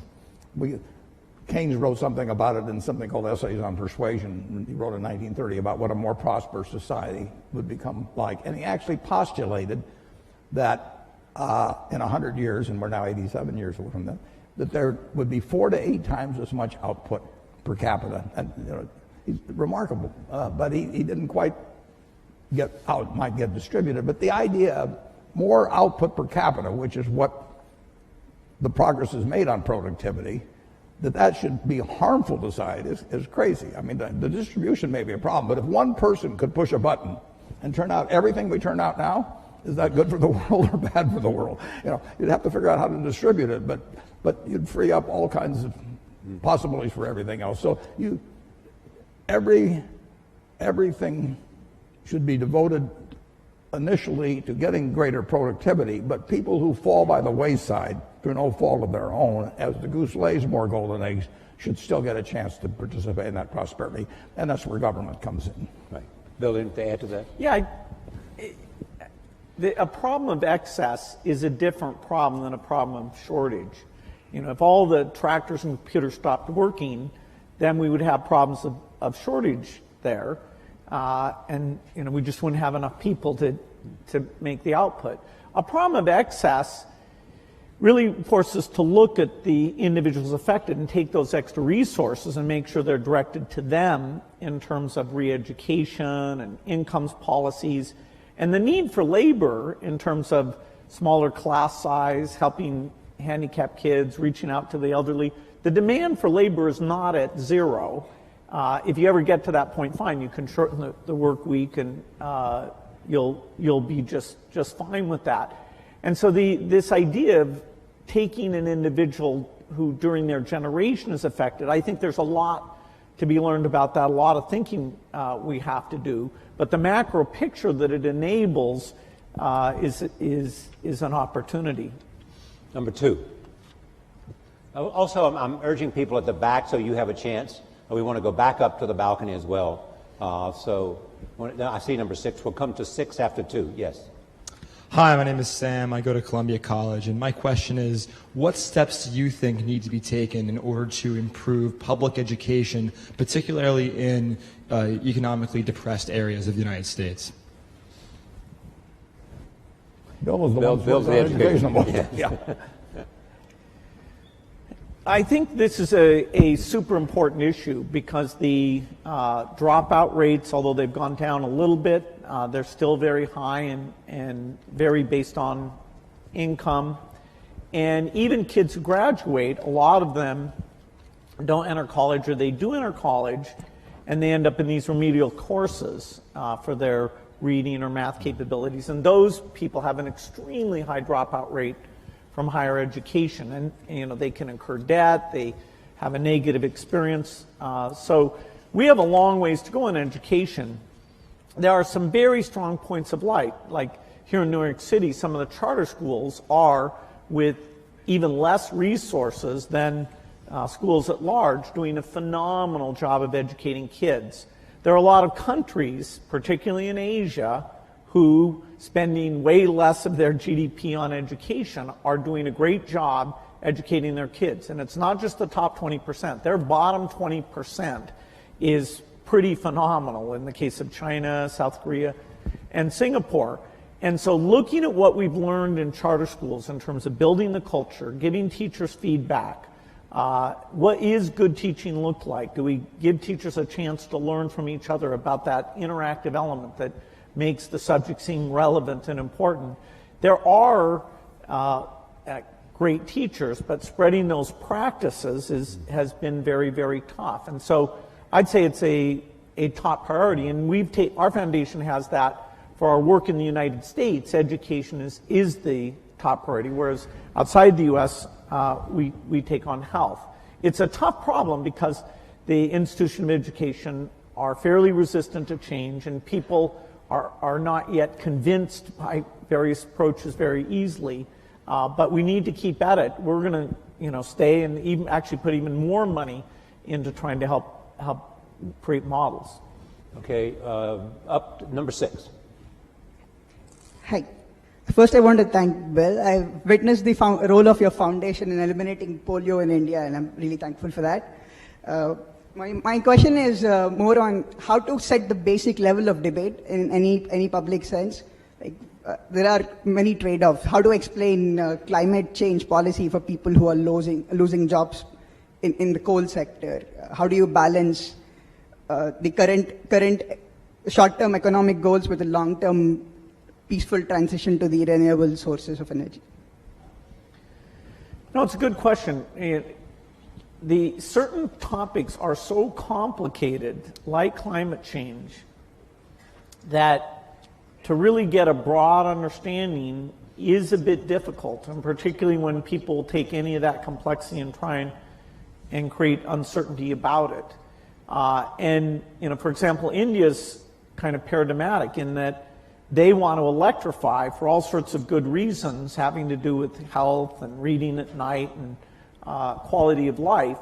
And the question of should they delay electrification for climate issues is going to be very difficult. The ideal is to innovate in such a way that they can go full speed ahead on electrification without emitting the CO2 that the natural path of them today, which is coal, is the way to go. And so we have a lot of cost reduction to do because rich countries may be able to buy premium electricity. When you get to middle income or lower, that's just not going to happen. And democracy has us allocate these resources in terms of investing in the future and things like research and investing in the present. And when you have a problem like the financial crisis, then you do get a little bit of more of short-term thinking. And I'm hopeful, I think it's better for the world and for the country if we can get back into a little bit more of a focus on the long term. We have some questions from Facebook. Warren, a central tenet of your investing is to invest for the long term. And this comes from Brian White, who says, how might Bill and Warren convince investors to think beyond short-term returns to encourage world-changing innovation? Well, I've spent my life trying to convince people of investing for the long term. Listen, if I knew how to double my money tomorrow, I'd probably invest for the short term too. It's much easier to invest for the long term if you're just talking pure investment, because you know what's going to, in my view, it'd be very high probability what's going to happen 10 and 20 years from now in a major way, and I don't have the faintest idea what's going to happen tomorrow or next week. But if you're talking about societal, it's very tough because politicians face elections either every 2 years or 6 years, and the way particularly congressional districts have been organized, primaries have become more and more important. And so it's very hard to have politicians think of something that's wonderful for the country for 20 years, but will cost them the election 2 years from now. And that's a basic problem in a democracy, and it gets to be more of a problem as we've arranged congressional districts so the primary dominates, because a very limited number of people turn out, and their motive tend to be on the extremes of both parties. So it's not easy. Whether you're going to make an investment in a company or whether you're going to buy the company, what are the factors that you're looking for? What test? I'm looking for durable competitive advantage. I'm looking for something that has a moat around it for a considerable period of time. And I'm looking for an honest and able management to run it, because I don't know how to run it myself. And I'm looking for a purchase price that's not excessive. But it's better to pay a little too much for something that's a very good business than it is to buy some bargain, but really a company without much of a future. And I don't know. I don't have a ability to predict with a high probability of success the future of most companies. So I'm looking for the exception. But the nice thing is, if there's thousands of companies out there, I really only have to be right on a couple. I mean, it's exactly the opposite of baseball, where you have called strikes, and the pitcher's trying to throw it to you at the worst part of the strike zone for you. And if he succeeds in getting into that corner 3 times and you don't swing, you're out. And investing, it's a no called strike thing. So I can sit there all day and somebody can throw me one company after another, and finally I get one in my sweet spot. Both of you have chosen both wives and partners well. Charlie Munger added what to you? Oh, Charlie Munger changed my views. He refined them in a huge way in terms of looking for the quality companies and looking for the ability to make an investment that would work out well for 5 or 10 or 20 years, as opposed to something there might be one, I call it cigar butt investing, where there was one puff left in the cigar, but the cigar was free, so you picked up these disgusting looking things and got one puff out of them and went on to another one. And that worked okay, but it was small scale, and it really doesn't build something satisfying. So he kept forcing me in the direction of saying, is this really a business we want to own for forever? And do we want to get associated? It's like a marriage. I mean, do you want to get associated with this person forever? And it's a great way to look at things. Bill, your wife, Melinda, has added what? Well, she's... Other than 4 children. 3 children. How much time do I have? Because she is your partner, and she was there in the philanthropy from day one. At Microsoft, I had 2 partners who were amazing. I had Paul Allen in the early days, and then Steve Ballmer as the company got bigger. And we would not have achieved anything what we did without those partnerships. Because, when things are tough, when you're making big decisions, having somebody who's really in there with you, committed, for me, I couldn't have done without that. For the foundation, Melinda's an amazing partner. She thinks about the people issues better than I do. She, knows when I get overexcited about the science. She can, make sure we're being realistic about it, and it makes it fun. Last week I went to Europe to World Economic Forum. She went to Nigeria, and then this weekend we just sat and talked about, okay, what did we see? What does that say about the work we should do? And so, I don't think I'd enjoy it without a partner, and particularly someone amazing like her. It's more fun with a partner. I mean, Charlie and I have had more fun working together than either one of us would have had individually, and we have never had an argument after working together for 58 years. You talk every day?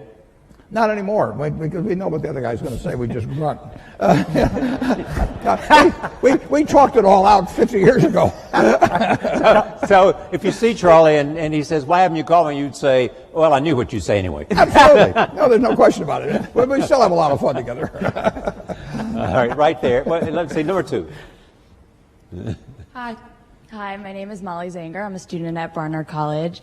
I guess what I'm basically wondering is what your main considerations are when you're choosing where to donate and what causes to donate to, and what the main challenges are that are associated with that. Yeah, well, I wholesaled it because I made a choice that I wanted to have. Well, originally, my first wife and I planned that I would pile it up and she would unpile it, but that was plan number one. But she died in 2004, and then I had the problem of figuring out the best way to distribute what would turn out to be a lot of money, and I wanted some people who had similar values and similar objectives to what I had, but I also wanted people who would pour in intelligence and energy, and in the case of Bill and Melinda, a lot of their own funds, would work at it full time, but who really saw society as I saw it, which was that every life is of equal value. And that if you start with that, and then you figure what you might be good at changing, whether it's in medicine or education or early learning or whatever it may be, that was my answer, was the wholesale. I mean, retail philanthropy would drive me crazy, but wholesale philanthropy I really like. Bill? Yeah, for our work at the foundation, the belief in innovation, which both Melinda and I saw at Microsoft, our question was, okay, how do we bring that kind of innovation to help the world's poorest? And we learned that coming up with new vaccines, that although you can pay a lot to have them created, the marginal cost comes down to less than $1. So getting a new vaccine for the main cause of diarrhea or pneumonia, that can be a phenomenal thing. So you're looking for these super nonlinear dramatic things, because as a per poor person or compared to government funding, philanthropy is actually quite small, and yet funding vaccine projects, the government isn't as good as that as a philanthropist who assembles a team and over time is learning how to do that very well.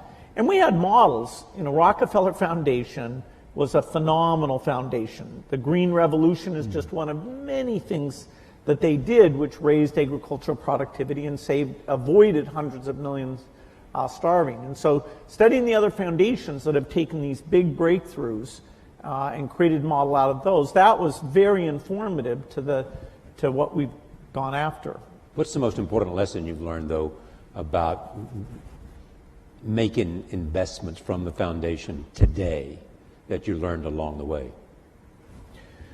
Well, I think when we started out, I thought that just coming up with a new vaccine or drug alone would be enough, and that the world would then take that and get it out to all the children of the world.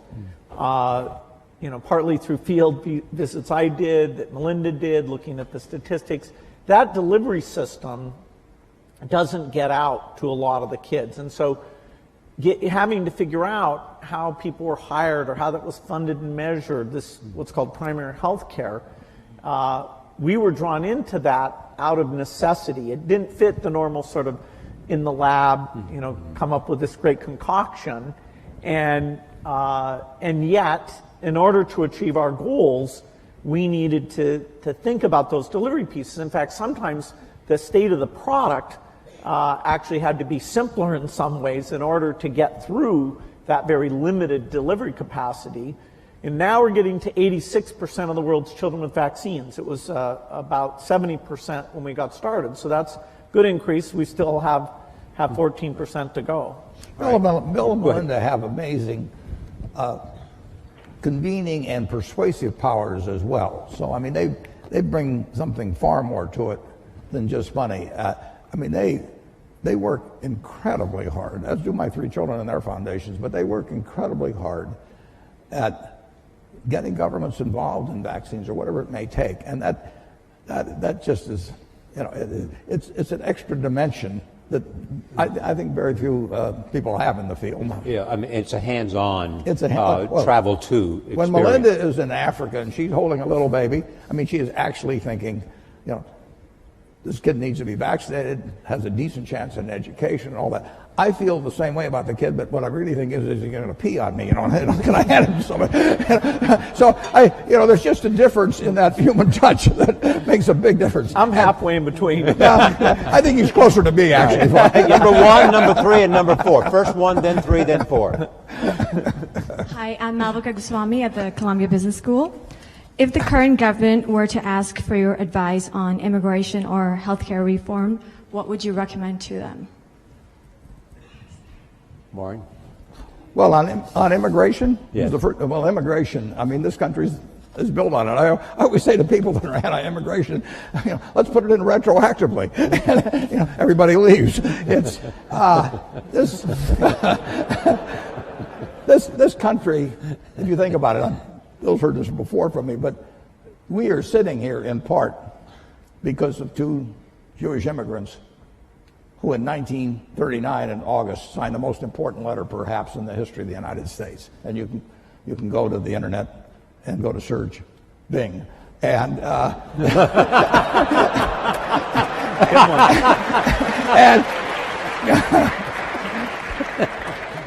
and just type in Einstein, Roosevelt, 1939. Leo Szilard and Albert Einstein, two immigrants, came here.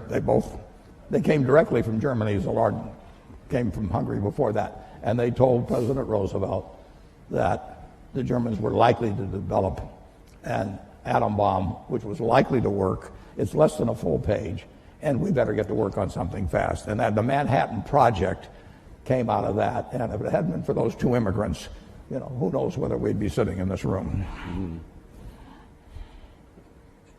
Immigration? I'm going to let him handle it.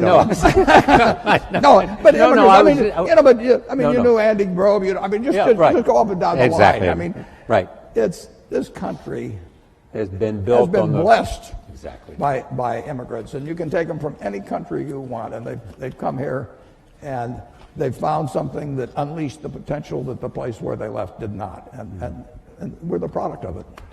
The question also was about healthcare. I mean, what can you tell us about healthcare that you think is important in terms of the consideration of what might happen? I mean, if you were building a healthcare plan for America, what would be the elements that you would want to include? Well, there's no doubt that in order to provide decent health care, the percentage of GDP devoted to it is going to go up over time. It's already very high, and yes, there's some efficiencies to be gained in that 18% or so number. But as society ages, as we come up with new things like joint replacement, organ transplant, which are going to create lots of human benefits, we're going to have more resources overall, including more government resources for health care. And so it's a tough problem because you have both access problems today and you have cost problems today.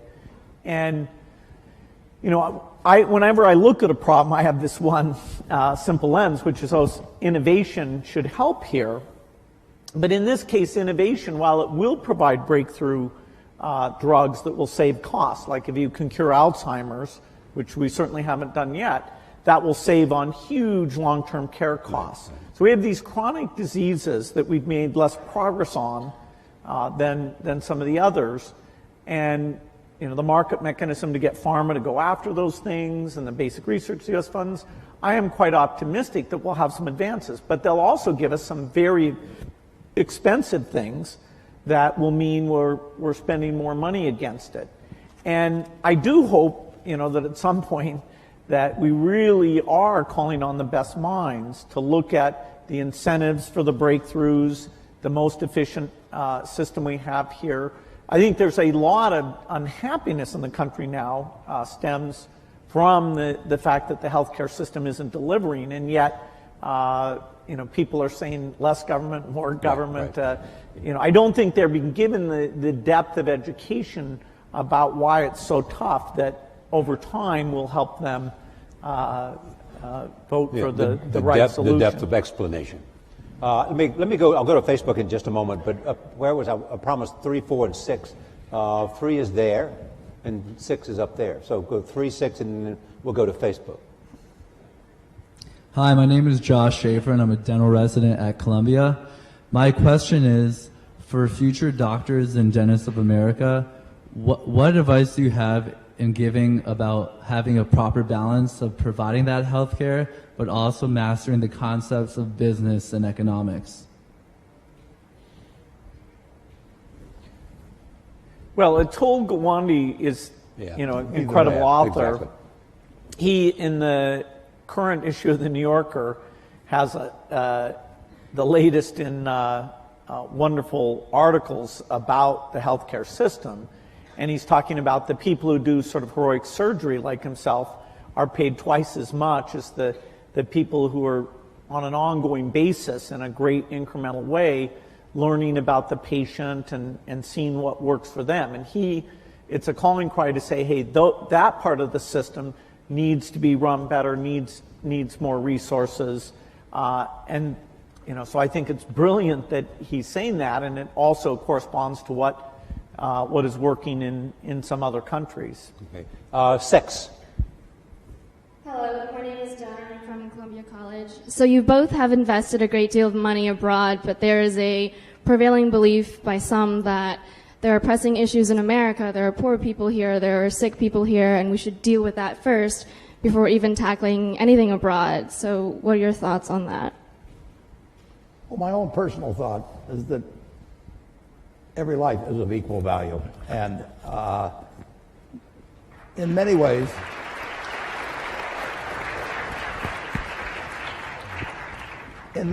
if you have a limited number of dollars, you actually can do more for more people outside the United States. We do have greater resources here for our 320 million people than exists around the world for 7+ billion people. So if you can improve the lot of more people by intelligently spending $1 billion or any other number in other areas of the world actually than here. And I get, coming from Omaha and having the money I have, people can say, well, why not spend it all in Omaha? You grew up here in Omaha, it's done all kinds of things for you, and I absolutely acknowledge that. But in the end, if I've got X dollars to spend, I can make life better for more people if I can have it intelligently allocated in other parts of the world actually than the United States. And that draws a fair amount of criticism, but I live with it because that's just what I believe. All lives have equal value is really the driving force Absolutely. behind the Gates Foundation. I'm an accident. I won the ovarian lottery when I was born in the United States in 1930. It was 40-1 against me. I was male. Now it's 80-1 against being a male in the United States in 1930. I was just plain lucky. My life would have been far different. Bill always said if I'd been born a long time ago, I'd have been some animal's lunch because I can't run fast and I can't climb trees and everything. And I'd be saying, I allocate capital. It wouldn't work. And, I was lucky. But 79 out of the 80 weren't as lucky as I was at that time. And, Bill. Go ahead, Bill. Yeah, in terms of the helping people in other countries, the foreign aid budget of the U.S. is 0.8% of the budget. And there will be, in the years ahead, a discussion about, is that worth doing? It saves lives for typically about $1,000 of life saved. And in terms of stability and countries eventually being self-sufficient and being part of the world economy, there are some huge benefits to that. So if we were talking about should we spend 20 or 30% overseas, okay, that would be a very interesting discussion. But what we're trying to preserve is something that's gotten smarter and smarter all the time, has proven benefits, all of which are things that our foundation co-invests in the same things, like the polio thing is 0.8%. So I'm hopeful that in a big world that can remain a priority. All right, let me go to another Facebook question. This is from Nadia Akwal, says, how might Bill and Warren encourage innovation, particularly among teens and young adults? How do you encourage innovation? Well, I think you have a market system that provides rewards for it. Yeah, that's one of them. Yeah. and we have it. I mean, we have an incubator for innovation in the United States. And, Bill can drop out of school. Andy Grove can come from Hungary. And, it just welcomes it. And thank God. I mean, that's why we have the kind of prosperity that we have. I mean, the question of how it gets divided is a secondary question, and that does not get solved as well by the market system. But our system is just designed for it, and look at what has happened. All right, number one. So also, I want to make sure we get the people in the back, so we only have 5 minutes left. So there's a couple of hands up in the back, so please recognize it. Hi, my name is Sahir. I'm a senior in the engineering school. As men of such great influence, I'm curious, and we touched a little bit about this in the last question, but how you deal with reconciling your convictions with maybe what is believed by the public, maybe even a majority, considering that you have the wealth and power and fame to make such great things happen.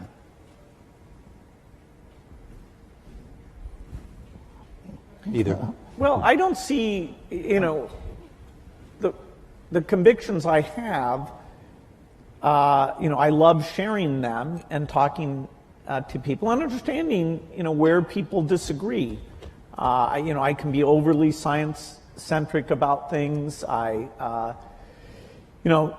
There's all sorts of causes that are super important that our foundation, because we have limited resources, we don't get to go and do. There's lots of diseases. There's aspects of education. Part of the strength of philanthropy is its diversity, and so just by sharing the fact that it's fun, it really can have measurable impact. I hope that sets an example for all of philanthropy. I don't happen to believe that my voice should be that much louder than other people. So some of these big political donations, at least I and I think Warren as well, we've chosen not to have that be a huge way that we're spending our money. That's a personal choice. The money's being saved not for the megaphone, but for the work of the foundation. Yeah, we get a podium of a certain sort, but people do not. With a partner like Charlie Munger, you don't have to worry about my views being accepted automatically. You point out the shortcomings. And the influence of money in politics, I really think, is bad news for this country. I think Citizens United was a terrible decision. And the idea that somebody can pour millions and millions of dollars into a campaign, and in certain cases it not even be identified, I think really kind of goes counter to the kind of America I believe in. The two of you created, along with Melinda and others, created the Giving Pledge. How's that going? Going terrific, Bill.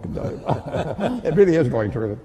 Yeah, philanthropy is kind of a lonely thing. Tell them what it is exactly. Yeah, okay. This is, we love philanthropy of all types, and part of the strength of American philanthropy is actually people with very little who are incredibly generous. Here, though, we said for the people who are super lucky, have over $1 billion, we want a group who are working together, who are committed to give the majority of their wealth away, to learn from each other. What's worked, what hasn't worked, how do you involve your kids, how do you hire staff, and they'll find areas they're working on together and cooperate, but we're not pooling any money. And we thought we'd get 20, 25 people together, and in fact now we're at 156. So it is a wonderful yearly event. I've made some great people. I do think that the quantity and quality has gone up because we're getting together. We'll never be able to measure that in a direct way, and we're making special efforts in China and India because now we have a lot of wealth there that wasn't there before. And in their own way, I think by having a strong philanthropic sector, that will help those countries and therefore help the world. What's interesting now, Bill and I are having dinner actually with the group tonight, for example, but if you go back 100 or 150 years, people got wealthy by making some money from the first oil refinery or steel and mill and building another one, and Henry Ford would build a plant to build cars, and then it would be from retained earnings, which eventually turned into cash. Now you can get rich very young just by having an idea, and you can get that idea monetized and capitalized in a way that you cannot believe. So we are particularly interested in getting younger people interested in philanthropy because there are huge fortunes by people that are now in their 20s and 30s, and just think of what the potential for that group. And so this thing has worked out way, way better, including getting younger people to join us. Number 6. Hello, my name is Christina Nunez. I'm a fellow dental student to Josh. Thank you for speaking with us today. I'm curious about your insight related to relationships. I'm personally, given a desire to honor myself and respect other individuals, have found it difficult throughout life to discern which relationships to really foster and invest in and accept challenges from, and which to kind of forego and abandon because they're more harmful than helpful. So are there any major life lessons that you two have learned through your personal experiences? Well, it's a very important question, and the more you will move in the direction of the people that you associate with. So it's important to associate with people that are better than yourself, and actually the most important decision many of you make, not all of you, will be the spouse you choose. Right. And you want to associate with people who are the kind of person you'd like to be. You'll move in that direction, and the most important person by far in that respect is your spouse. I can't overemphasize how important that is, and you're right. The friends you have, they will form you as you go through life, and make some good friends, keep them for the rest of your life, but have them be people that you admire as well as like. Bill, you'd add to that? Yeah, some friends do bring out the best in you, and so it's good to invest in those friendships. And you know, some friends challenge you about things you're doing, and that level of intimacy is great. I wouldn't say that I was so obsessed with work. I didn't invest, I'd say, in my 20s and 30s as much as I should have. It's really through Melinda and seeing other people I realized, okay, that is it's really worth the investment to have those people, as you're always there to help them, and vice versa. When you get up in the morning, don't think. Just roll out of bed, go in your life cycle, or go on a bicycle ride, or go to the gym, work out. You know that's what you have to do, and then read something and learn something. So don't even think about it. Stay hungry. As soon as you think that you're perfect, that's when you're screwed. I gotta get better. I gotta lose more weight. I gotta trim down my tummy. I gotta get bigger calves. I gotta get bigger deltoids. If you're not quite reaching your goal because you didn't do everything that you could do. You have time. You make the time. Too much is not enough. If I fall down, I have no fear of fainting in a gym, because I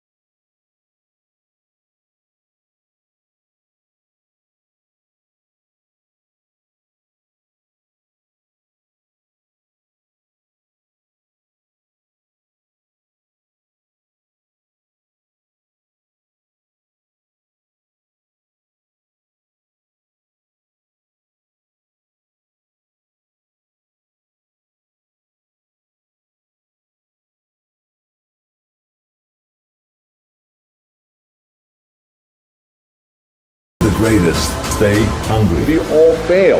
The key thing is to keep in mind what is your goal and keep looking at that as you get up and dust yourself off. Work your butt off. It is so important that you work your butt off. Don't ever look for shortcuts. Keep pushing forward. It wasn't easy. I mean, there were moments where I felt like we were pushing an impossible weight up that giant mountain. We fell back down several times. People thought that I was a crazy freak. I'm always hungry for more. I want more. And I think all of you want more. I believe that self-discipline is the definition of self-love. Of course, I've always believed in setting goals really high. I always like to set goals so high that the naysayers always say it's impossible. Let the dream destroy you. Let it strip you. Let it remake and mold you. Don't be afraid. Millennials are stuck with degrees that are not usable and bills that they can't pay for. Middle America is frustrated because the jobs are gone and they don't seem to be coming back. Inner cities are frustrated because there's no economic opportunities in there. Each of us has a responsibility to stop waiting on someone to rescue us and redesign our lives and create the kind of life you want to live. Ignore the naysayers. To set big goals and to have a big vision. Yes, everything is always impossible until someone does it. We can do the impossible. Let's get started. Do what you can. Knock it out. Build up extra free time. If you need a break, take a break. Do what you can. If you need a break, take a break. If you need a little relaxation, take some relaxation. Yeah. Don't waste your time though. People do relaxing, but they don't even do it good. They don't even feel relaxed when they get done. What they did is they did something stupid for an hour. They watched YouTube videos for an hour. Did that help you? No. Go outside, go for a run, do some burpees, go surfing, go do some jiu-jitsu, play with your kids, whatever. Do something that actually has some value. If you don't know where you are going, you don't know what it takes to get there. When you get up in the morning, don't think. Just roll out of bed, go on your life cycle, or go on a bicycle ride, or go to the gym, work out. You know that's what you have to do. And then read something and learn something. So don't even think about it. As soon as you think that you're perfect, that's when you're screwed. I gotta get better. I gotta lose more weight. I gotta trim down my tummy. I gotta get bigger calves. I gotta get bigger deltoids. Listen to me, you have to be careful when you hang around average people. All they want to do is tell you what they can't do, and that's okay that they can't do it, but that has absolutely nothing to do with us. We can go from being homeless and high school dropouts to having PhDs, writing books, and becoming the voice of a generation. We can do whatever we believe we can do, and we don't need anybody's permission to do it but ours. So if you're not quite reaching your goal because you didn't do everything that you could do, you have time. You make the time.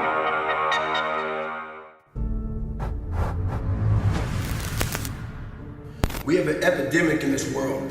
If you don't fix this, you will be a bitch for the rest of your life. What the fuck are you doing? Watching some mind-numbing TV. Making that list you need to go to the store next time. Making those phone calls to those people and just chit-chatting and gossiping about dumbass things. The epidemic I'm talking about is a lot of people bitch about fucking everything. They bitch about not having time. They bitch about their boss. They bitch about their husband. They bitch about their lives. They bitch about everything. Your feelings are screwing you. I don't care how you feel. I care about what you want. And if you listen to how you feel when it comes to what you want, you will not get it. Because you will never feel like it. You can't put your foot down. You can't say yes, you can't say no. You don't own yourself. You'll be a beta bitch for the rest of your life. But congratulations, red flag, you noticed it, you're gonna deal with it now, so you'll win. And it's not about being overly aggressive and hysterical, but it's about owning yourself. You need to get outside your comfort zone. It's not about taking risks, it's about getting outside your comfort zone. Those first 3 seconds, when you push yourself out of bed, they blow. But once you're up, it's great. Mr. Resistance will be there every morning, noon, and night. And while you are sleeping, riding your ass, kicking your ass, unless you turn around and you start throwing punches. We bitch about everything in life, but we do nothing about it. Very few people do anything about it. I'm fat, I'm out of shape, all these fucking things. What the fuck are you doing about it? You gotta take action in your life. You gotta stop bitching. You gotta start find a solution to your fucking problem. Don't be the problem. Take action. For every action, there's an opposite reaction. If all you do is bitch, nothing's gonna happen in your life. Take action, take control, stay hard. You've got to get comfortable in getting uncomfortable. And the minute that discomfort begins to rule you, you are no longer in control. Now the circumstances are. So put yourself purposefully in uncomfortable situations. Then go back to the gym. I mean, because really that's the battleground for you right now. Then go back to the gym. After you've exerted your courage in these particular ways, no one can teach you virtues. See, I think Aristotle once said this, no virtue is developed in a vacuum. Essentially, no virtue is developed in the absence of the practice, the expression. You got to do the thing to have the power. Ralph Waldo Emerson. You got to do the thing to have the power. So don't go read a book about virtues. Don't go read a book about courage. Don't ask any more questions. Don't send me any more questions, or ask another YouTuber. Don't read about it. Don't think about it. Don't talk about it with your friends. Go and fucking do the thing. Go practice that virtue of courage. It's the one you're lacking. Then go to the gym and try again. Go out there, take no prisoners, have no regrets, have no fear. Lay it all out on the line. If you think real strength is in this right here, in your muscles, in your bones, your fucking genetics, if you think that's where real strength lies, you are sadly mistaken. Sadly mistaken. Look, you only get this life once. And you only get certain opportunities once. And at the age that you are right now, and I know a lot of you are sort of in this age bracket, you know, somewhere where you're graduating from high school, graduating from college, getting on with your life. If you don't develop certain character virtues, it's going to be difficult. It's going to be more difficult later on to do it because now you're in the quote-unquote real world. How do you get to the gym every day? How do you change your diet? How do you overcome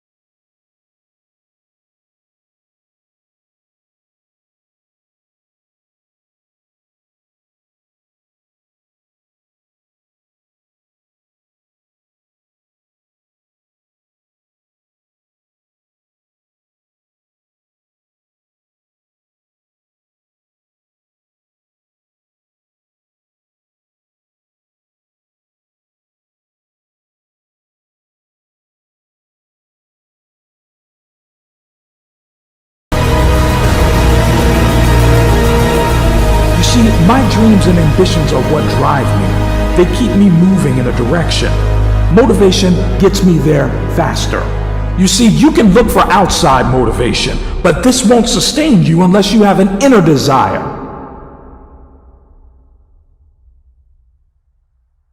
You don't know how close you are to success, so why stop now? You've come so far, so why give in now? You are a champion. We're just waiting for your time to shine. Keep pushing, the same as you've always been doing. You should never give up on something you can't go a day without thinking about. Don't quit on your passion. Don't give up on your dreams. You are the only person who can bring them to life. You are the only one who can write your book, make your film, be the athlete you were destined to be, help those people you can help. It is only you who was destined to do those things. I have spent my whole life.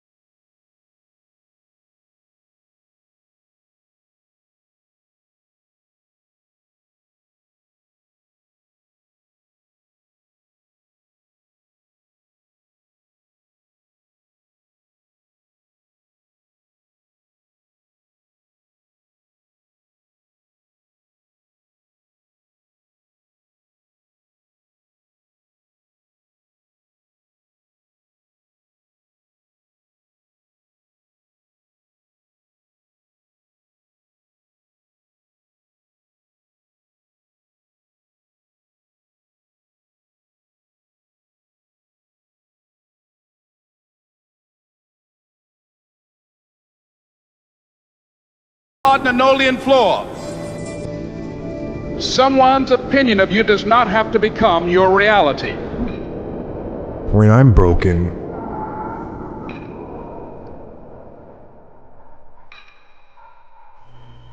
I relish it. That's what I'm gonna do. I'm gonna use it. Because if I'm broken, then I just found my limitations. And until I know what my limitations are, how can I push them? How can I get better?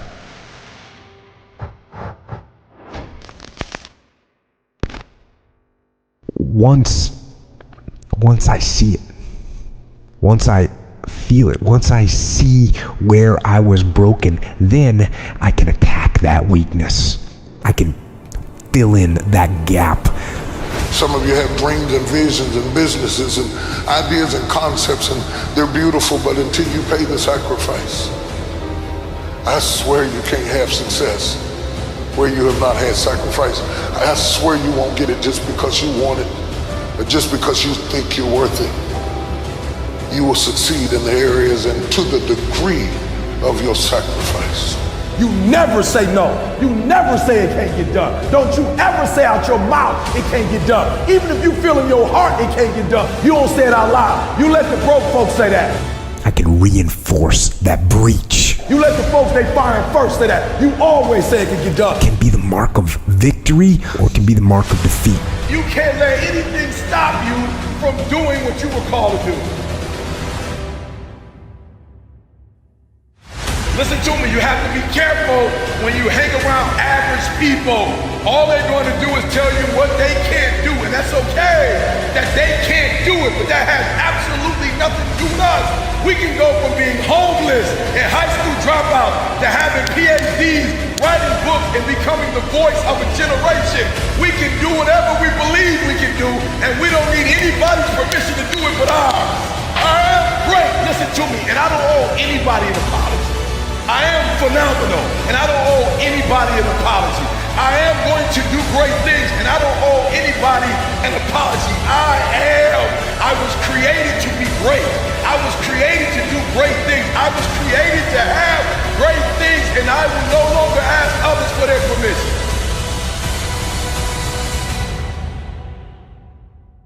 In order for us to have and be and do everything we were born to do is number one, we have to kill the noise. We have to stop going to other people and looking to other people for their permission to do what only we can do. Nowadays, it's very easy to be a coward. Why? We got Instagram and shit. The problem our young people are having is that they live on social media. And social media only shows you success. So, I get an email the other day. This young man wants to be a ranger, but he's afraid to go to ranger school. Not because how hard the training is, but because he's afraid if he fails, what people are going to say by judging him. One thing in life, this applies to everything in life. Anytime you move from being normal to trying to be exceptional, people aren't going to like that. Those normal people, it makes them feel like this. They're going to judge you. Most folks don't tell you to your face. They go online. They post about like cowards. Don't let cowards get in your fucking head.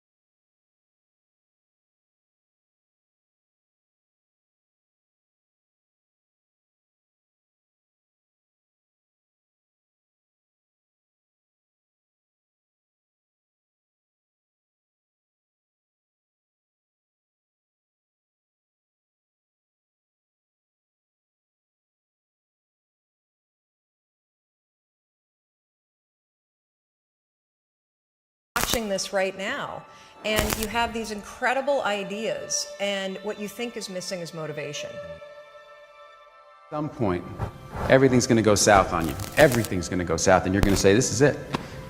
This is how I end. Now, you can either accept that, or you can get to work. That's all it is. You just begin. You do the math. You solve one problem, then you solve the next one. 400 trillion to 1. I just want everybody to hear this. This is the reason I'm happy 24/7, 365 for the rest of my life. 400 trillion to 1. The odds of becoming a human being.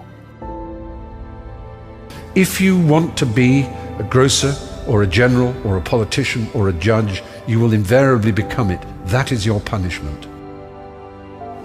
You can decide that you're going to stand up to life. You can decide that I'm going to live each day as if it were my last. They've crunched the numbers on you being born. And do you realize that the odds of you at the moment in time he was born to the parents you were born to with the DNA structure that you have, 1 in 400 trillion. If you never know what you want to be, if you live what some might call the dynamic life, but I will call the artistic life, if each day you are unsure of who you are and what you know, you will never become anything, and that is your reward. If you can keep your head when all about you are losing theirs and blaming it on you, if you can trust yourself when all men doubt you, but make allowances for their doubting too, if you can wait and not be tired by waiting, or being lied about, don't deal in lies, or being hated, don't give way to hating. 1 in 400 trillion. All day long you have ideas that could change your life, that could change the world, that could change the way that you feel. And what do you do with them? Things we've worked the hardest for, we value the most. So I think, the purpose of a goal is not getting it anyway. The purpose of a goal, is who you become. Who you become is going to make you happy or it's going to make you sad. So I'm not looking for an effortless approach. It's too late to be scared. Not had an encouraging bloody word, a real encouraging word in their entire life. It just takes a little bit of encouragement and care so that they're willing to set themselves straight to some degree and start trying. It's just a catastrophe that's so rare in their lives. That if you're doing something that you're not totally committed to, if you're doing something that you're not totally passionate about, you're compromising yourself every day. Some people want to do ultra races. They're starting to PR during training. Some people want to be a lawyer or a medical student, so they're taking these practice tests. But guess what happens? Once you get to the actual event, your mind isn't ready. Your mind's not prepared. You've been studying, you've been training, you've been working out, but your mind's not prepared.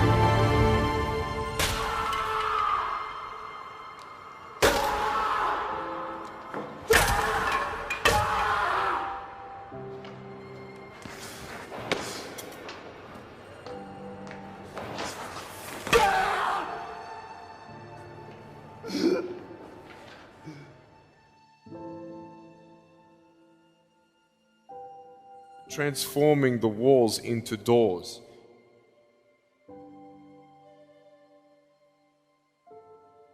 Changing obstacles into opportunities.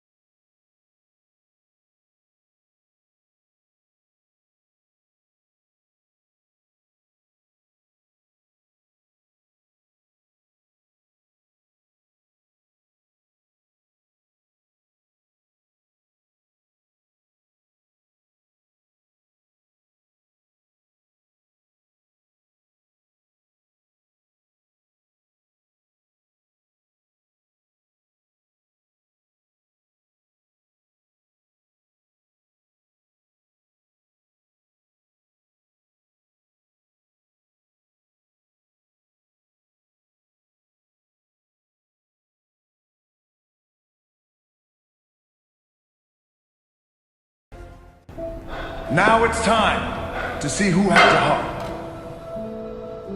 Now is the time to prove to yourselves and prove to everyone out there you are worthy of something. And you're able to do something special that no one else in the world can do. Every champion has felt it. Go out there, take no prisoners, have no regrets, have no fear.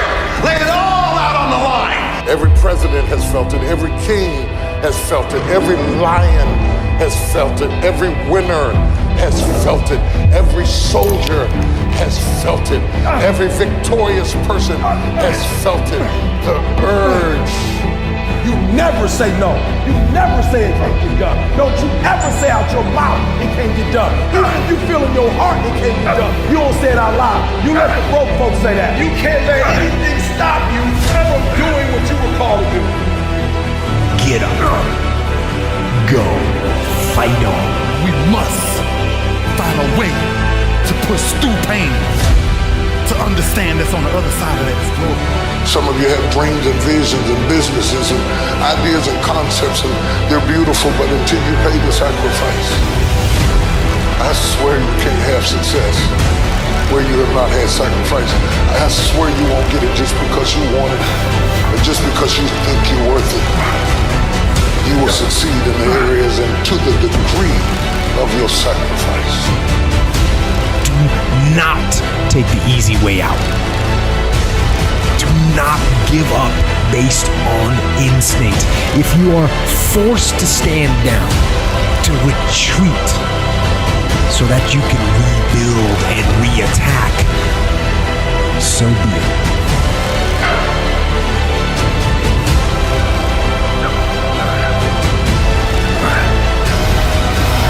I don't care if you don't have the money, you don't have the help, and you don't have the family for it, and you don't have the background for it, and you don't have the friends for it. Don't you give up on your dream. Don't you do it. Don't you do it. Don't you do it. It may take you twice as long. You may have to take courses and classes. You might not read as fast. You might not move as quick. You might not have as much. But don't you Every champion has felt it. Every president has felt it. Every king has felt it. Every lion has felt it. Every winner has felt it. Every soldier has felt it. Every victorious person has felt it. The urge to quit. Why are you going to clubs when you broke? Why do you have the latest iPhone when you got no money? Move the needle forward. Do something to self-help education instead of like, you know what? I'm just gonna live my life freeloading and coming up off of everybody else. What people think about you and the possibilities for your dream is none of your business. They have no imagination, ladies and gentlemen. They're living out of the past, out of their memory. The attitude is it can't be done because they haven't seen it.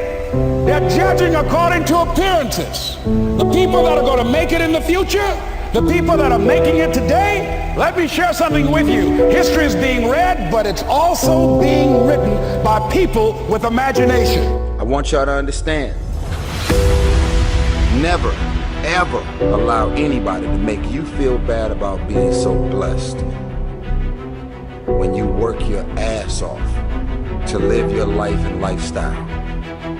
Feed your kids, feed your family. Be there for people when they need you the most. Watch folk who don't like you.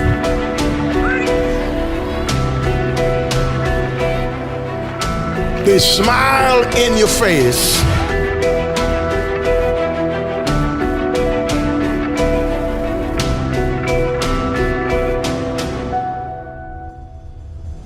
They're backstabbing. While other people are giving up, feeling like victims, feeling powerless, becoming negative, turning on each other rather than to each other, feeling that they can't make it. Be ye not conformed to this world, but be ye transformed by the renewing of your mind with the mindset of that it's possible. I can create a new life. And it's necessary that I become actively involved in becoming a positive force in my life and on the planet. And it's me, yes, it's you, pulling together, working together to create this brand new future. And it's going to be hard. Easy is not an option. But if it's hard, we will do it hard. Whatever is required to snatch victory from the jaws of defeat. It's worth it, yes. It's worth whatever we have to do. And once we know that, it is done. It is done. It is done. You gotta create that new norm.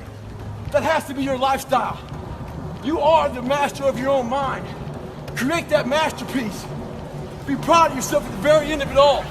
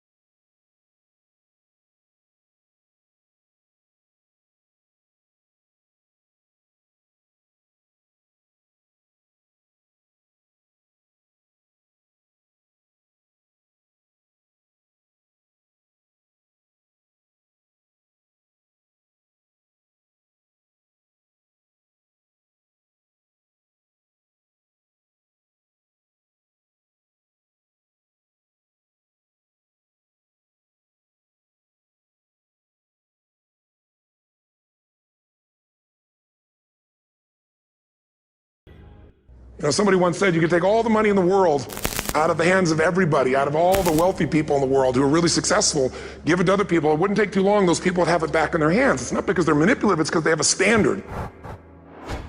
The reason people don't put themselves in a position to fail, the reason people aren't patient, is they value other people's opinions too much.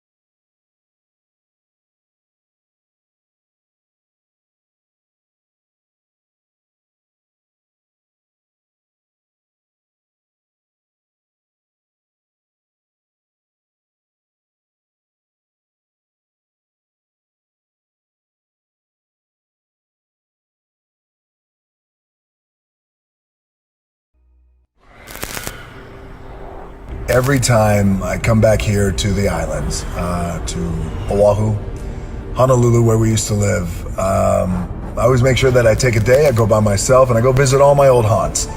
So today I went by, first I visited my grandfather and my grandmother's grave, then I went by my old high school, then I went by my old middle school, and all the places I used to get in trouble, all the places I used to get arrested. I was evicted when I was 14 years old, but I'll show you where we used to live. It's a 3-story apartment efficiency building, and I lived right there on the first floor. And then we were forced off the island of Hawaii to move, of all places, we had to move to Nashville. And we lived in a little motel, and I was trying to remain as positive as I could. And it's crazy because life is so ironic and so unpredictable, and that's the place where we were evicted from, and that's where we came home, and there was an eviction notice on the door, and we were forced to move off the island because we couldn't afford to pay the rent. Going through it, stay strong, keep pushing through, because again, on the other side is a little something better, because I'm living proof of that, because years later, I am sitting right outside your apartment. Get your ass kicked, you get back up, and you put the gloves back on, and you swing away. I slept in the bedroom. It was a 1-bedroom efficiency. I slept in the bedroom. My parents slept on a pull-out couch in the living room. And every day I used to walk out and I used to think, it must be so cool to live in a place like that. I hope one day, I could live in something like that, or we could live in something like that. I wanted to be something, and it was important to me to be something. It was important to me that I didn't fail. If you are out there and you're struggling, and a lot of you are, and you're struggling to make ends meet, struggling to pay the rent, when you go eat at a restaurant, you got to look at the prices first before you actually look at the selections. I know what it's like. I've been down that road, and that shit is hard. It ain't easy, but I'm telling you that if you're going through it, stay strong, have faith, keep pushing through. I've said this before, and I'm living proof of it, is that on the other side of your struggle is something good. On your other side of your struggle is something better. On the other side of your struggle is some sort of success. So keep pushing through if you're struggling. Whoever lives in my apartment, if you're going through it, stay strong, keep pushing through, because again, on the other side is a little something better, because I'm living proof of that, because years later, I am sitting right outside your apartment.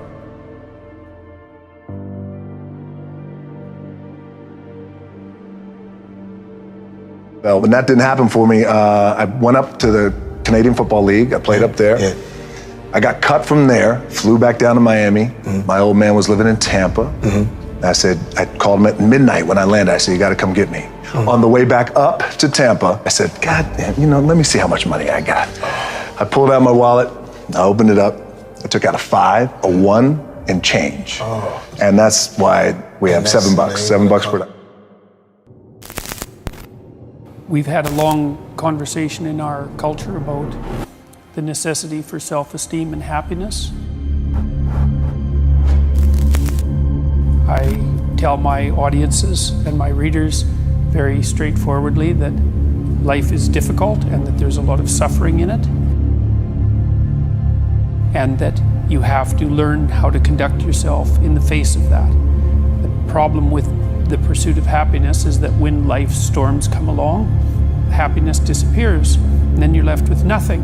And so you need to pursue something that's deeper than happiness. People say you have to have a lot of passion for what you're doing, and it's totally true. And the reason is because it's so hard that if you don't, any rational person would give up. And if happiness comes along, well then, hooray for you. You don't want to despise it because it's fleeting. To do it over a sustained period of time. So if you don't love it, if you're not having fun doing it and you don't really love it, you're going to give up. But it's much better to pursue things that are meaningful than things that make you happy. It's deeper, and it orients you more appropriately, and it keeps you centered in your own life. It makes you more useful for your family and your community. You look at the ones that ended up being successful, unquote, in the eyes of society, and the ones that didn't. Oftentimes, it's the ones that are successful loved what they did so they could persevere when it got really tough. Who would want to put up with this stuff if you don't love it? It's a lot of hard work, and it's a lot of worrying constantly. if you don't love it, you're going to fail. So you got to love it, you got to have passion. Because in the end, what we get will never make us happy. You got to be doing something that you're truly passionate about. It cannot be, I just want to make money. As strange as change can be, there were times when it was hard to imagine that my life would be what it is today. What makes us happy is progress. Progress equals happiness. If you're not growing, you're dying inside. Can't be that. It's got to be something that the sun can't come up soon enough in the morning because you want to go do your thing. This is the time to pursue greatness. I think you should go get a job as a busboy or something until you find something you're really passionate about, because it's a lot of work. Because in the end, what we get will never make us happy. I don't care how many stars on your chart, how many Academy Awards, how much money you make.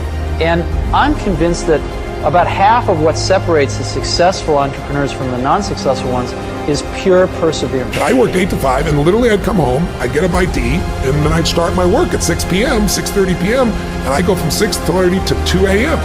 And I'd get another 7-8 hours in, and that's how I built everything in the beginning. It is so hard. You pour so much of your life into this thing. There are such rough moments in time that most people give up. That's honestly what's required. And to not do that is to cheat yourself. And I knew this is where I'm supposed to be. I wore one branch manager down to the point that he says to me, Gardner, based on persistence alone, we will give you a shot. And it consumes your life. It's rough, because it's a pretty much an 18-hour-a-day job, 7 days a week. Unless you have a lot of passion about this, you're going to not survive. You're going to give it up. Don't ever let somebody else tell you what you can't do. When somebody else is saying something can't be done, what you got to hear them saying is they can't do it. There are just times when something is important enough, you believe in it enough, that you do it in spite of fear. Baby steps count too, as long as you're going forward. And one day you add all those baby steps up, and you might be surprised at where you can get to. The cavalry ain't coming. You got to do this yourself. Ain't no backup. So you got to have an idea or a problem or a wrong that you want to right that you're passionate about. Otherwise, you're not going to have the perseverance to stick it through. Mr. Hitchcock, what is your definition of happiness? A clear horizon, nothing to worry about on your plate. Only things that are creative and not destructive. And that's within yourself.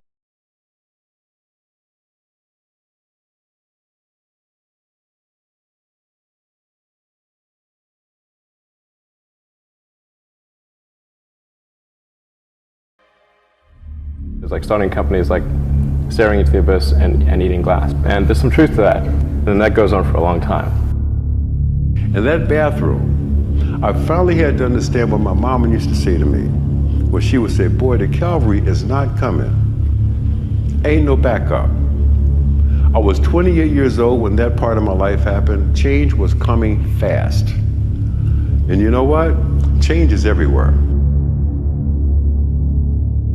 Given that, even if you're the best, there's always a chance of failure. So I think it's important that you really like whatever you're doing. If you don't like it, life is too short. The most urgent question today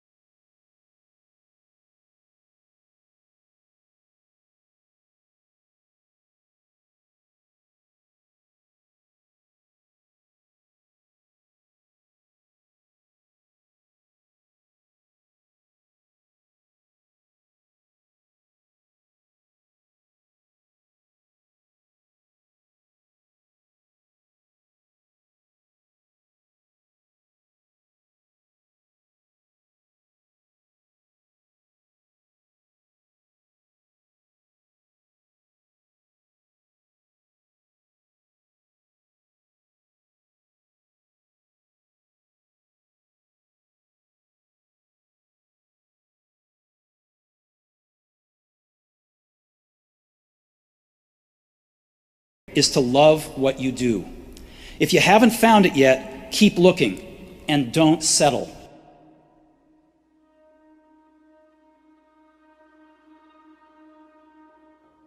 No one is supposed to live in here. No one is supposed to just spend extended periods of time in here. This is a public restroom. This is not a living space. But were it not for this space, there were some days we would have had no place else to go. I mean, a lot of decisions, a lot of hard decisions were made right here about what are you going to do with your life? Where are you going to go? How are you going to get there?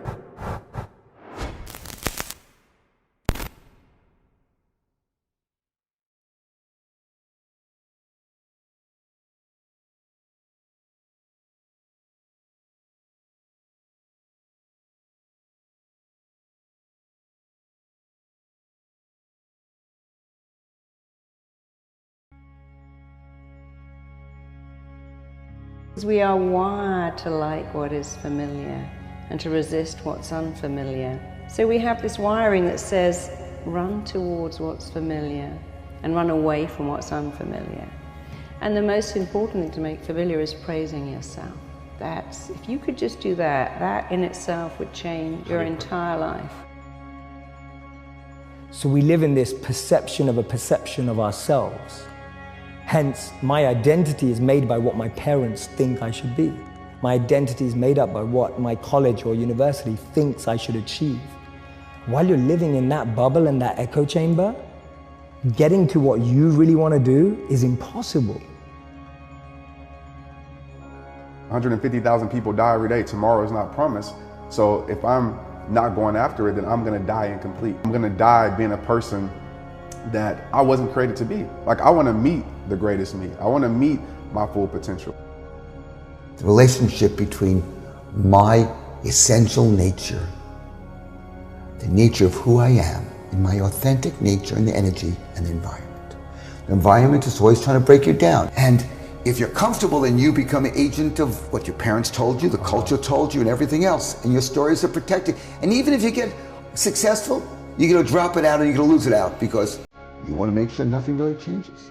And the fact about human beings is that we are not designed to do things that are uncomfortable or scary or difficult. Our brains are designed to protect us from those things because our brains are trying to keep us alive. And in order to change, in order to build a business, in order to be the best parent, the best spouse, to do all those things that you know you want to do with your life, with your work, with your dreams, you're going to have to do things that are difficult, uncertain, or scary. You have to ignore the externalities, the third parties and their subjective views of you. Otherwise, you are setting yourself up for failure. And it breeds a false sense of ego. We have such a small window of opportunity in this life to self-generate success. And every day we wake up, that window is closing at an alarming rate. And every minute you waste worrying about somebody that has zero real effect on your life, that window comes closer. And one day you're going to wake up and look back, and that window is going to slam shut on your ass. And you're going to look back and regret all those minutes wasted worrying about somebody that didn't even know you. Limitless is not about being perfect. It's about progressing and advancing beyond what you believe is possible.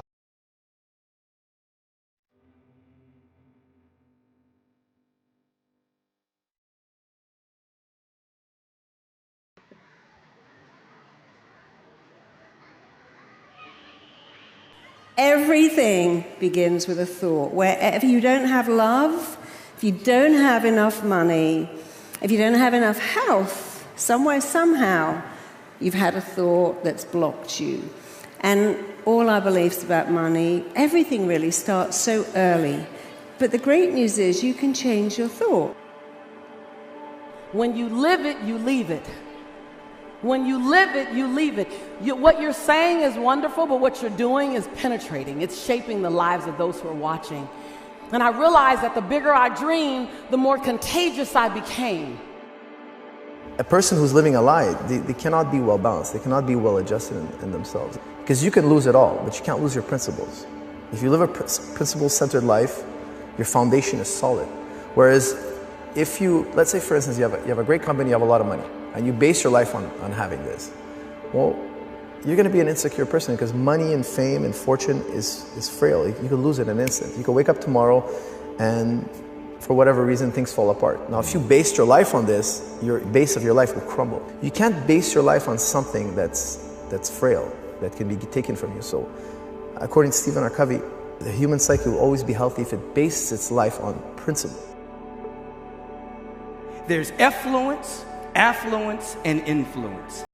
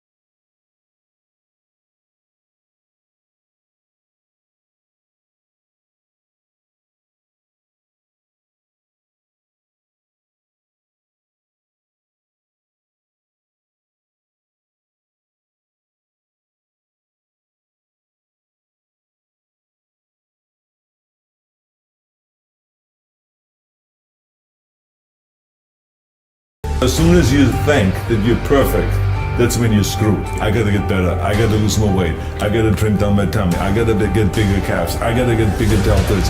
If you're not quite reaching your goal because you didn't do everything that you could do, you have time. You make the time. Too much is not enough.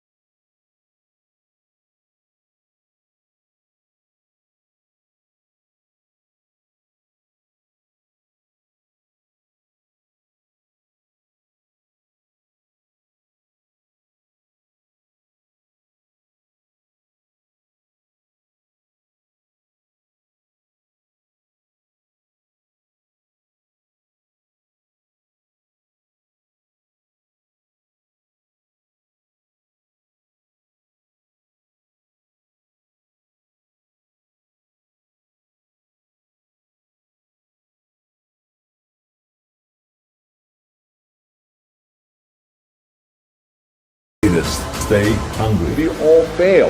The key thing is to keep in mind what is your goal and keep looking at that as you get up and dust yourself off. Work your butt off. It is so important that you work your butt off. Don't ever look for shortcuts. And this NFL football player comes up to me. He goes, Goggins, can I ask you a question? How do you keep that dog mentality? I said, let me ask you a question. When you were younger, what did you want to be? He said, an NFL football player. But once I got there, I lost that dog mentality. He had a finish line in his brain. Guess what? A true dog mentality, I have a dog at home. He never gets full. It's not enough you made it to the NFL. It's not enough you ran a 5K. Win a 10K. It's not enough you became a doctor. Be a better doctor.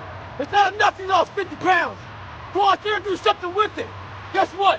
It's 109 out here, but guess what? It's not enough. Stay hard. Today I was running, and this guy passes me in the car.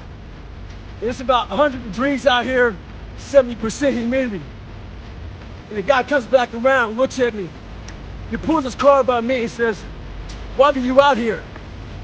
I said, because you're not. Sometimes your motivation needs to be because no one else wants to do it. We need doctors, we need dentists, we need teachers. We also need savages. This message I do is not for everybody. Someone say that soft bullshit about, do you have sunscreen on? This message is dangerous. It's too hot. I'm not asking you to be like me. Do you. Stay hard.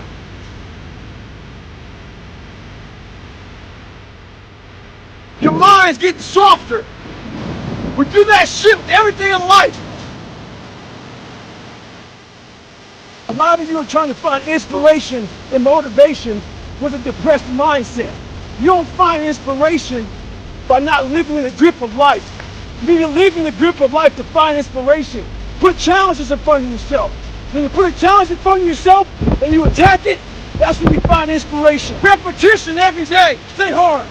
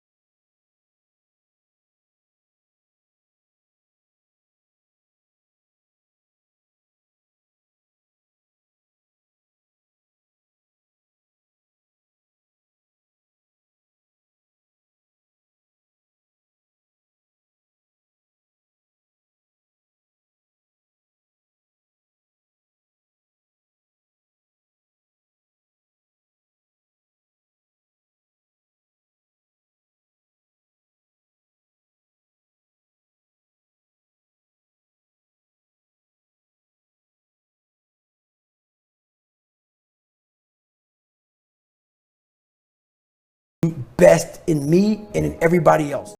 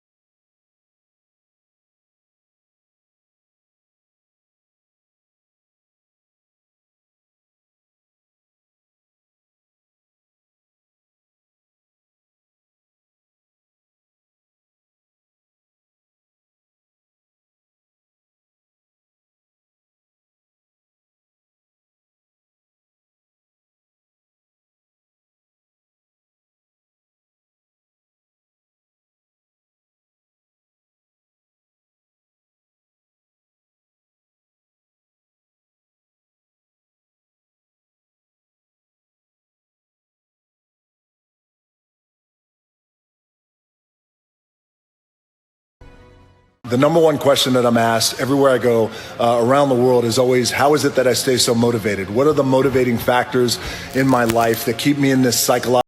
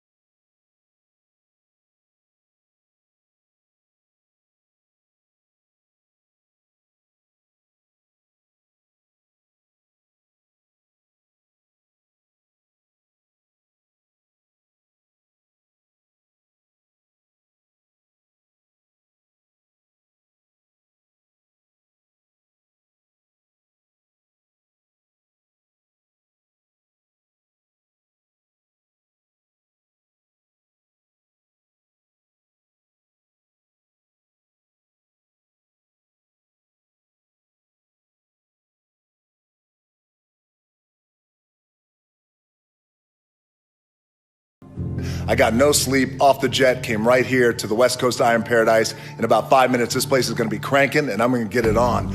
I heard something though that I wanted to share with you guys as we all look to finish our week strong on this Friday. A buddy of mine named Inky Johnson on Instagram, you should follow him. He said, perspective always drives your performance. And I love that, and it's so true. Look, I'm tired, you're tired. I got a baby at home. She's gonna wake up in an hour looking for daddy. I got a baby mama at home. She's gonna give birth any day to my third daughter. I got Rampage opening worldwide. I got a lot of business to take care of. But I thought instead of going to sleep, let me come to the gym, get my workout in, and clear my mind so I can attack the day. Again, perspective always drives your performance. Think about that, apply it, and finish strong. Don't ever confuse effort with results. We gotta give the effort. At the end of the day, the only thing that matters is the results. So give the effort and always stay focused on the results. Happy New Year. It is January 1st. We are kicking off this new year, 2018, very strong. Just finished leg day. The work never stops. You always gotta keep going, always. I go hardcore when I train. I don't have time to go to the bathroom. I find a bottle, I pee in it, and I keep training like a beast. It ain't about being the biggest and the baddest. It's about a mindset to be the best. Outwork your competition and dominate at what you do. So somebody just asked me a cool question, said, DJ, you're on top. Where could you possibly go from here? And you always talk about outworking your competition. Who's your competition? It's a great question. Thank you for the compliment, by the way. I'm fortunate enough to be on top, but anytime you reach the top, you always want to make sure that you have the desire to raise the bar and take the brass ring to places it's never been. That's the key with being on top. Just because it's never been done doesn't mean it can't be done. And in terms of competition, great question. Everyone's my competition, but a fundamental key that I've learned over the years is, and I'll share it with you, my number one competition is me. It's always you versus you. You got to be the one to get up every morning, be disciplined, put in the consistent daily hard work, because that gains success. No coach, no trainer, no mentor, no boss can do it. You versus you. Focus! Always be the hardest workers in the room. And it's just a reminder that regardless of how successful we may be or how successful we're not, but we want to be, we always want to be the hardest workers in the room. It always leads with hard work. There's no substitution for hard work. Thus, working out at 11 o'clock at night when I know my competition is asleep. No matter how many hours I've flown, no matter how many miles we've traveled, regardless of what country it is, the first thing I need to do to get ready for the workday is I got to find the gym. You have worked your ass off, and you are lucky and fortunate to be number one. You have scratched, clawed, and fought your way to the top. Don't ever stop, because there's always somebody else who's willing to take your place. They may not be as good as you, they may not be as hungry as you, they may not have the mana deep in here as badly as you do, but they're always there.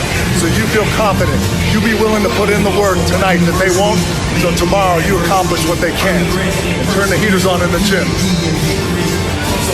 Now, let's party. Finish your week strong, start your week strong. Just do whatever you can to make sure that you're getting the job done in a strong way on any day that ends with Y.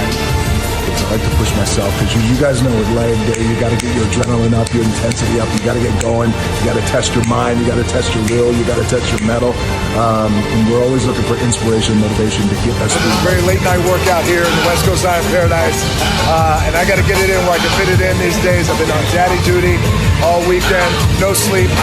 Putting in work. Big dogs eat. Little crying puppy stay on the porch. It's Saturday night and the Eagle has landed. It feels so good to be home. I just got back from China, an incredible trip. Now right now, my boys, my colleagues, my friends are trying to give me shit. They're saying, let's get dressed tonight. Let's go out to all the Golden Globes parties. I said, I'm not going to the Golden Globes parties. They said, why not? You just got back from China. I said, why not? I said, because we got work to do. This is my party right here. This is my Golden Globes party. All right, hardest workers in the room. All right, kicking this week off right. Let's go. Put it down in this gym. I'm the guy who was evicted at 15, as you guys know. By 23, I had $7 in my pocket. I value a hard-earned dollar. Train hard, stay strong, and above all else, get that ass back to work. Here we go. All right, here we are. It's very late Thursday night from the Iron Paradise. We just wrapped a hardcore workout. It was nice and intense. This is what we call therapy, iron therapy.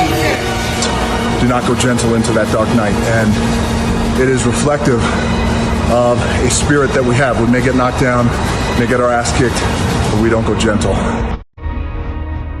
When I'm broken,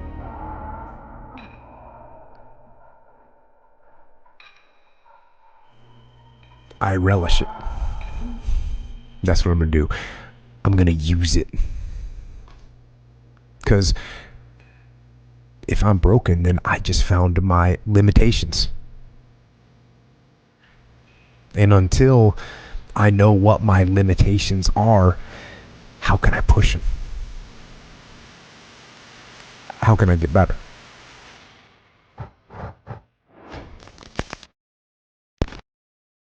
Once I see it, once I feel it, once I see where I was broken, then I can attack that weakness. I can fill in that gap. Some of you have dreams and visions and businesses and ideas and concepts, and they're beautiful, but until you pay the sacrifice, I swear you can't have success where you have not had sacrifice. I swear you won't get it just because you want it, or just because you think you're worth it. You will succeed in the areas and to the degree of your sacrifice. You never say no. You never say it can't get done. Don't you ever say out your mouth it can't get done. Even if you feel in your heart it can't get done, you don't say it out loud. You let the broke folks say that. I can reinforce that breach. You let the folks they firing first say that. You always say it can get done. It can be the mark of victory or it can be the mark of defeat. You can't let anything stop you from doing what you were called to do.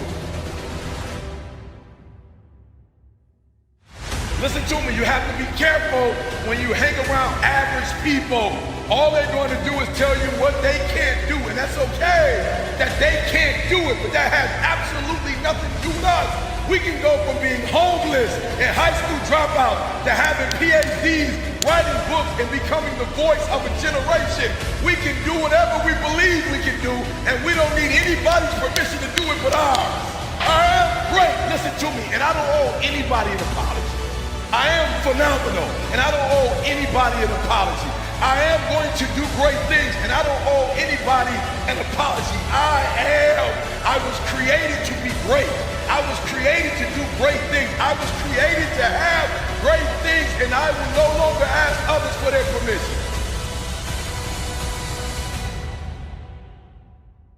In order for us to have and be and do everything we were born to do is number one, we have to kill the noise. We have to stop going to other people and looking to other people for their permission to do what only we can do. Now it's time to see who has a heart. Now is the time to prove to yourselves and prove to everyone out there you are worthy of something. And you're able to do something special that no one else in the world can do. Every champion has felt it. Go out there, take no prisoners, have no regrets, have no fear. Lay it all out on the line. Every president has felt it. Every king has felt it. Every lion has felt it. Every winner has felt it. Every soldier has felt it. Every victorious person has felt it. The urge. You never say no.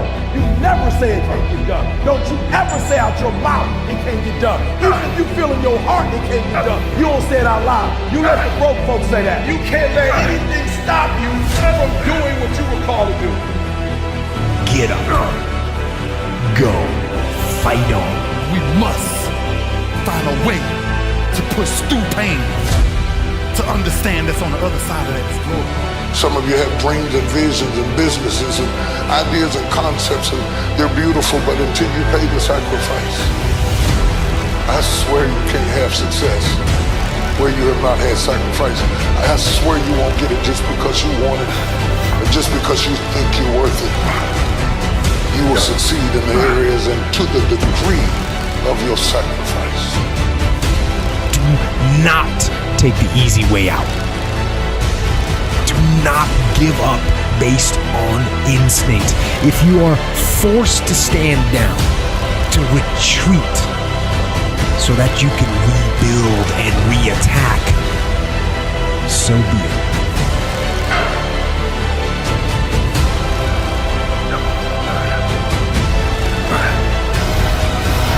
I don't care if you don't have the money, you don't have the help, and you don't have the family for it, and you don't have the background for it, and you don't have the friends for it. Don't you give up on your dream. Don't you do it. Don't you do it. Don't you do it. It may take you twice as long. You may have to take courses and classes. You might not read as fast. You might not move as quick. You might not have as much. But don't you Every champion has felt it. Every president has felt it. Every king has felt it. Every lion has felt it. Every winner has felt it. Every soldier has felt it. Every victorious person has felt it. The urge to quit. How do you get to the gym every day? How do you change your diet? How do you overcome fear of failure, or fear of success, or fear of fear itself? Believing in yourself is the first secret to success. You have to find your inner passion. The thing that wakes you up in the morning, the thing that you think about all day, the thing that you wish you were getting paid for. Once you find it, you need to believe you can do it. Could I become committed to the process of what I was doing without being emotionally attached to the results of what I was doing? In other words, if I didn't get what I thought I was going to get, can I still show up and be just as dedicated, just as committed, and just as on fire as I was at day one? Right? Because everybody knows how to respond when they get what they're supposed to get and things go the way it's supposed to go. I think that's the reason the quote says you judge the character of a person not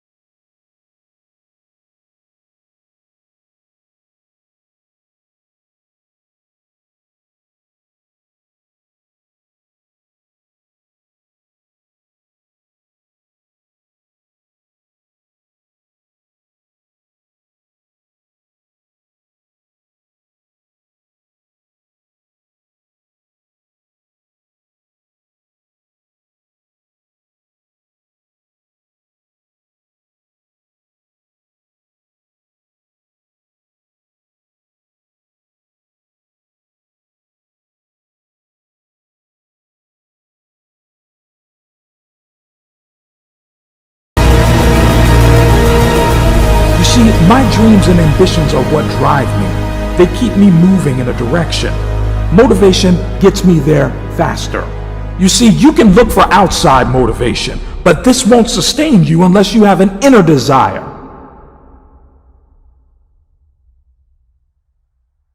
You don't know how close you are to success, so why stop now? You've come so far, so why give in now? You are a champion. We're just waiting for your time to shine. Keep pushing, the same as you've always been doing. You should never give up on something you can't go a day without thinking about. Don't quit on your passion. Don't give up on your dreams. You are the only person who can bring them to life. You are the only one who can write your book, make your film, be the athlete you were destined to be, help those people you can help. It is only you who was destined to do those things. A cop asked me once, he said, man, what's your dream? I said, I'm gonna go Division I, I'm gonna go to college, and I'm gonna go to the league. And he's like, you'll probably go to cell block D1. And I was like, man, you're making a mistake. Like, I've never met you a day in my life. I got an uncle in jail, right? Got an uncle in prison, right?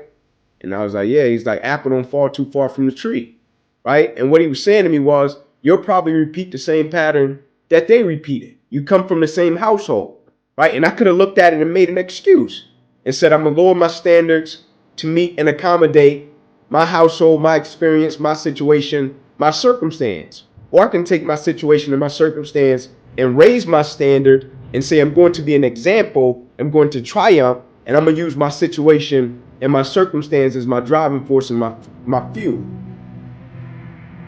If I do this well, I can get my family in a better situation. If I do this well, I can get my mother off the double shift at Wendy's. If I do this well, I can get my own bed. If I do this well, I can get my grandmother a better living condition. If I do this well, maybe I can stop my uncles from selling drugs. This is my purpose. This is what I've been put here to do. And so the opposition, adversity, the challenges, is just a part of the process. It's gonna make me a better person. But my purpose, I can't let anything stop or detour me from tapping into that every single day, right? Because for most people, when you go through something, the person's natural perspective is, okay, what did I lose, right? What happened to me? Like, I took a loss, right? People never look at it and say, okay, man, tell me, what did you gain, right? Even though I know it hurt, you didn't want to go through it, but look at it in a way to where you can say, what's the lesson in this, right? What would you say life is trying to teach you from dealing with this? Right? Because I'm coming from this household where I sleep on the floor, right? With roaches, with rats. I'm not ashamed to admit it, right? And I would go to school and I would compete, I would work. And so when I met a kid that I was competing against, the only thing I felt I had the advantage in my whole life was my work ethic. And I took pride in that, right? I was never the biggest, the fastest, the strongest, never had the most resources, but I had a work ethic. And so my whole life, I wanted different for my family, ever since I was a kid, right? And so never allowing a situation or circumstance to define your life, and understanding that you got something inside of you that's greater than that situation or that circumstance, but you have to constantly believe it. And not only believe it, you have to make decisions and choices every single day that put you a step forward toward what you believe your destiny is. And so when I went through it, my perspective was, okay, what can I extract from it to apply to other areas and aspects of my life that I feel can help other people? And I firmly believe the quicker you can shift your perspective from yourself to others when you're in the midst of adversity, the quicker you'll get through it, right? Martin Luther King has a quote that says, life's most persistent and urgent question is, what are you doing to help other people?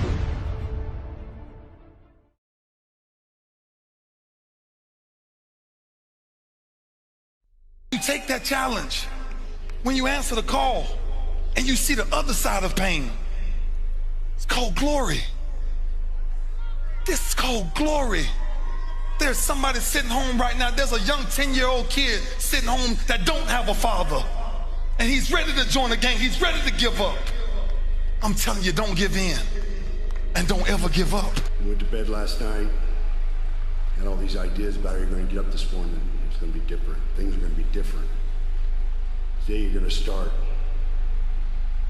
taking steps towards doing some of those projects that you know will get you closer to living that dream life you keep playing over and over in your head. Different from the practical life that you got to get up and meet every day.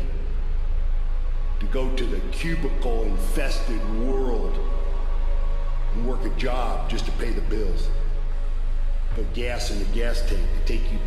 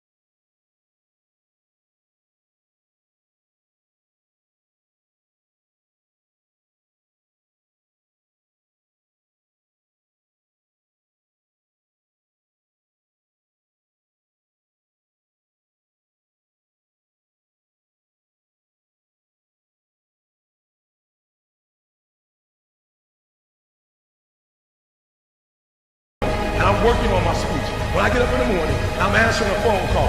When I get up in the morning, listen to me very closely, and I'm writing down every idea I dreamed about, every movie. I can't even watch a movie now. I can't even listen to music without writing something down. I get my iPod and I'm writing everything down. It's right here, everything. And so guess what? Guess what? Every week I read, every time I practice it, every book I read, everything I do to make me better.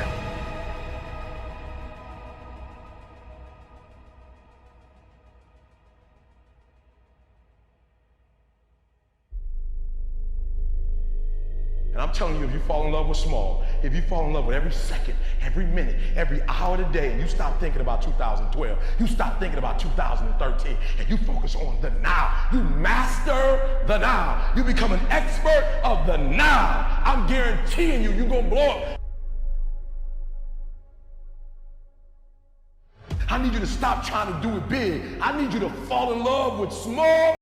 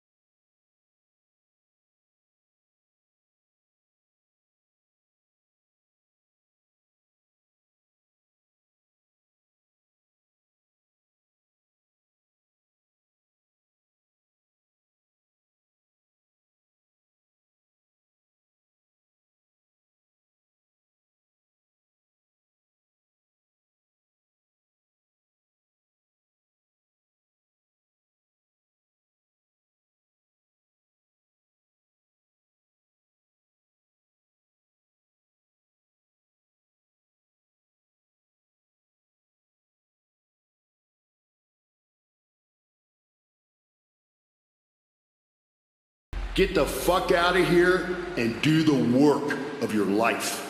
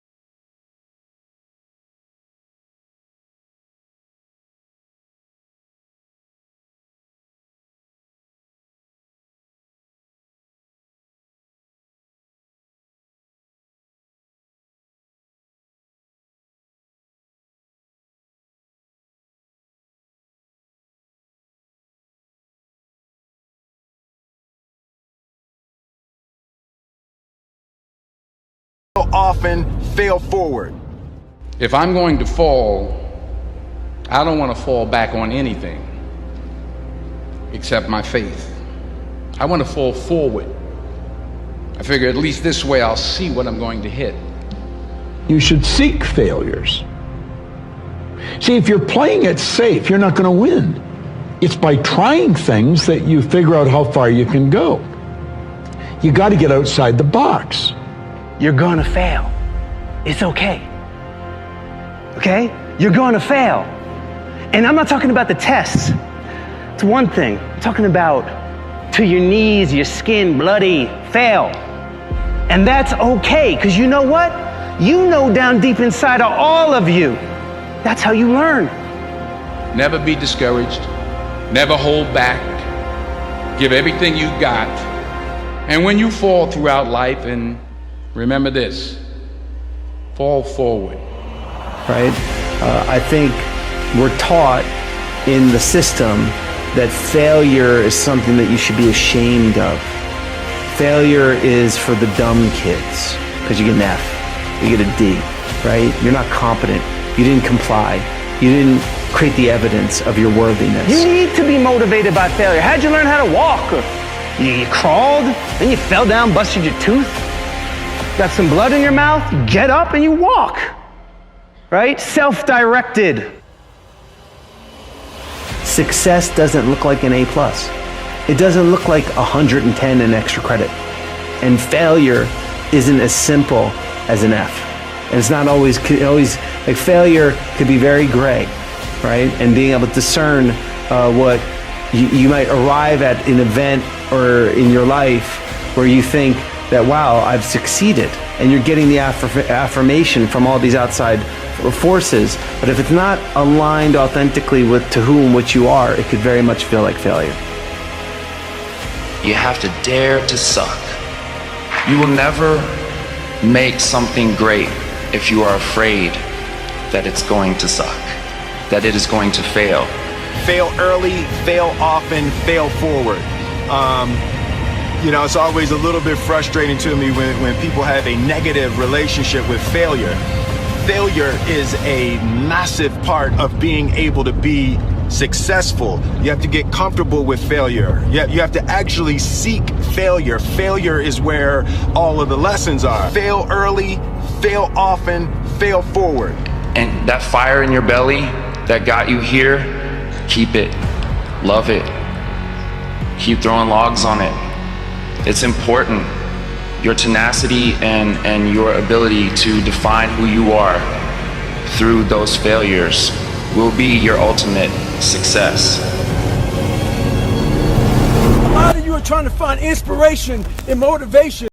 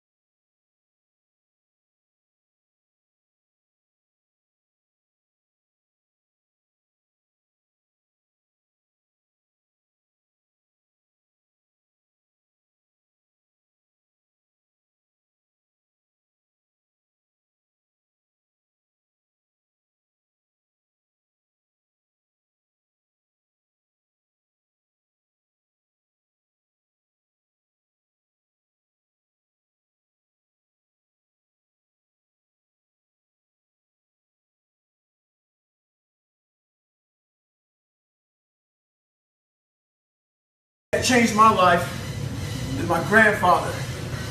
He told me, you're going nowhere in your life, not being anything. As bad as that hurt me, it got me to pull my head out of my ass. So learn to stay hard, have thick skin, and do what's right.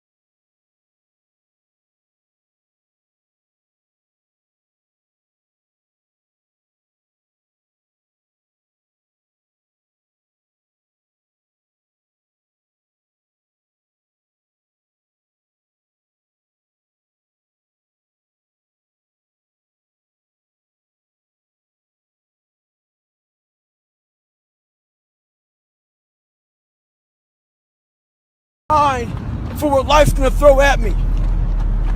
A healthy body gives you a healthy mind. That's what it's about. So if you go into battle, you want to go into battle with the right mindset, the right gear. In combat, you wear body armor.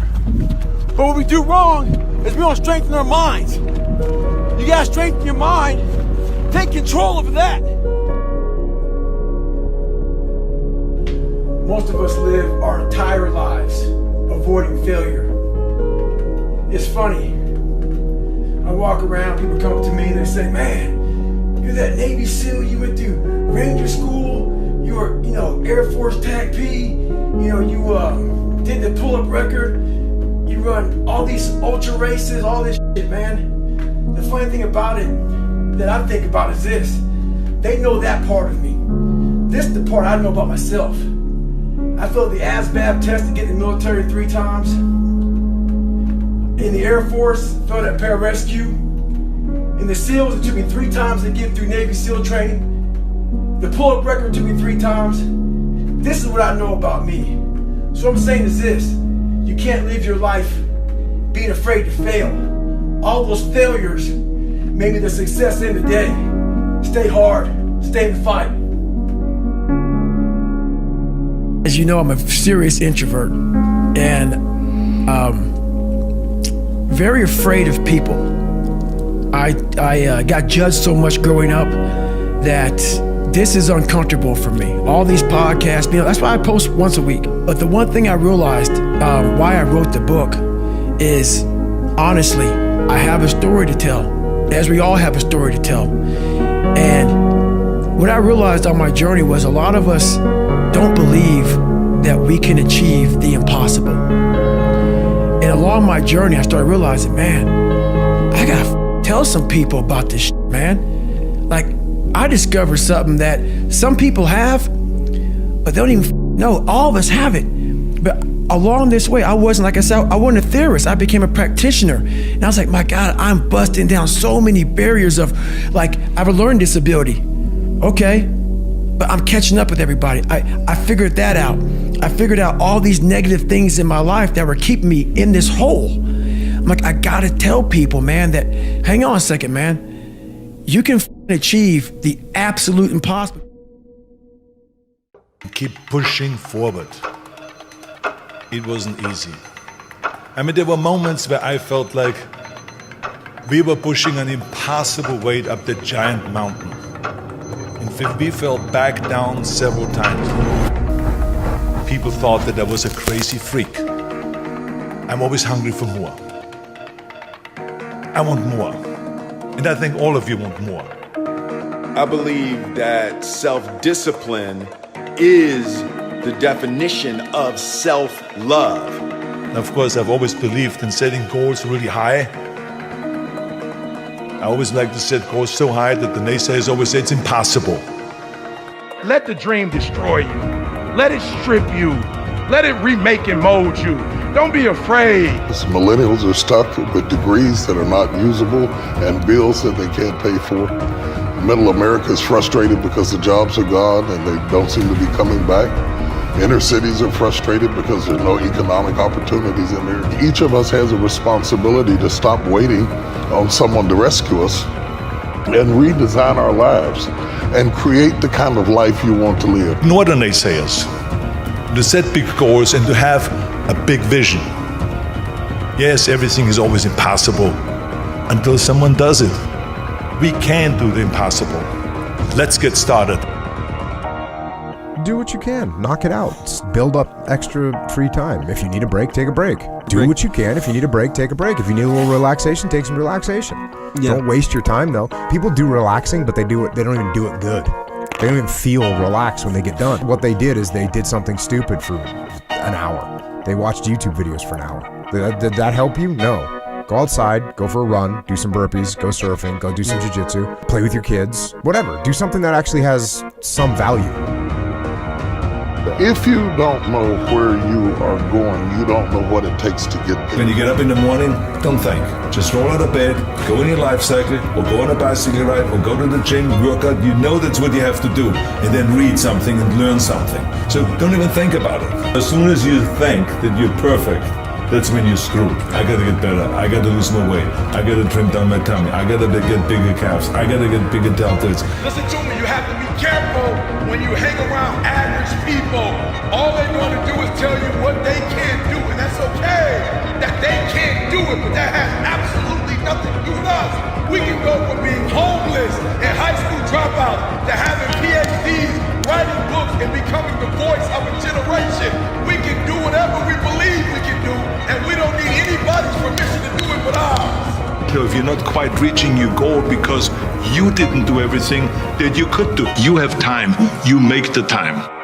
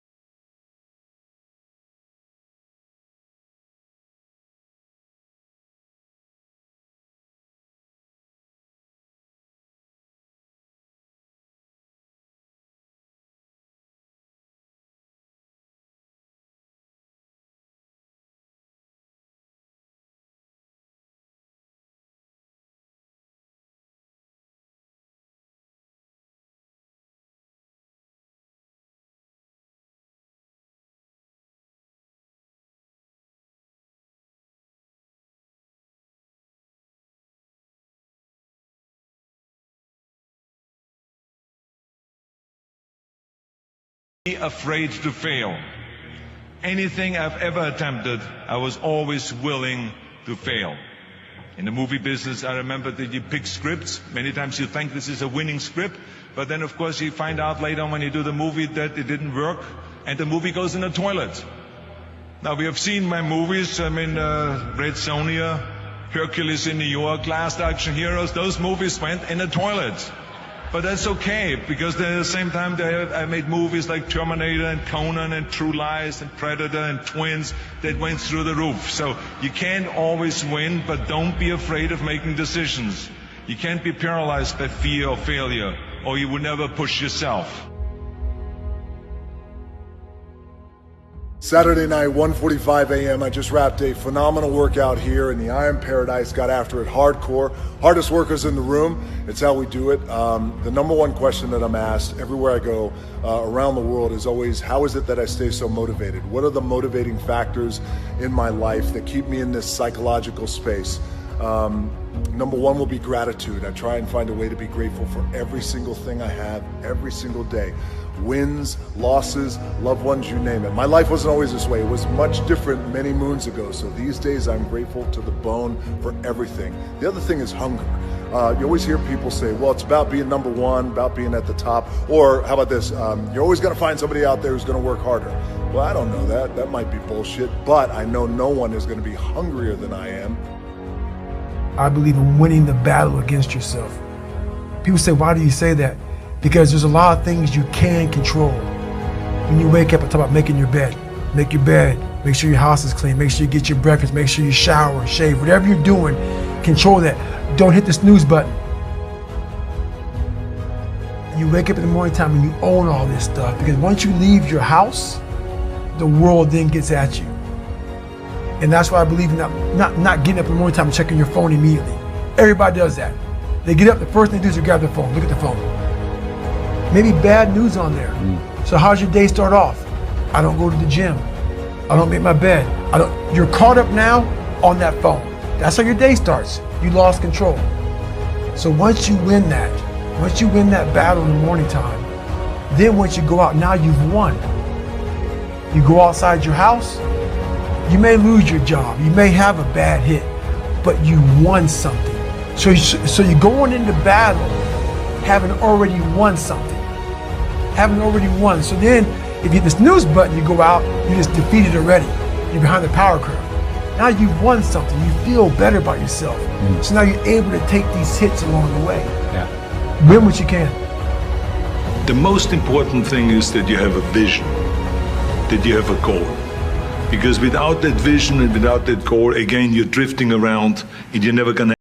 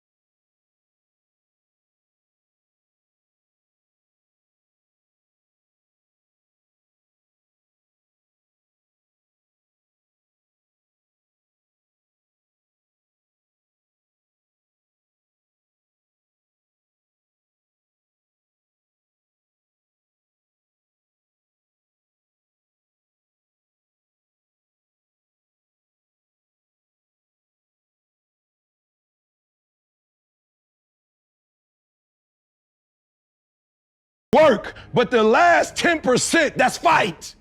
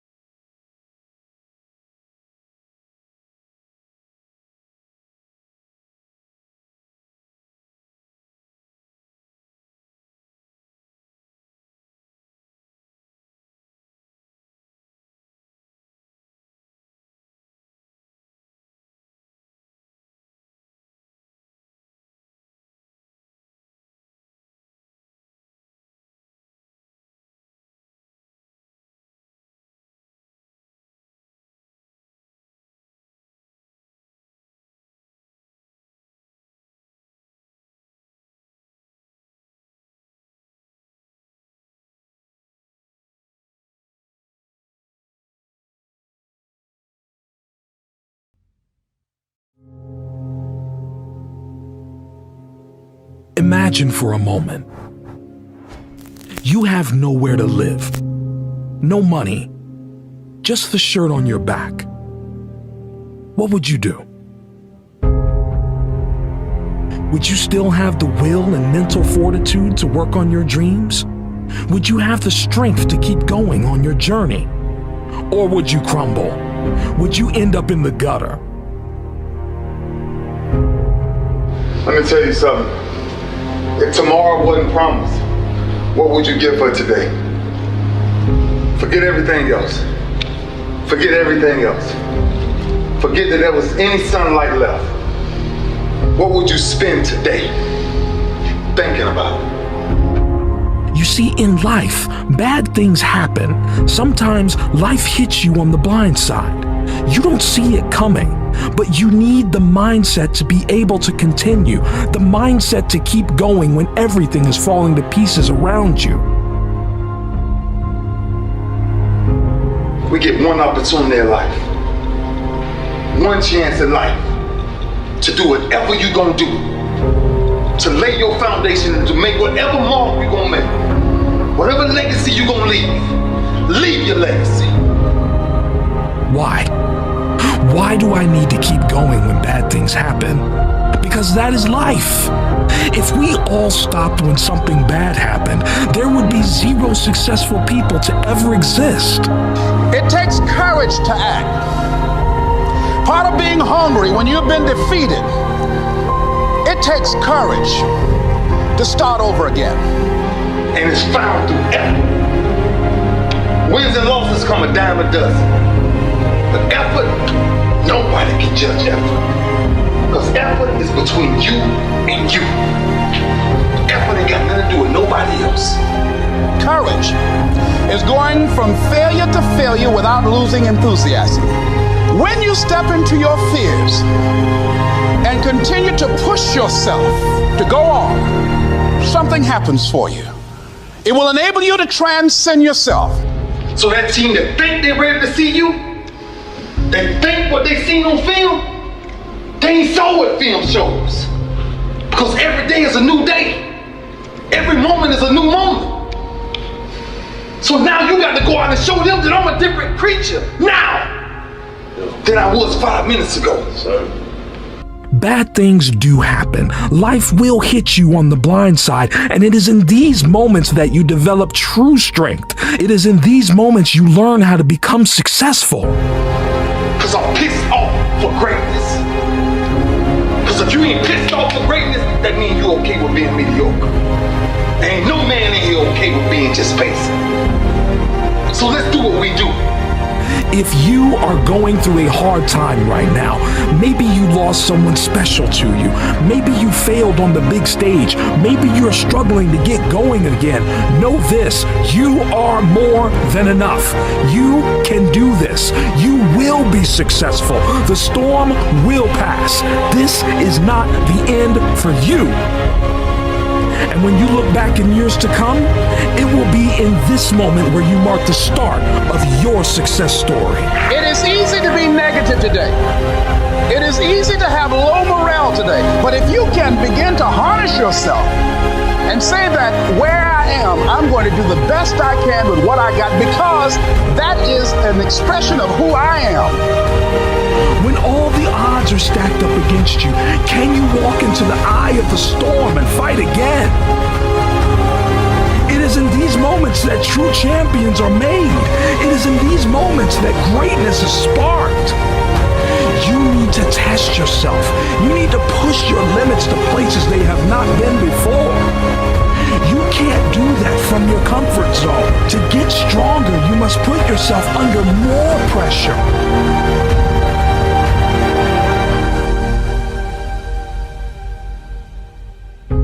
If you get into the habit of just being mediocre, it will become a part of your consciousness. If you get in the habit of giving less than what you have it within you to give, it will begin to reflect itself in your personality. It will begin to damage you psychologically.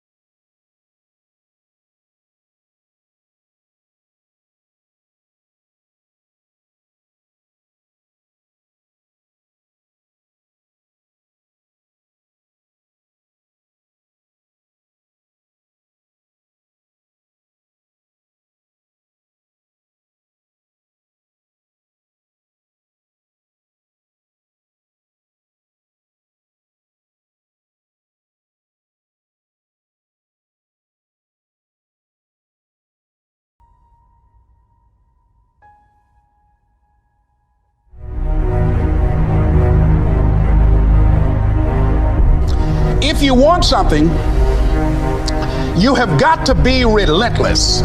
And you've got to be so relentless, regardless of what comes down the pike, that you're always looking for a way to get over, always looking for a way that you can break through, always looking for a way that you can win, always looking for a way that you can strike a telling blow. Live your life with passion,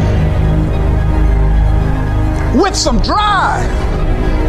If we all stopped when something bad happened, there would be zero successful people to ever exist.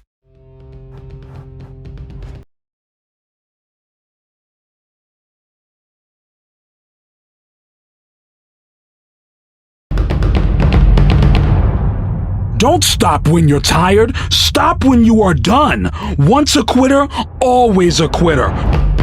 Let's go, champ. Let's go, champ. Until you have had the taste of finishing, you will not respect yourself. To be the man, you gotta be the man. To be the man, you gotta be the man. I'm a one-man army. One-man army. The world can go against me. I'm still come out on top.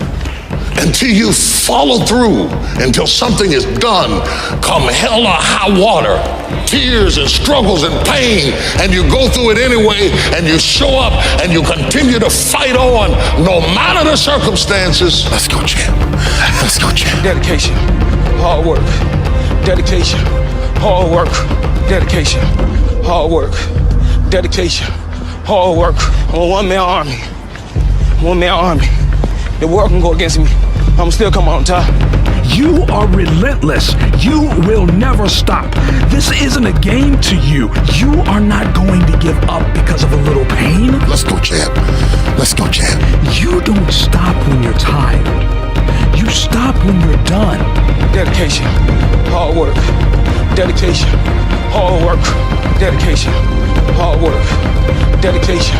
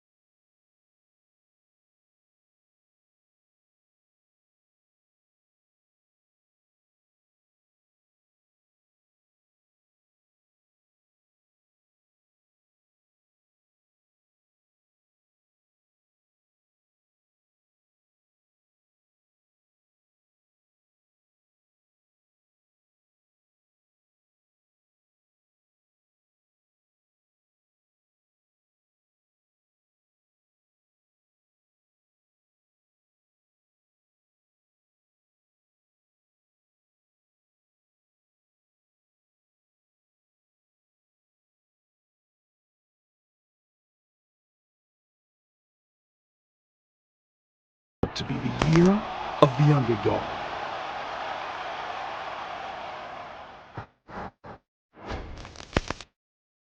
The boxing world was shaken up as the heavyweight giant Anthony Joshua was dethroned by a last-minute call-in, a fighter who nearly 99% of people doubted he could win before the fight. 25-1 odds at the bookies, bullied in high school for being overweight, called in to fight the world champion just 1 month before the fight. People may doubt you, but never doubt yourself. Prove them wrong. Ruiz said, "The people who are doubting me will become my fans." He never doubted himself. He came away with the win and one of history's biggest shock wins. A lot of people may doubt you. A lot of people may count you out. Some of them may want you to fail. Some may hate on you or speak bad of you. But you know who else was doubted? Michael Jordan. He was cut from his high school team. Steve Jobs was laughed at. Jack Ma was rejected from jobs. Stephen King's first novel was rejected 30 times. People don't want to see you succeed. Because if you can do it, then they have no excuse for themselves anymore. Just know you are among good company in the people who have been doubted before. Did you think I need to pack this in? Never. Why not? I don't ever give up. I mean, I'd have to be dead or feeling incapacitated.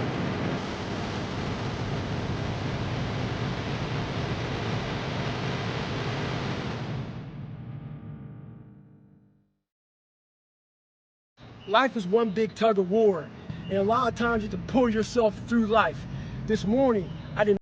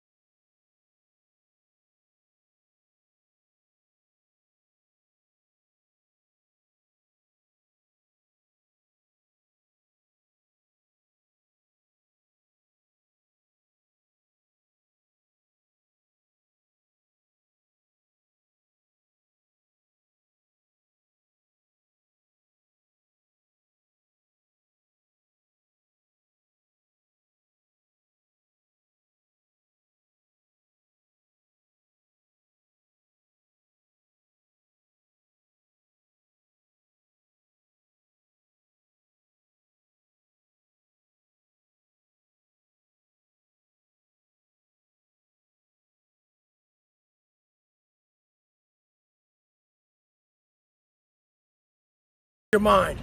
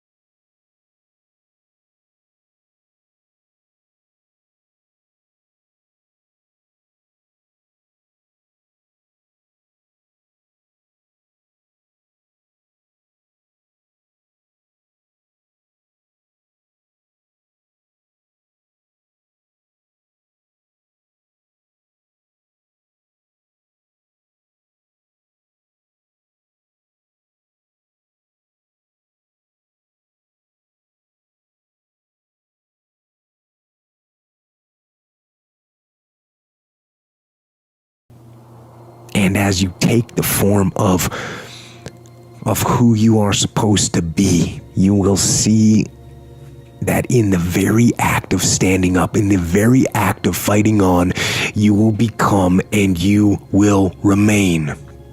You've got to focus on you. And as you convince you, as you sell yourself every day, you will begin to see a difference in the things that you're doing. Selling yourself on your ability to perform a job, to achieve a certain objective, telling yourself every day.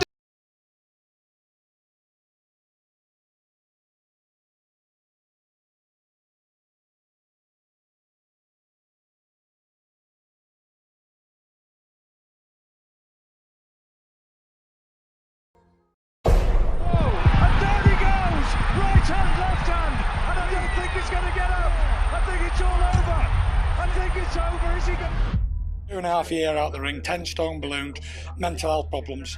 I just showed the world tonight, everyone suffering with mental health, that you can come back and it can be done. Everybody out there who has the same problems that I've been suffering with, I did that for you guys. You know the truth. Everybody knows I won that fight. And if I can come back from where I come from, then you can do it too.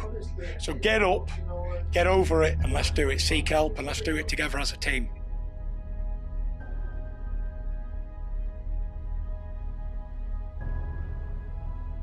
Anything is possible with the right mindset.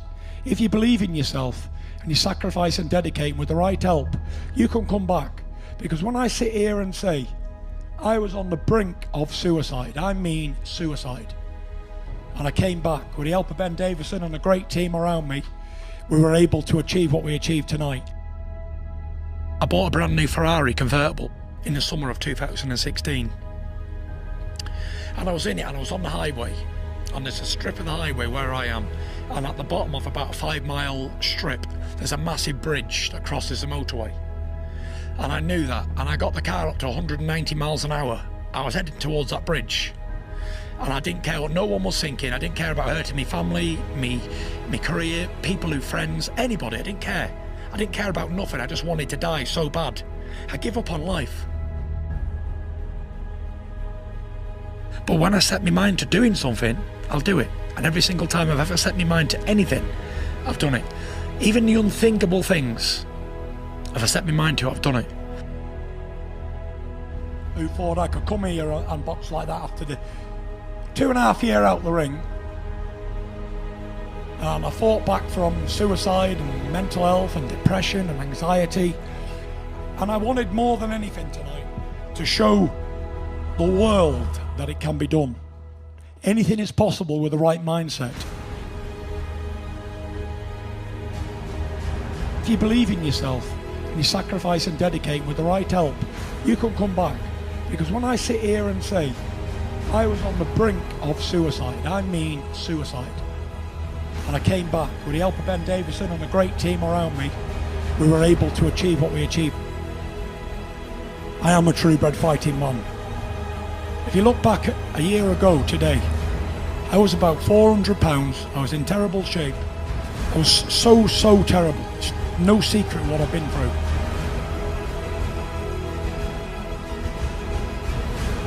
That's what true champions do. You can either make two decisions on that floor: stay down or get up.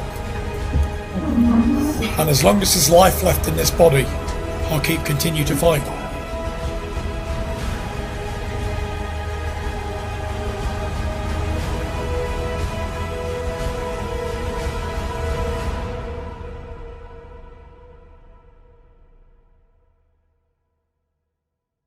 But it's proof that anyone can come back from anything. With the right mindset and right help, anyone can do it. It ain't just me. I ain't a special human being.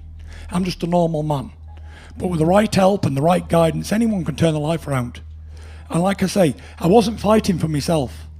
And when I was down, I wasn't just down on that campus in round 12 for me and my family. I was representing everybody who suffers around the world. I had to get up. I couldn't stay down. I had to get up and show that you can continue and you can carry on. And any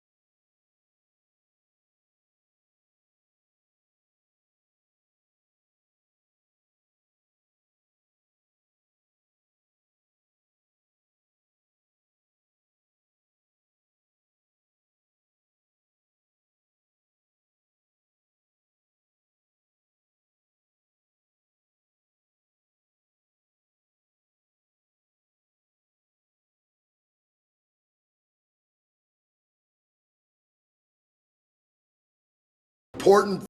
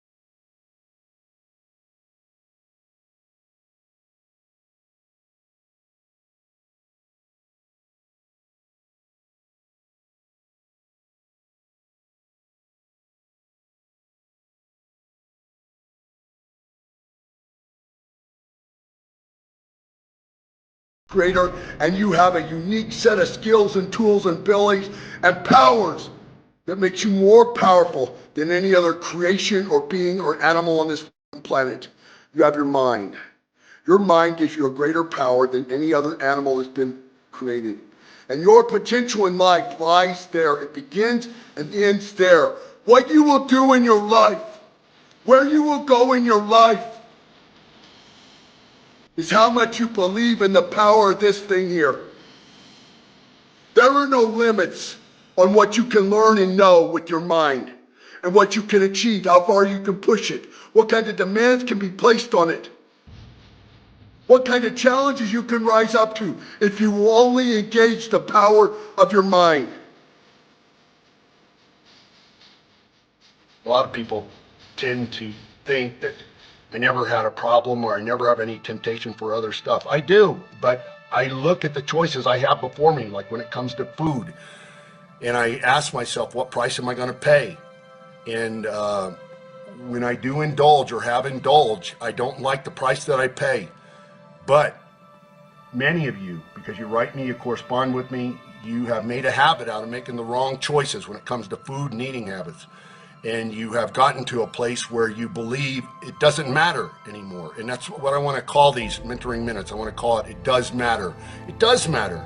It always matters all the time. But you're surrounded by other people who also have convinced themselves that it doesn't matter. I mean, you work in a place, you go with a group of people to a regular lunch spot, you all go in. Probably in a lot of your casual conversation, most of you talk about how you don't like the way you feel all the time, that as you're getting older, you feel like you don't have the same energy that you used to have when you were younger. You don't like the way you fit in your clothes. It's because you've made that all a habit, a bad habit, and you can turn it around and you can develop good habits, but you're going to have to take small steps, and you got to start now. You have to start now with the choices that you make. And most generally, you are going to have to motivate yourself. That's just the way it is. That's why it's called self-motivation. But if you don't engage intensity or passion in your life, then you aren't living your life to its fullest. Intensity, passion for something will outdo, will win out over knowledge, skills, talent, natural gifts every single time. Not that that stuff is not important, but there are many examples throughout history of people simply because they were intense in an unusual, sometimes off-putting way, aggressive, assertive, determined to do what they had in their mind to do. They make monuments to those people. And those are the people that inspire me, not because I have any idea inside of me whatsoever that I'm going to have a monument built for me, but I want to get the most out of my life. And if you can't summon up the energy, the excitement, the enthusiasm for something, then your life every day is going to be a drag to wake up to. When you crawl out from underneath the covers every morning and you sit on the edge of the bed, you have a choice before you. I mean, we didn't make the world the way it is. It's filled with alternatives. Always will be.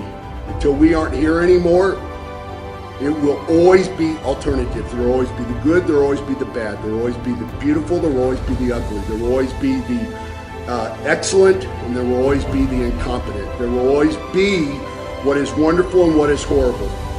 We didn't make the rules of the world. So fighting against that fact, that axiomatic truth that the world is created of alternatives is just a waste of energy. But spending your energy on your choices that you make every day is where the secret lies.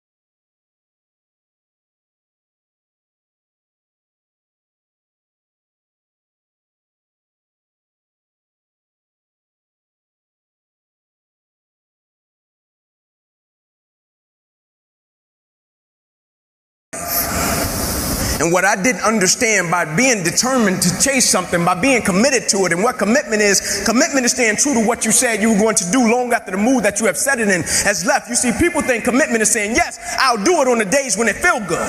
But I have been committed to everything that I ever started in my life, and I never stopped and I never quit it. And so by being committed to everything that I started, I finished it. It built a certain type of spirit. It built a certain type of mentality. It built a certain type of individual. And so now I couldn't quit even if I wanted to. I couldn't lay in the bed even if I wanted to. I couldn't stop even if I wanted to. I had too much sweat equity in my life and everything that I was doing, because I understood my existence wasn't about me. I went from me to we a long time ago. I understood the process is more important than the product. It wasn't about the outcome for me. Whether I made it to the NFL or not, that was inconsequential in God's plan for my life. But I was going to fall in love with that process, because I understood by falling in love with that process, it was going to turn me into a machine. When you want to succeed as bad as you want to breathe, then you'll be successful.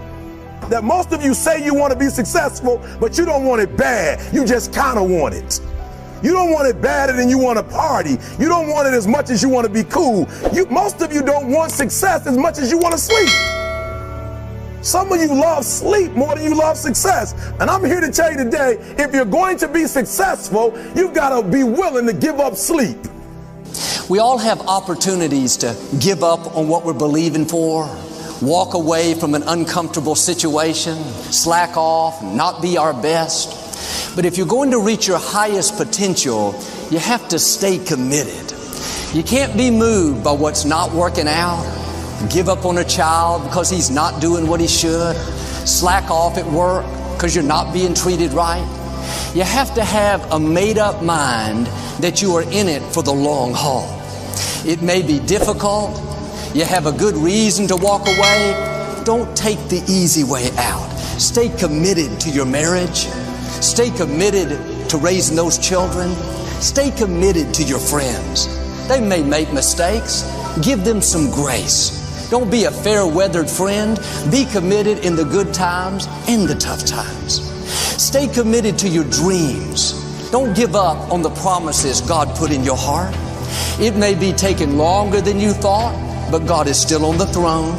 He's a faithful God. He's already set the time to bring it to pass. You see, a lot of people need things to get motivated. A lot of people need a little extra money to get motivated. A lot of people need, whatever the case may be, a little bonus to get motivated. I don't need anything but breath in my body and life. You see, the thing we have to understand about everything that we're a part of, first and foremost, it's a blessing by God. And when it's a blessing, you can't help but to give everything you got to it. My life got saved. I got spared my life. Almost died. The doctor came to me on the field. He was on one knee and he grabbed my wrist and he said, "Son, you don't have a pulse. I don't even know how you're still living." And my last doctor visit, they came to me and they said, "Sorry, Inky Johnson, you will never be able to use this arm and hand again in your life." I said, "No disrespect to you, doc, but I will use this arm and this hand every day for the rest of my life by the way that I live my life. Every day I'm going to impact someone's life. Every day I'm going to empower someone. Every day I'm going to inspire someone. Every day I'm going to encourage someone." You can make the commitment to your life that you don't like the results that you have and that you're going to do something about it. See, that power is available to all of us. People who look at life and decide, I want something different for myself. Why is it that people are frightened by commitment? Because when you say the word commitment, that intimidates a lot of people. Why? Because it means you have to deliver. See, most people, you ask them, "Hey, look here, I'd like for you to do this." They'll say, "I'll try." I'll try means that is my escape clause. When I don't come through, it's really a polite no. I don't have the courage to tell you no, so I'll tell you I'll try. "Hey, look here, I need you to come to this meeting." "I'll try." I say, "What do you mean? You're going to lean toward the meeting?" Try and sit down. You either do or you don't. Try and take this pencil out of my hand. You either do or you don't. There's no such thing as try. So most people like to use that language. They don't want to commit themselves because commitment means, among many things, no excuse is acceptable. That's what it means, no excuse. That if you decided that you're going to do this, if it becomes hard, then do it hard. If it's difficult, so what? If it's inconvenient, so what? See, a lot of people made a commitment to come here tonight, but they looked outside and said, it's raining. The temperature dropped. It's cold outside. And they decide to give up on their commitment. And that's how people do about their dreams. They don't honor their commitment to themselves. Let me tell you what happens when you don't keep your commitment. Number one, it begins to deplete your self-esteem, and it erodes your self-image. It weakens your faith in yourself. You don't feel good when you don't keep your commitments. The other thing is that you begin to develop weak relationships with people. People begin to realize they can't depend upon you. They can't rely on you because you won't keep your word. You've established that kind of reputation. Just think, what would your life be like if you decided to keep your commitments? What will all of our lives be like if we decided to keep our commitments? That we decided to do the things that we said that we were going to do. That we wouldn't even speak it unless we were going to do it. If we decided just for a week, just see what your life can be like. Let's do it for a commitment to make it a 7-day commitment that I won't say I will do anything unless I'm going to do it. And find out what your life will be like. Let me tell you what, if you follow it through, if you keep your commitment to the commitment, at the end of the 7 days, you'll feel strong and powerful. Because by honoring your commitment, each time that you do, that empowers you. You're not always going to feel like it. There will be good days and tough days.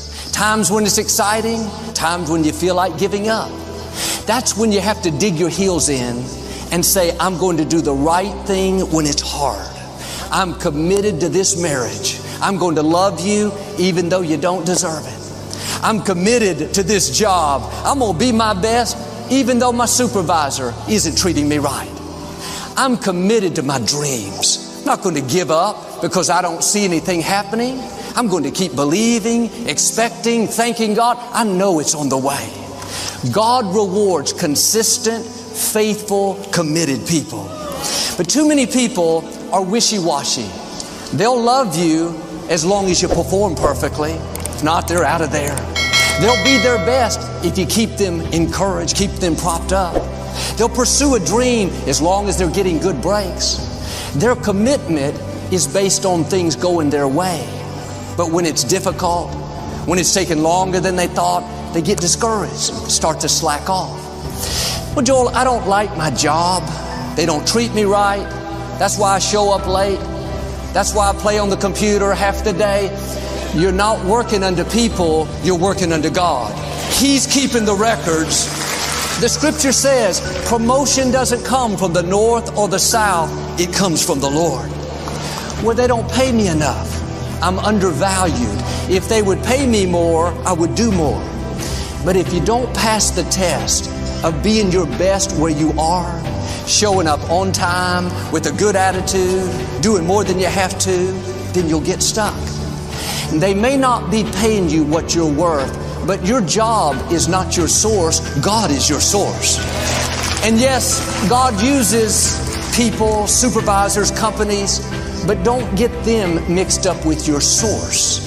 If you see your company as your provider, your boss as your source, then in a sense, you're making them your God. You're letting them control your destiny. They determine how high you're going to go. And if for some reason they don't like you, they're not for you, too bad, you're limited. No, stop looking to people and start looking to God. He not only controls your destiny, He controls the whole universe. He determines how high you're going to go.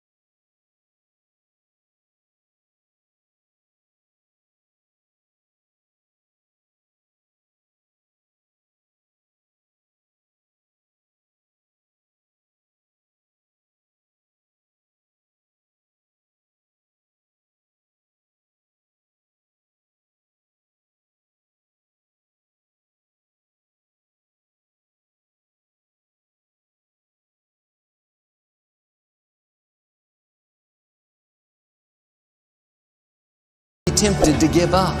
Some turn around and go back. The others stay committed and keep moving forward. What's interesting is both people travel the same distance. One goes halfway back to where they started. The other goes halfway ahead and reach their goal. Committed people outlast the difficulty. Committed people stick with a relationship even though they have a right to walk away. Committed people go the extra mile and do more than they have to.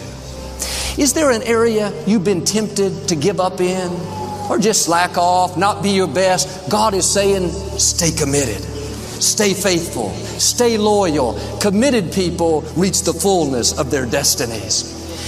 Without commitment, you'll never start. But more importantly, without consistency, you'll never finish. It's not easy. If it was easy, there'd be no Kerry Washington. If it was easy, there'd be no Taraji Henson. If it were easy, there'd be no Octavia Spencer. But not only that, if it were easy, there'd be no Viola Davis. If it were easy, there'd be no Michael T. Williamson, no Stephen McKinley Henderson, no Russell Hornsby. If it were easy, there'd be no Denzel Washington. So, keep working, keep striving, never give up, fall down 7 times, get up 8. Ease is a greater threat to progress than hardship. Because you can become more than you are. That's the challenge. And of course, the other side of the coin reads, unless you change how you are, you'll always have what you got. I have found in my experience that income does not far exceed personal development. Now, sometimes income takes a lucky jump, but sure enough, unless you grow out where it is, it'll usually come back where you are. Life has strange ways. If somebody hands you $1 million, best you become a millionaire quickly, so you get to keep the money. Otherwise, sure enough, it'll disappear. Somebody once said, if you took all the money in the world, divided it up equally among everybody, it would soon all be back in the same pockets. Incredible. Success is something you attract, not something you pursue. Success is looking for a good place to stay. So instead of going after it, you work on yourself. Personal development. See, the major question to ask on the job is not what are you getting? The major question to ask on the job is what are you becoming? See, the big question is not what am I getting paid here? The big question is what am I becoming here? Because true happiness is not contained in what you get. Happiness is contained in what you become. So that's our major subject for tonight, personal development. Of all the assignments Mr. Shoaff gave me at age 25, this was probably the most difficult. In fact, I'm still working on this one. I think it's an unending challenge to see what you can become. The next subject is called Basic Laws. And it's good to study the basics. And I call these basics primarily because they come from the Bible. Now, I'm not a theologian or a minister, and that'll be apparent. But Mr. Shoaff taught me that the Bible was a good textbook for ideas and stories and success equations, how to live the better life. I found out that was true. He also taught me that the Bible is as practical as it is spiritual, and I found out that's true. If you look at your bank account and your income and you're not happy, there are several places in the Bible to check to see what the heck's wrong so you can make the changes. And we're going to cover some of those tonight, called basics. Okay. The next subject is my favorite, setting goals. Mr. Shoaff taught me how to set goals. What a favor that was. One morning at breakfast, shortly after I met him, he said, Jim, let me see your current list of goals and let's go over them and talk about them. He said, maybe that's the best way I can help you get a better direction started. And I said, I don't have a list. He said, well, is it out in the car or home somewhere? I said, no, sir. I don't have a list anywhere. He said, well, young man, that's where we got to start. He said, I can tell you right now, if you don't have a list of your goals with you, he said, I can guess your bank balance within a few $100s. Which he did. And that got my attention. I said, you mean my bank balance would change if I had a list of goals? He said, drastically. That day I became a willing student how to set goals. And sure enough, learning how to set goals changed my life. And I often wondered why no one had ever taught me how to set goals up until age 25. I went to high school, but if they offered it, I missed it. I went to college for a year, never heard it. I worked for Sears. Really. And to my knowledge, Sears never taught it. Right? How to set goals. So here I am, age 25, married, my family's starting, I've been to college, I'm working, and I still don't know how to set goals. But fortunately, when I was 25, I met the man who taught me how, and it revolutionized my whole life. Economically, socially, personally, it's incredible. So I want to share with you tonight what Mr. Shoaff shared with me, how to set goals. It can be a life changer. Okay. The next subject is the negative part of the seminar. Life is part negative, so we got to talk about the negative. And this subject is called diseases of attitude. Diseases of attitude. There's a lot of things that can wreck your chances to do well. We live in a rather dangerous world, so you got to be not only wise, you got to be careful. Now, attitude diseases are just as bad as physical diseases, right? High blood pressure, heart trouble. I mean, a lot of things lace your chances to do well. So you've got to be careful. And attitude diseases are deadly. I mean, they'll destroy all the good things you start. Okay? So we'll go through those attitude diseases, how to spot them, how to look for them, what they are, and the cure. And I'm a pro on these because I've had them all, so I can give you excellent advice on these. Now, the last subject we're going to consider tonight is called the day that turns your life around. The day that turns your life around. And under this subject, we're going to talk about the emotions that can change your life. Human beings are emotional creatures, and emotions are powerful for life change. Now, of course, emotions are so powerful they can go either way on you. Emotions can either build or destroy. So you really have to employ emotions properly. We call civilization the intelligent management of human emotions. If you can intelligently apply your emotions in the right direction, no telling what can happen. Could turn your life around one day would be sufficient. So we'll talk about those. Okay. Now that's a lot to cover in one evening, but we'll keep at it here and see if we can't get it all done. I'd like to have you now jot down the theme of the seminar. Every seminar should have a theme, I guess. We've got one. It's on some of our literature if you happen to notice it, but if you didn't, for your notes, here it is. The theme of the seminar goes like this. The major key to your better future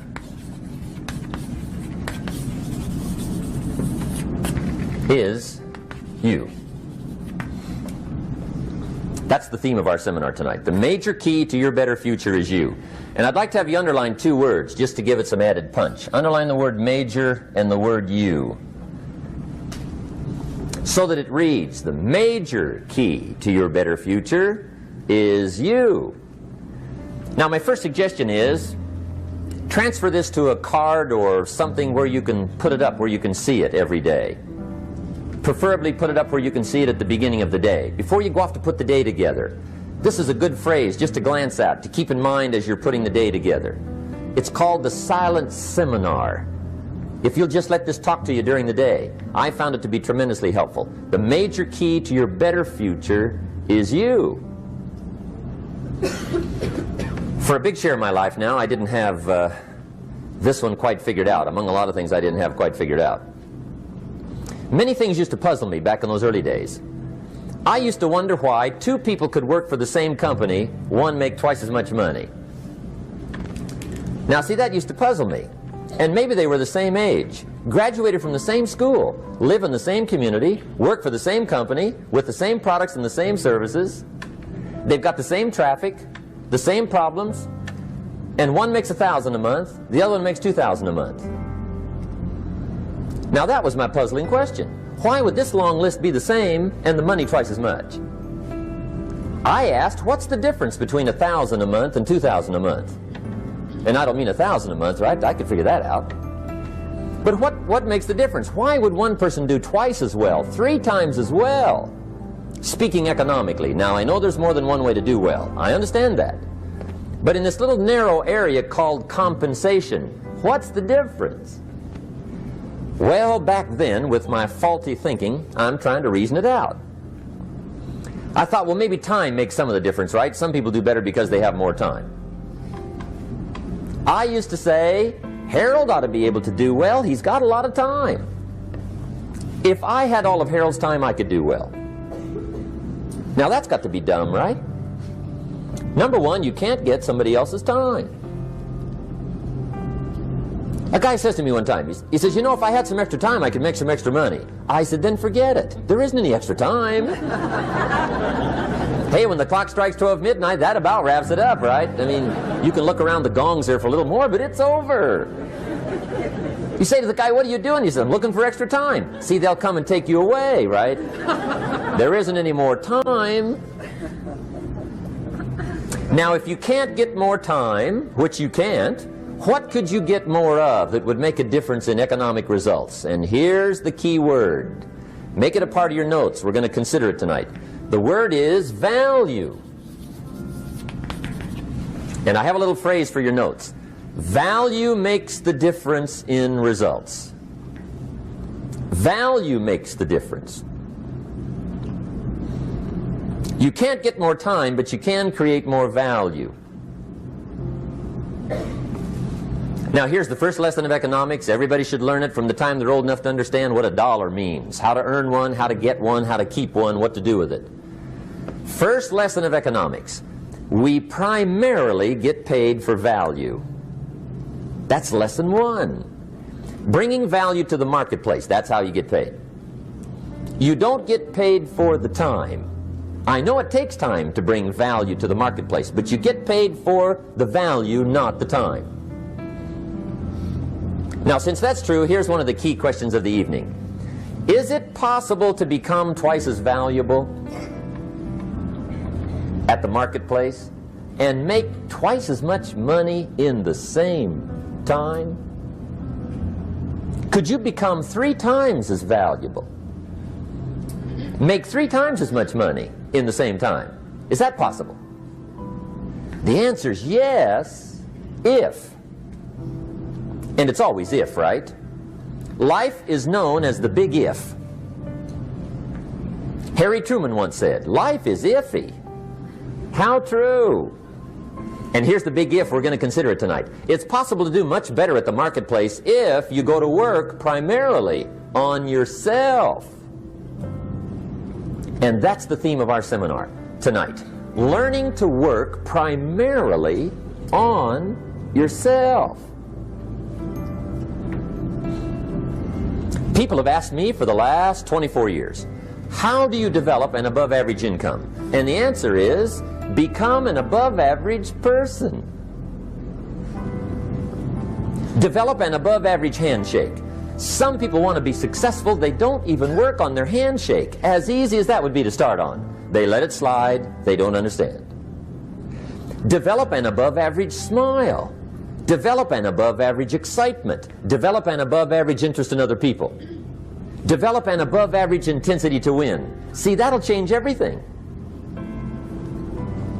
Probably one of the most frustrating experiences in life is looking for an above-average job with above-average pay without becoming an above-average person. It's called frustration.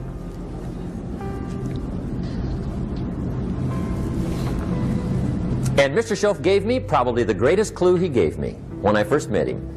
He said, Jim, if you want to be wealthy and happy the rest of your life, just learn this lesson well. He said, learn to work harder on yourself than you do on your job.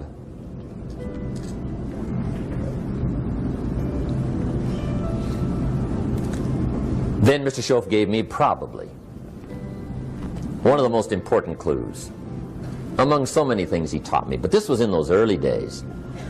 Mr. Shoaff is very kind, but he was also very abrupt. And he had these interesting questions to ask. I'm giving him a little rundown one day on how things hadn't worked out for me. He said, Mr. Owen, I've got the answer for you if you will listen carefully. And listen carefully I did that day and for the next 5 years. If somebody's wealthy and happy, you gotta listen. He said, Jim, I've only known you a short time. But he said, it's already my honest opinion that for things to change for you, you've got to change. That wasn't quite the answer I was looking for. But that's the answer he gave me, and I pass it along to you on this warm summer evening in Anaheim, California, 1981. For things to change for you, you've got to change. Otherwise, it isn't going to change. Before I met Mr. Shoaff, I used to say, I sure hope things will change. Right? That seemed to be my only hope. If it isn't going to change, I'm in serious trouble. And then I discovered it isn't going to change, so I'm in serious trouble.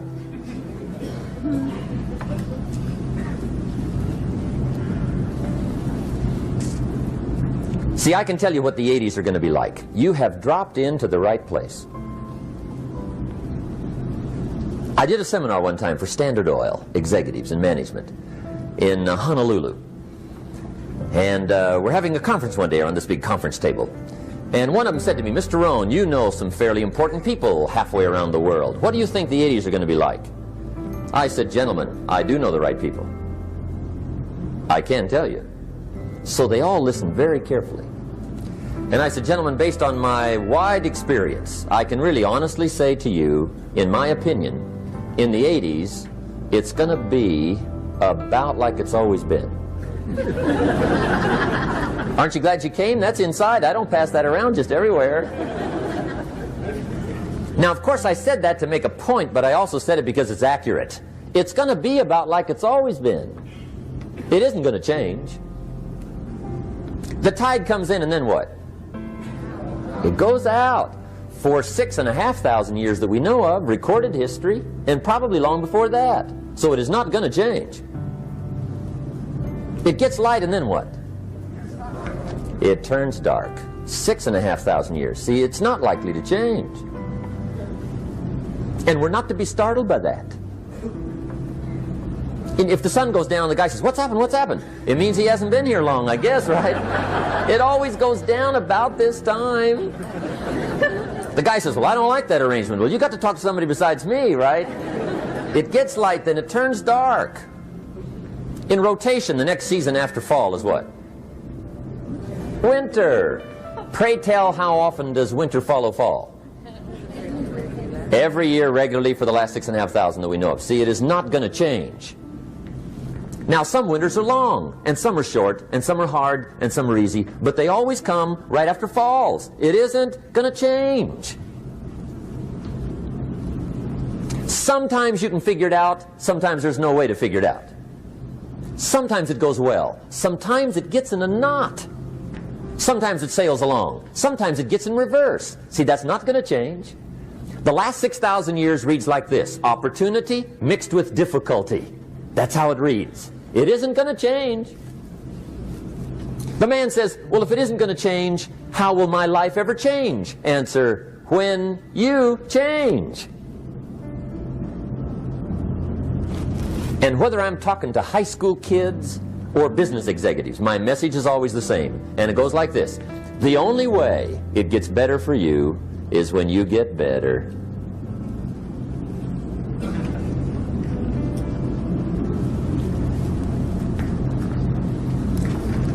Let me give you the 4 major lessons in life to learn. Here's 4 majors.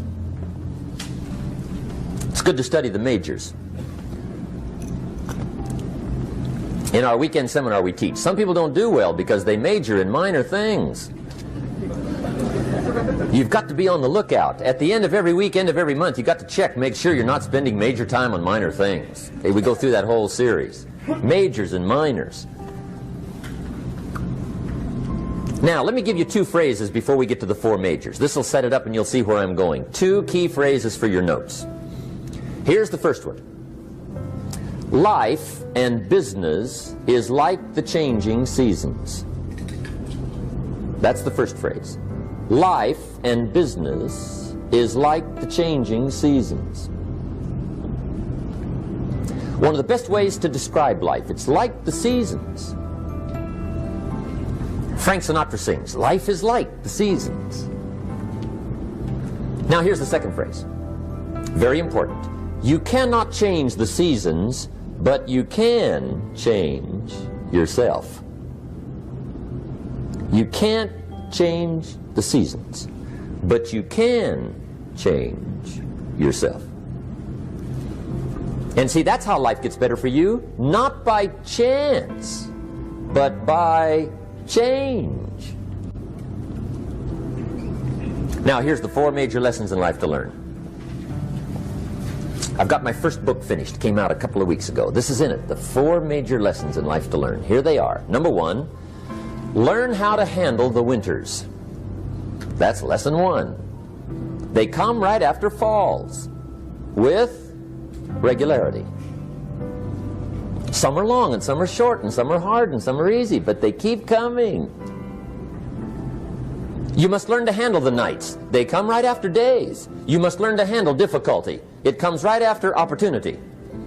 You must learn to handle recessions. They always follow progressions for the last 6,000. See, it isn't going to change. The lesson you must learn is how to handle it. And there's all kinds of winters, right? The winter when you can't figure it out. The winter when it all goes smash. The winter when it turns belly up. The winter when it won't work, when you've run out of money and you've got a broken heart. See, those are winter times. There's all kinds. Economic winters, social winters, personal winters. When your heart is smashed in 1,000 pieces and the nights are unusually long, your prayers seem to go no higher than your head. It's wintertime. Barbra Streisand sings, "It used to be so natural to talk about forever, but used to be's don't count anymore. They just lay on the floor till we sweep them away. You don't sing me love songs, and you don't say you need me, and you don't bring me flowers anymore." A song of winter. But see, the disappointments come. Those are normal. That's part of life. But the question is, how do you handle it?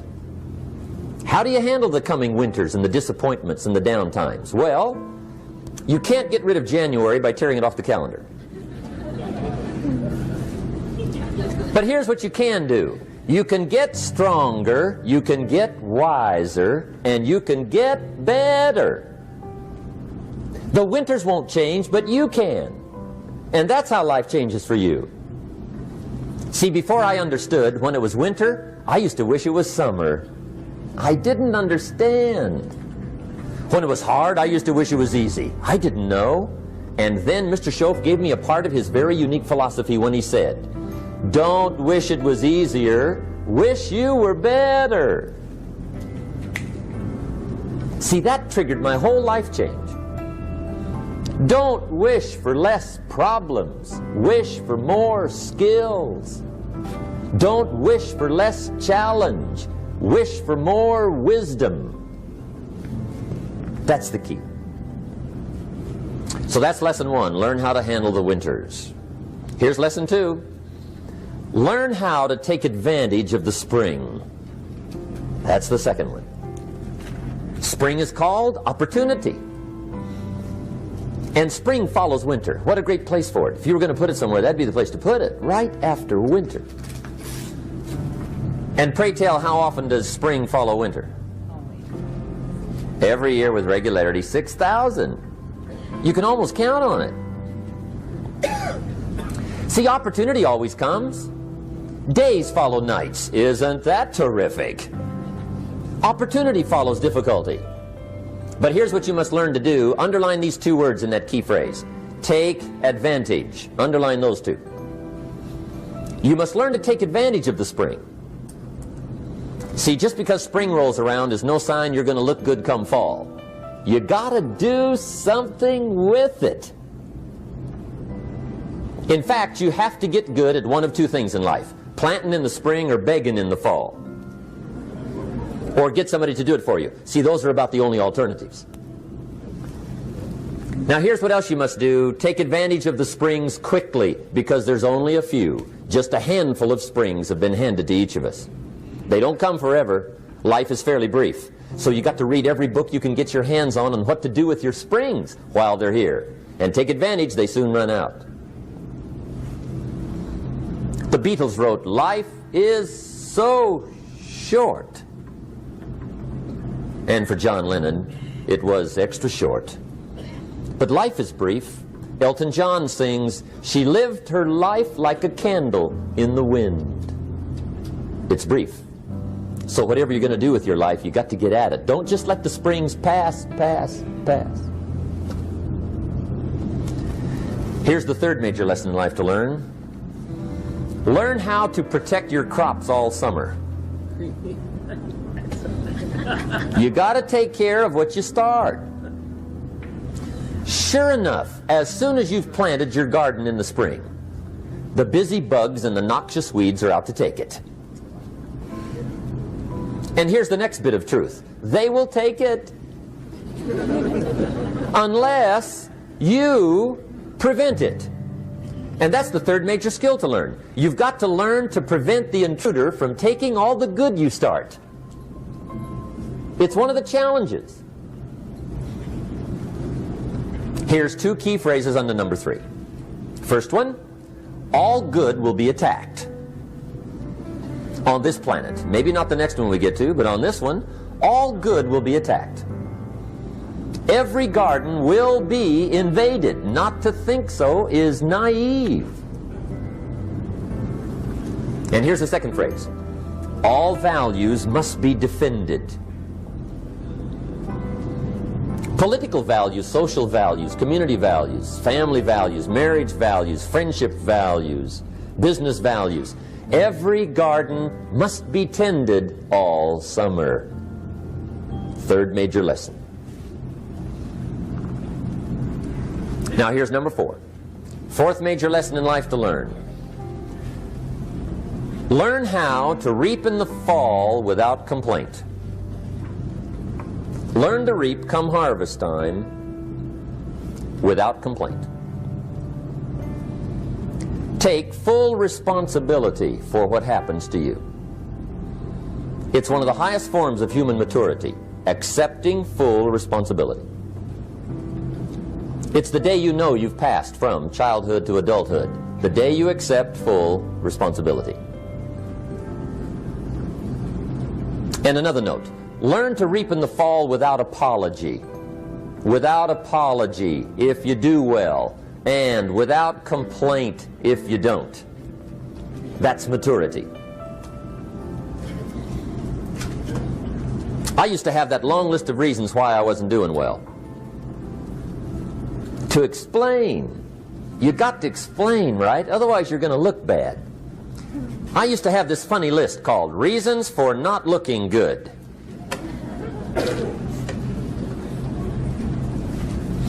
I used to blame the government. I mean, you can believe that or not. It was at the top of my list. I had a lecture second to none. The government. That was on my list. I used to blame taxes. Look what you got left after they take everything. And they expect you to do well. That was on my list there. Prices, that one's easy, right? You walk into the supermarket with $20, come out with a little half bag. So I had that on my list. I used to blame the weather. I blamed the traffic. I used to blame my car. I blamed the manufacturers. I used to blame the company. I blamed company policy. I used to blame the training program. I blame my negative relatives. They were always putting me down. I blame my cynical neighbors. They're just selfish, looking out for themselves. Won't loan you money? They were on my list.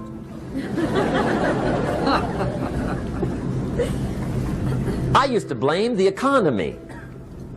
I blamed the community. That's a pretty good list for not doing well, isn't it? I thought it was good. I'll never forget one day, Mr. Shoaff was very kind, but he was also very blunt. And this was no exception.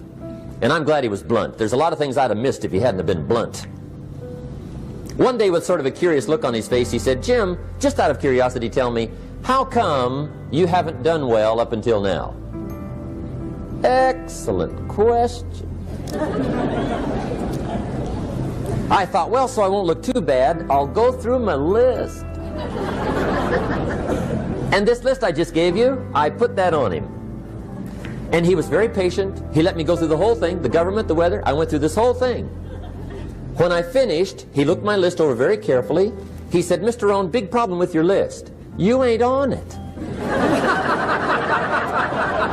How brilliant.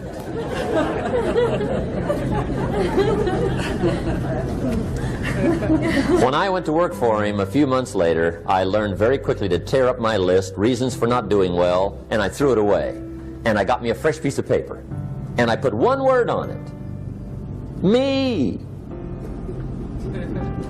There's a Black Heritage spiritual that says it's not my mother nor my father, nor my brother nor my sister, but it's me, oh Lord, standing in the need of prayer.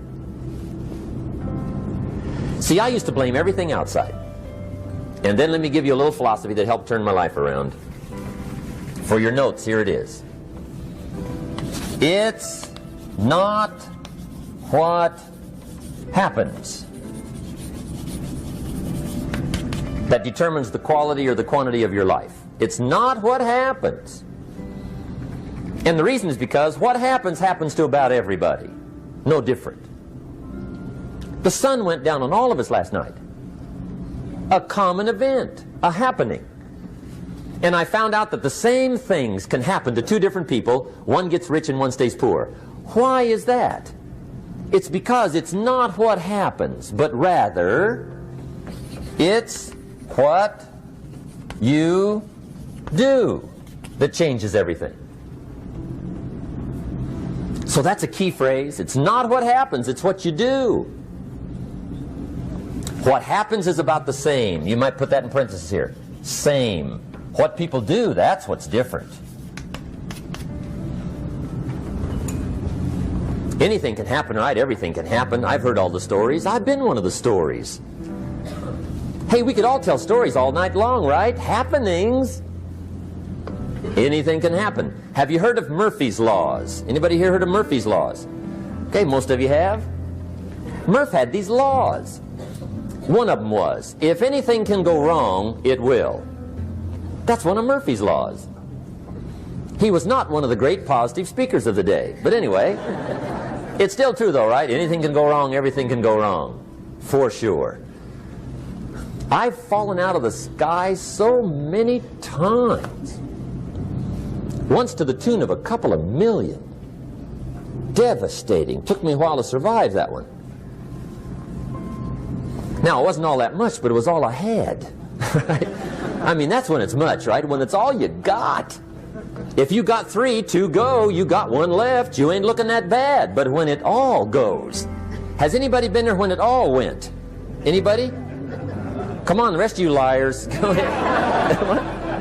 Hey, we've all been there, right? When it all went. Of course, it used to be a long time ago, right? When you ran out of money, got to 0, you were all through. Heck, now you can whistle right on by 0, right? I mean, they will bury you. That's what they will do.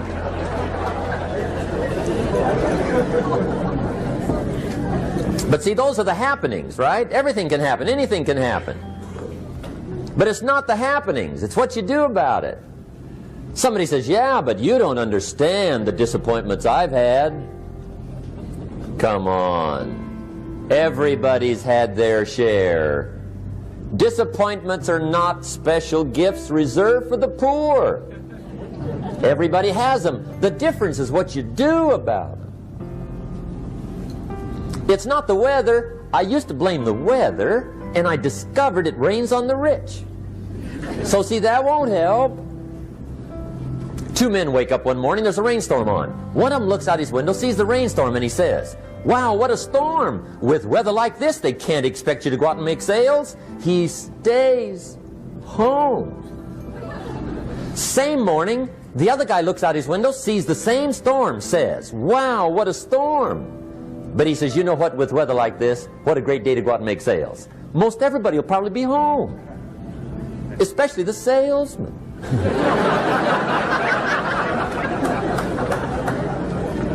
See, that's the difference in how your life works out. It's not what happens, it's what you do. So here's one of the key questions of the evening. Starting tomorrow, what are you going to do that'll make a change in your life's direction?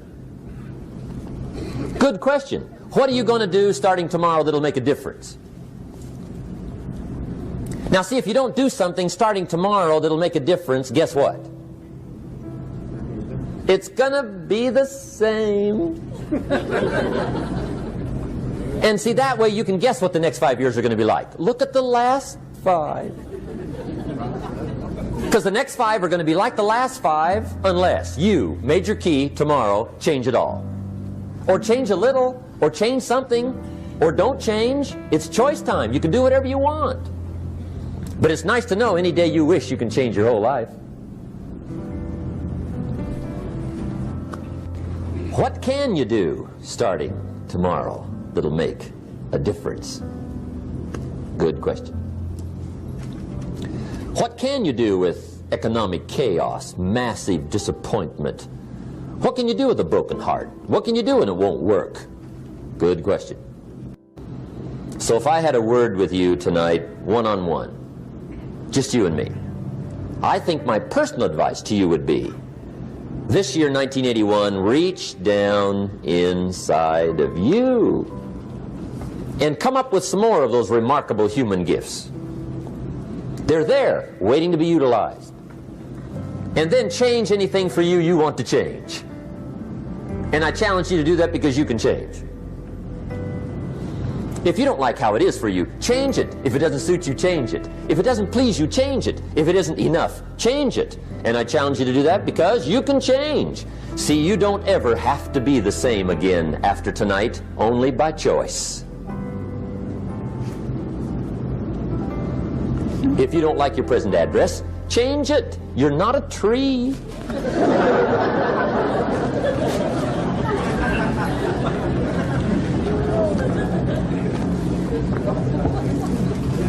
Now, let me give you 3 steps to personal development. Let's get down to the nitty-gritty. What does it take to really make the changes starting tomorrow? It takes more than philosophical pronouncement. I know that. It also takes more than enthusiasm. I know we're hearing a lot about enthusiasm these days, but see, that just won't do the job. We're still hearing the old cliches of the 30s, right? To be enthusiastic, you must act enthusiastic. But see, that's not going to help. After you have leaped about, there are some things you got to do, or it isn't going to change. See, you can get all excited about lifting 200 pounds till you get to the gym. And then you need a new excitement. And the new excitement is called discipline. Major step to human progress. Discipline. If there's one thing to get excited over, that's it. Get excited over your ability to make yourself do the necessary things.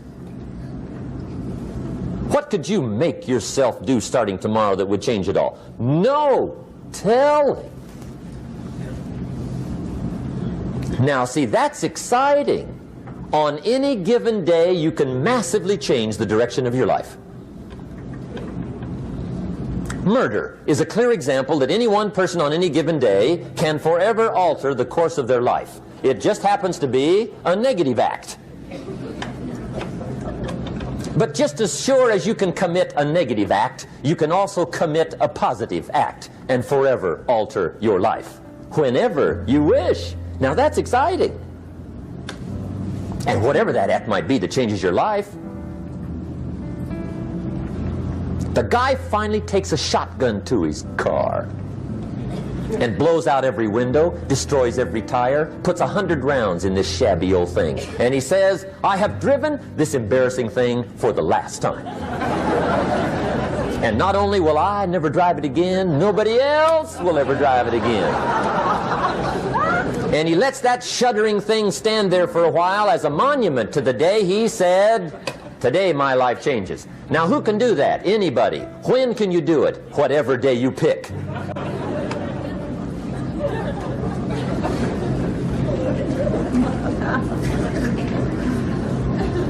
Now here's the key to discipline. Start with the little disciplines, get excited over the little disciplines, and get right on those, because those will lead to the big ones. You can't handle the big challenges in life unless you take on the little ones. Make a list of all the things you can do, get right on those, discipline yourself for those, both for the results and for the muscle and for the practice, so that when life hands you some big challenges, you'll be ready, you'll have the muscle. But see, if you don't handle the small ones, you can't take care of the big ones. Okay, here's what else it takes for life change. Self-motivation. Key phrase, self-motivation. I don't know why we call it self-motivation. It's really the only kind there is. You've got to motivate yourself. Because I found out you can't change people. They can change themselves, but you can't change them. Lord knows some I've tried. But see, it won't work. People have to change themselves. I learned some of those lessons early. I built a little sales organization way back in those early days. I'm 25. And I had some nice people. I said, I'm going to make these people successful if it kills me. I almost died, right? I mean, you can't do that.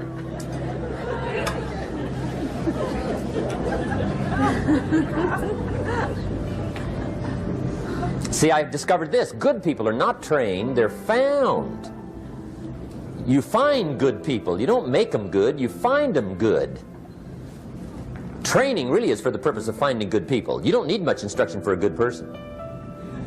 But too much training probably means you got the wrong people.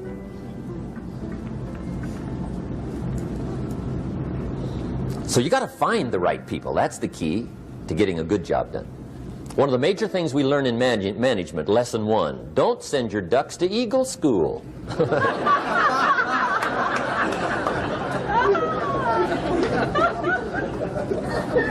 Because it won't help. I mean, I'm telling you, it won't help, no matter how good your school is. And the little eagle badge and little eagle hat, I'm telling you, it won't help. It won't help. You can tell whether your school's done any good, right, is when it's over, right? The duck goes for his first rabbit and makes him a friend. You say, no, no, no. Anyway, so it takes self-motivation to really alter your life. And you don't want to give self-motivation away to somebody else and make it somebody else motivating you. The guy says, boy, if somebody just come by and turn me on.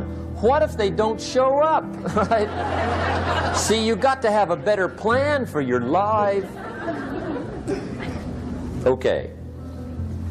Now, if you're excited and you're ready to change, let me give you 3 steps to start life change that can change your life, your personality, your lifestyle, everything can change.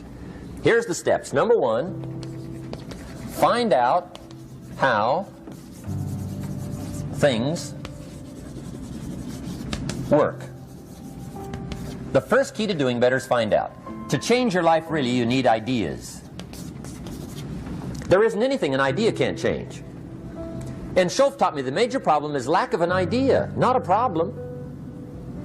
At first I didn't have any money. I said to Mr. Shoaff, I don't have any money. He said, that's not a problem. Now see, up until then I always thought it was. Right? I was confused. He said, no, no, the problem is lack of an idea on how to create money and wealth. It isn't lack of money, it's lack of ideas. So if you get the ideas, see, you can change anything. Now to get ideas, you need a constant study of finding out. Now, Shoaff also said, when you find out something that works, put the information in your journal. Don't use your head for a filing cabinet. Put it in your journal so that you can do the next best thing. Repetition, repetition, repetition. Go over it. And if you repeat it, go over it, sure enough, someday, some mysterious day, the idea takes root, starts to grow, and shows up in your bank account, and your dress, and your personality, and your lifestyle. But capture the ideas in your journal.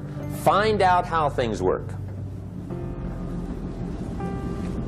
Shoaff gave me this word for my life change. He said, study. Great word. If you wish to be successful, study success. If you wish to be happy, study happiness. If you wish to be wealthy, study wealth. Don't leave it to chance. Make it a study. Some people just go through the day with their fingers crossed. See, that won't do it. You've got to study the things that can change your economic, social, spiritual, personal life. Now, here's a qualifying phrase. And we'll have several of these qualifying phrases throughout the seminar. Here's the first one. You may not be able to do all you find out. I understand that. You may not be able to do all you find out, but you should find out all you can do. See, you don't want to wind up at the end of your life and discover that you've lived only 1/10 of it. And the other 9/10 went down the drain. Not for lack of opportunity, for lack of information. So that's number one, find out how things work. Now here's the best human virtue for finding out, curiosity. Make a note of that. Curiosity. Be curious. You might add a word to it that'll help. Childish curiosity.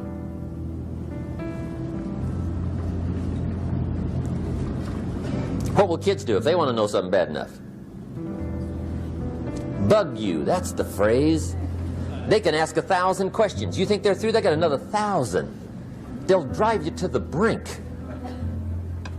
It's a virtue. When you gotta know, be like a child. In fact, Jesus, the master teacher, said, unless you can become like little children, you might as well forget it. You don't have a prayer. Excellent advice. You gotta be like children. 4 ways, in my opinion, to be like a child. Number 1 is curiosity, and number 2 is excitement. Get excited like a child over your ability to make yourself do anything for change. 3rd is faith. Have faith like a child. Adults are too skeptical. And 4th is trust. Trust is a childish virtue, but the rewards are incredible. So be like a child.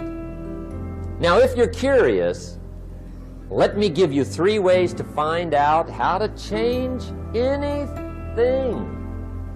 Any life direction, any dimension. Here's 3 ways to find out how to change anything. Number 1 is to read. Become a good reader. All of the successful people I know and work with around the world, they're all good readers. Curiosity drives them to read. They gotta know. They just read.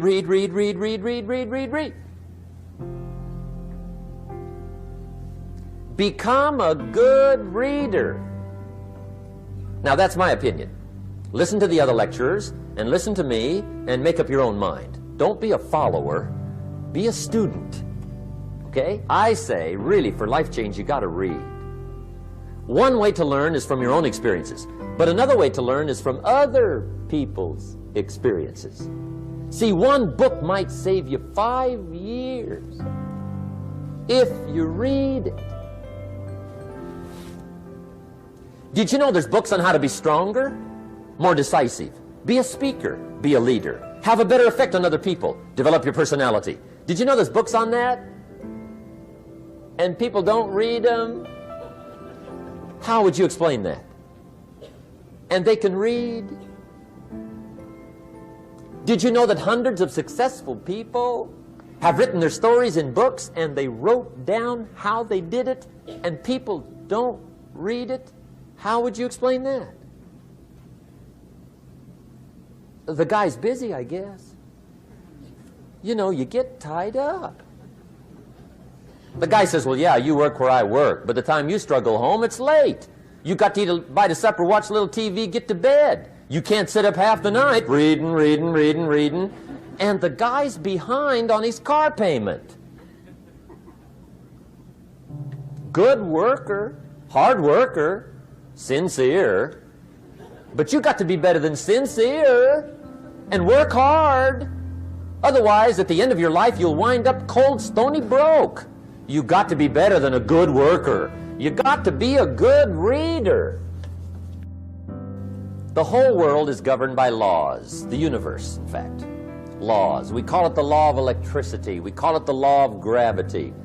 There's mathematical laws, there's physical laws, speed and velocity laws, agricultural laws. There's all kinds of laws. Now that we find ourselves on the spinning planet, you just have to learn what I call the setup. Learn the setup. Life's setup. Now, we didn't set it up, but we're here, so you got to learn it. And we should learn the setup for two basic reasons. Number one, to keep from getting hurt. It's one of the major reasons for learning, so you won't get hurt. See, economically, socially, personally, you can get hurt just not knowing. Ignorance is not bliss. Ignorance is poverty. Ignorance is tragedy. You got to know, or you're going to get hurt. It's good to know not to walk out the 10th-story window. That's excellent information. Now, what if a guy didn't know and he walks out? Now he's dead at the bottom. Somebody says, well, the poor guy didn't know.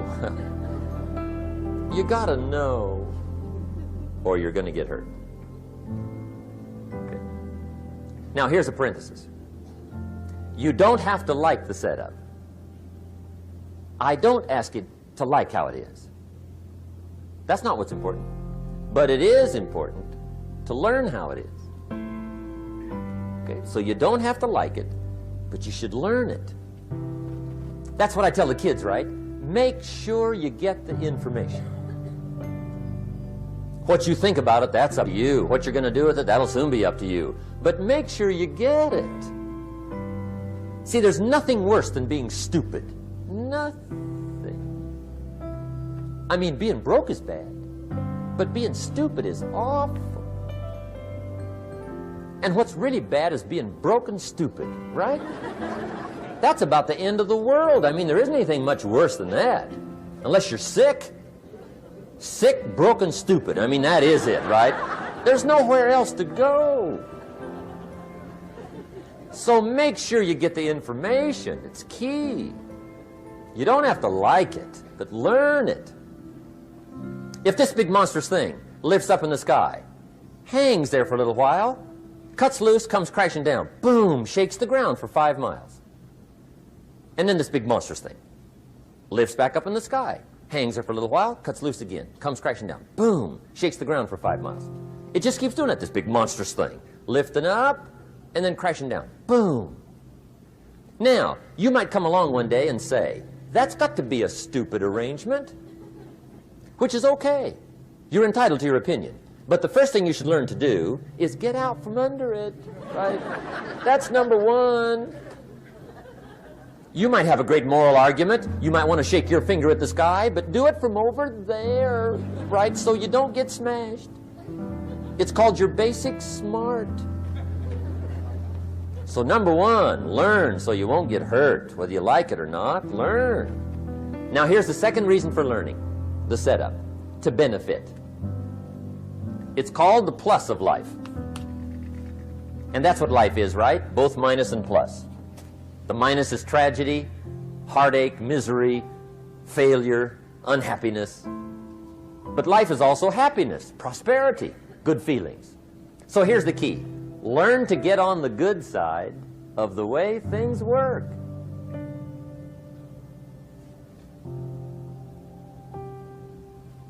Now, here's two of the basic laws, and we'll take our break. Shoaff taught me these. They come from the Bible. Now, again, I'm an amateur, okay? When it comes to the Bible, I'm not a pro. So you'll sort of have to take my way of putting it. But here they are. The first one is the law of use. The law of use. And it goes something like this. Whatever you don't use, you lose. Lack of use causes loss.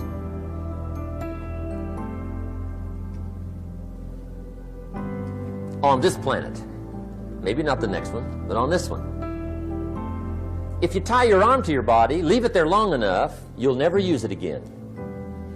It's over for the arm. Now, it may not be over, but it's over for the arm. The only way to keep the use of this arm is what? Keep using it. If you quit, you lose automatically. They don't bring it up for a vote. You lose automatically when you quit. Now, the same thing that goes for your arm goes for your brain, mentality. The same thing goes for all the human virtues. Ambition, unused, declines. Strong feelings, unused, diminish. It doesn't grow, it diminishes. Faith, unused, decreases. It's a law. Vitality, unused, diminishes. Energy, unused, decreases. The guy says, well, I'm going to save up my energy. You can't do that. That's like trying to save today, put it on the end of the year. See, you can't do that. They'll come take you away. If you don't use today, what? It's lost. The guy says, well, I'll work twice as hard tomorrow to make up for it. See, that's foolish. You could have done that anyway. Today unused is lost. A talent unused is lost. An ability unused is lost. So here's one of the key expressions of the evening. Take a new inventory of yourself. Starting tomorrow, new project. Take a new inventory. And make sure that all of your talent and ability and mentality and ingenuity and vitality and strong feelings, faith, courage, make sure that all you've got's being used. Otherwise, you lose. Now, one of the best illustrations of the law of use is a Bible story called the Parable of the Talents. The talent story. Interesting story if you haven't read it in a while. Just review it. It's a good story. An ancient story. It says there was a master with 3 servants. He got them together one day and he said to the 3, I've got these talents. And in those ancient days, a talent was a measure of gold. And he said to the 3 servants, take these talents and see what you can do with them while I'm gone. He said, I'm taking a journey and I'll be gone for a while. When I come back, we'll get together, go over the book, see how you did. He said, here's 5 of these talents for you. 5.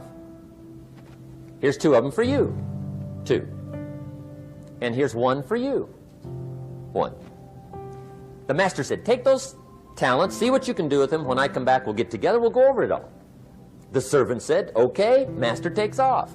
According to the ancient story, the master comes back from his trip. When he gets back, he gets the 3 servants together, and as he said he would, he asks, how did it go with those talents? You're 5. What happened? That servant said, well, I took the 5 talents you gave me, and I put them to work. A little shaky at first, but he said things finally got rolling, and he said, I poured it on. And he said, my talents grew to 7, 8, 9, 10. He said, I doubled my talents from 5 to 10. Books will show. Master said, one heck of a job. Or something like that.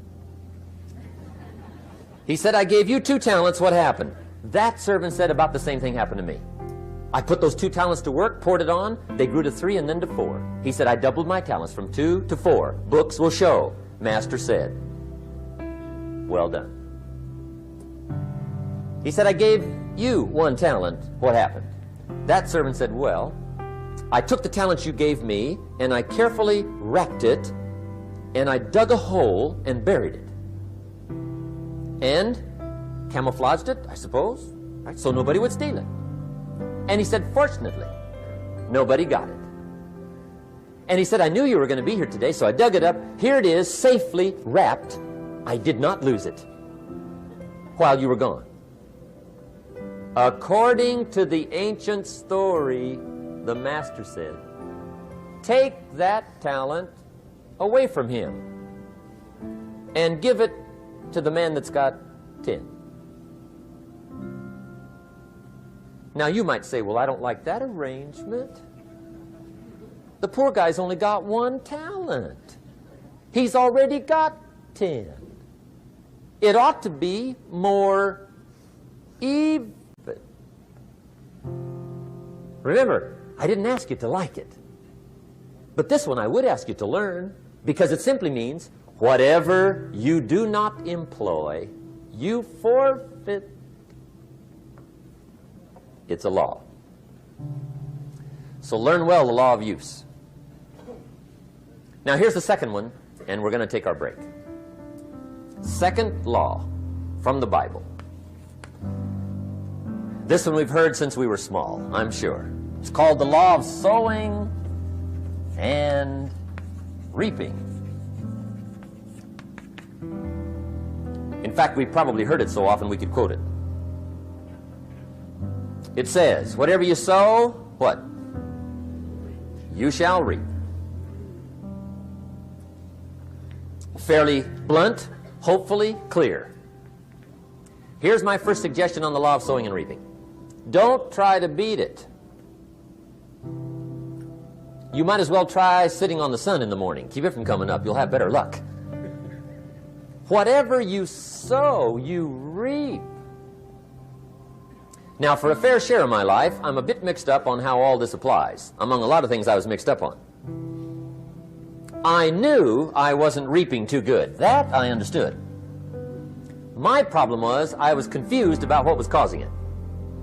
Remember me with the funny list? I thought those are the reasons why it isn't working out well. And then Mr. Shoaff gave me the clue that helped me figure it all out.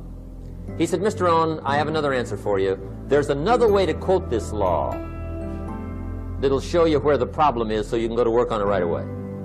All you need to know is where the problem is, then you can go to work on it. So he quoted me the law another way, and I found out what my problem was. Here's the way you quote the law. Whatever you reap is what you've sown.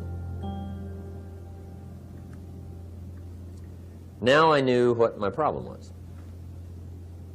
Whatever you reap is what you've sown. If you don't like the crop, who do you look up? Answer, whoever planted it. And where do you find who planted your crop? Answer, in the mirror. What I finally learned to do come fall was to go to the mirror. That's where you go. And if necessary, you say, a few skinny carrots? I got to be unimpressed.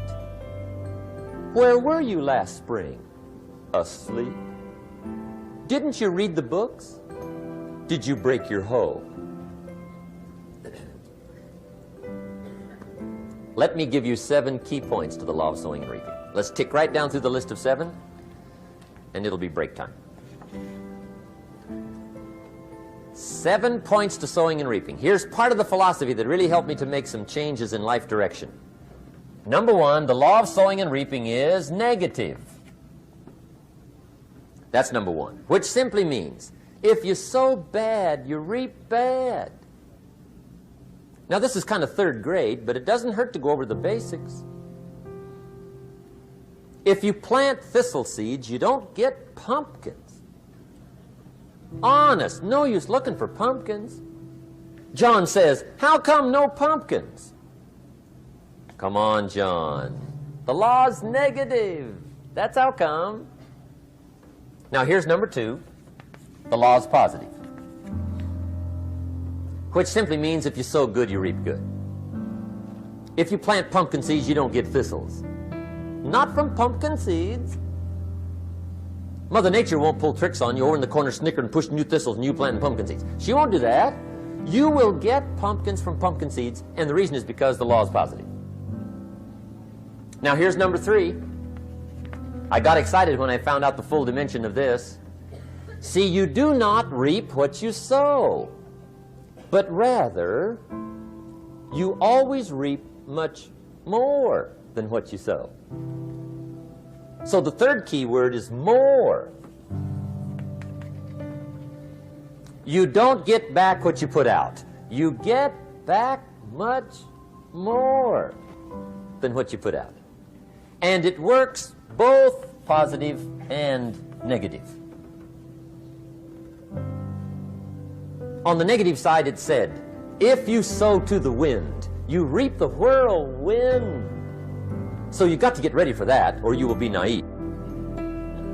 See, anybody can, whether you will or not. See, that's the question. And here's a good question to ask. We are all buying somebody's plan. The question is, whose? Who's got you talked into doing what you're doing? Who's got you talked into your present plan? See, 10 years from now, you will surely arrive. The question is, where? But see, anybody, if you want to, can go searching for a good plan, pick it, and start working it. And sure enough, as the time passes, as it surely will 5 years from now, 10 years from now, then you'll be winding up wearing what you want to wear, driving what you want to drive, living where you want to live, become what you want to become. But now's the time to fix the next 10 years. And who can? Anybody. Here's number 6. The 6th key to sowing and reaping. This is leveling with you now, as we promised to do. There's one thing better than the truth, and that's the whole truth. And here's part of the whole truth of the law of sowing and reaping. Number 6 is, you could lose. There are times when you just lose, no matter what you do. It's that kind of planet. You reap what you sow, yes, but... What does that mean, yes, but? Well, the farmer plants his crop in the spring, takes care of it all summer, loves his family, works 10, 12 hours a day, 6, 7 days a week, is an honorable man.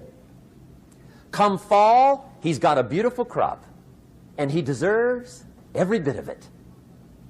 But the day before he sends the combines into the field, a hailstorm comes along and beats it all in the ground, which means you lose.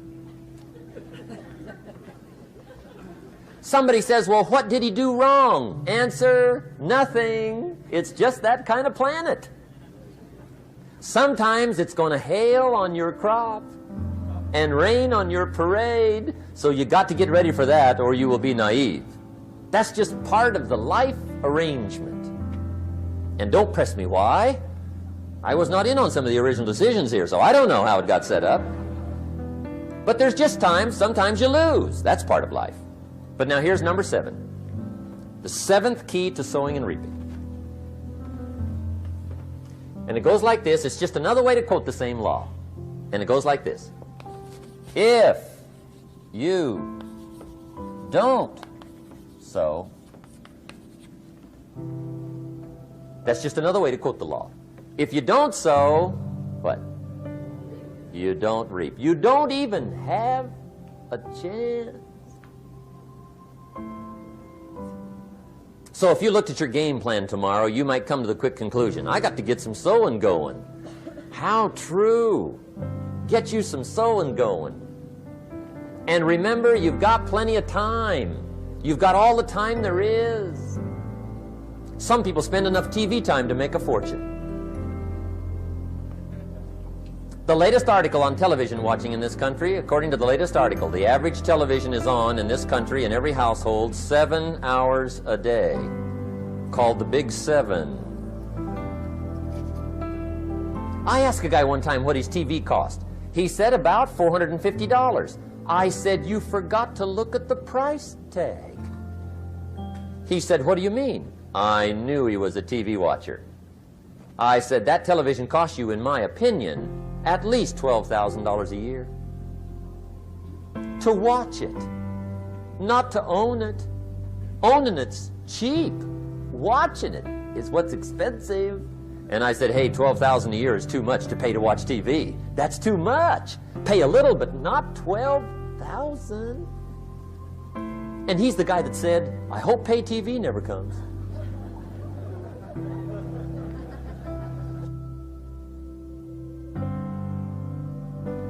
Okay, we're trying to cover an awful lot tonight, I realize that, but my time schedule is such that we just have to sort of give it all to you and let you sort the rest out. I wish we had plenty of time for questions and answers and that whole thing, but our time is just limited. But we are trying to go through an awful lot, I realize that. But looks like everybody's getting it.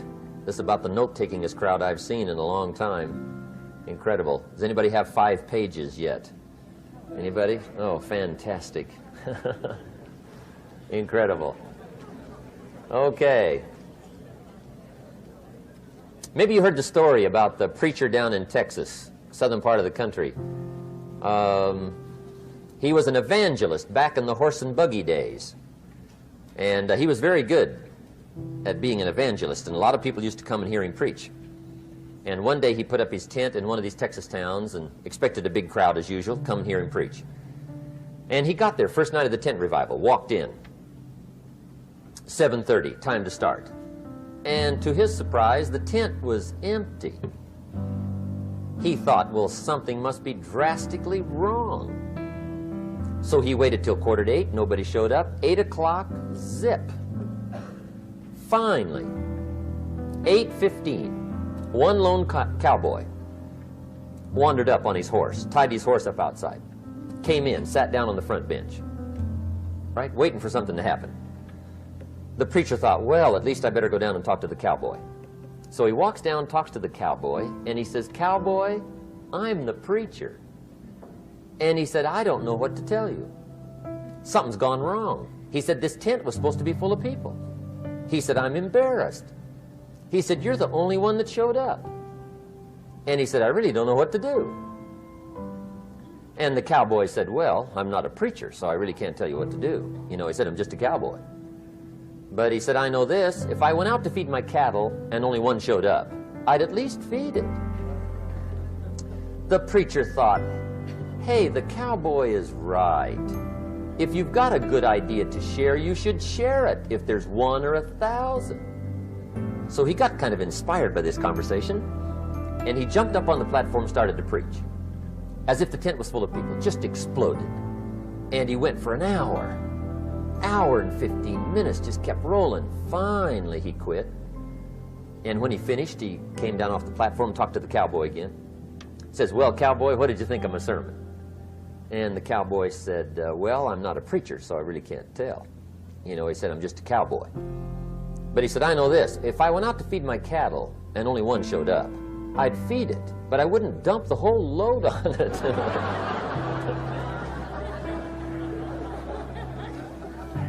So anyway, if it seems like we're dumping the whole load tonight, I guess we are. But gosh, everybody's doing well. I'm having a good time. I appreciate the response here tonight. Okay, the next subject is setting goals. Let me show you what turned my life every way but loose.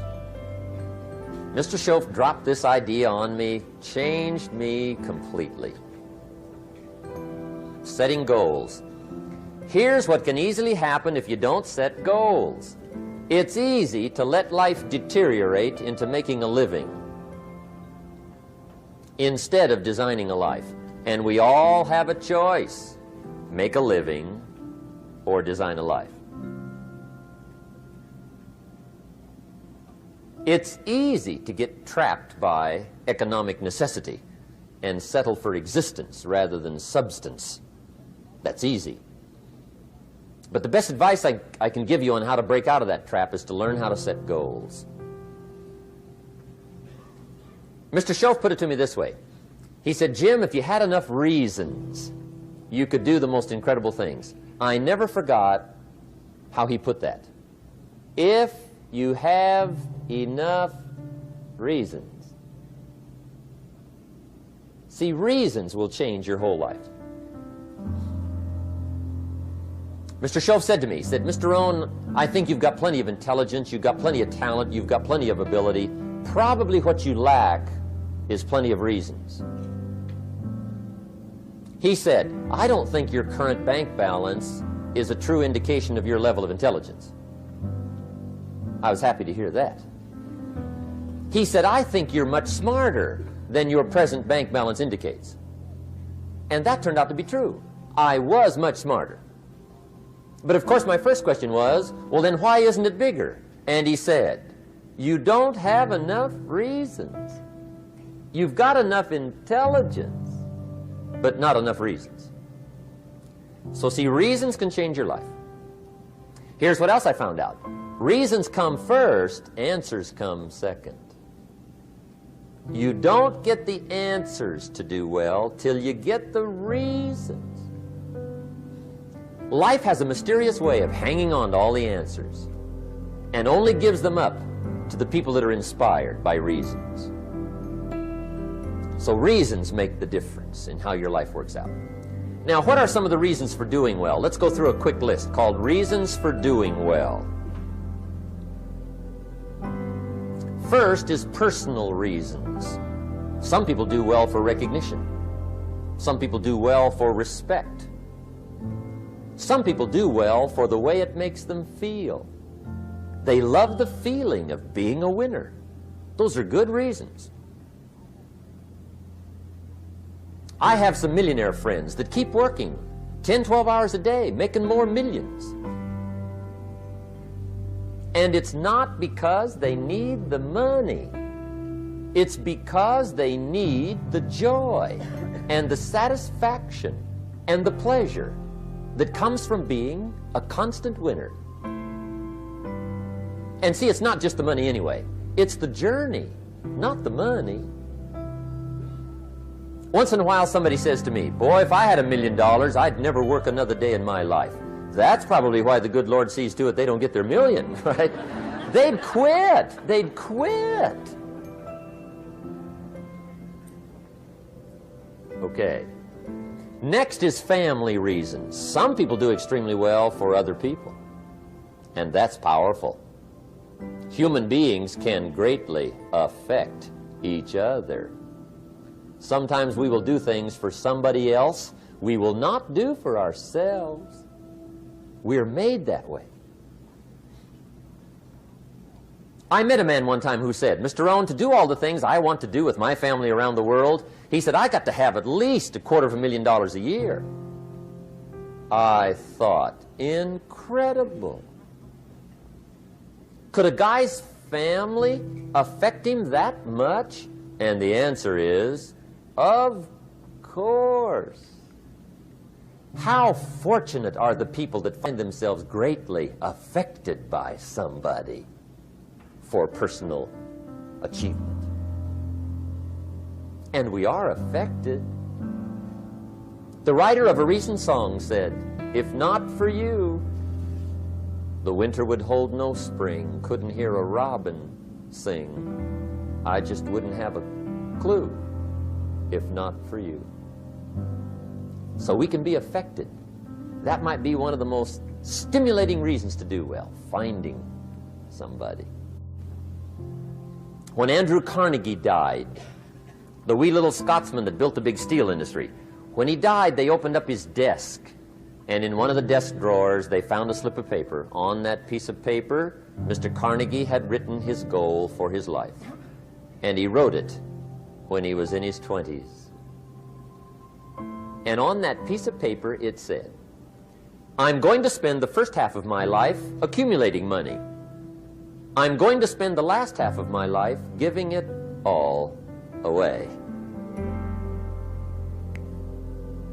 What a goal. He got so inspired by that goal that the first half of his life, he accumulated $450 million. And the last half of his life, he gave it all away. Good question tonight. What's got you turned on? What's got you bombed out of sight to get up early and stay up late and hit it all day? Next question.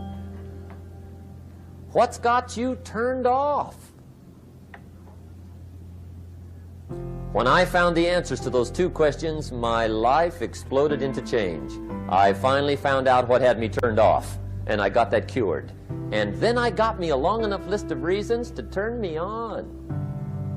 And once the lights went on for me, age 25, they've never gone out. I've fallen out of the sky a few times, but I've never lost that drive to make something unique out of my life. See, reasons altered my whole life.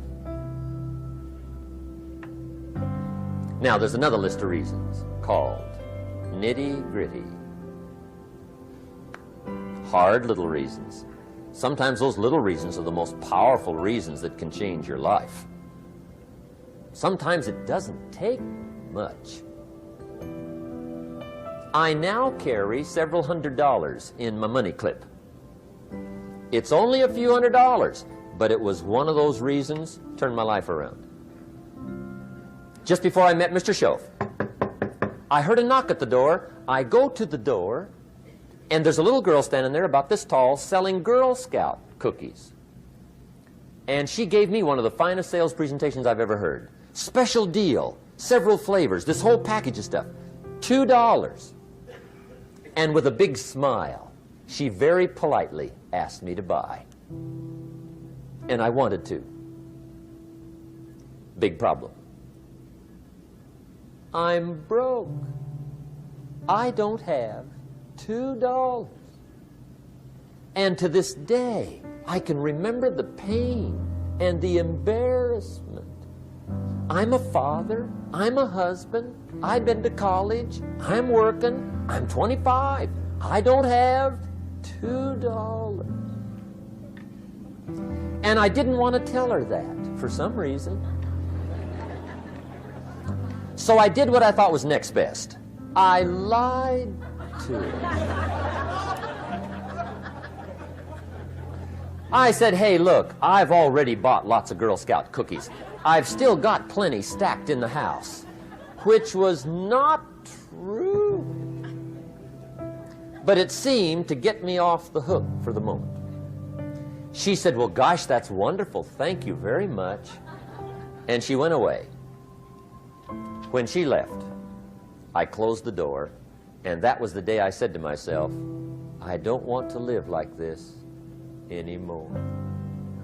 I've had it with lying, and I've had it with being broke. I'm never going to let this happen to me ever again. I promised that day I would work as hard as possible and would always carry plenty. It took me a little while, but now I do. It was one of those reasons. And I guess I carry plenty for two reasons. One is the way it makes me feel, but also in case I bump into another Girl Scout selling cookies. Right? I'm ready.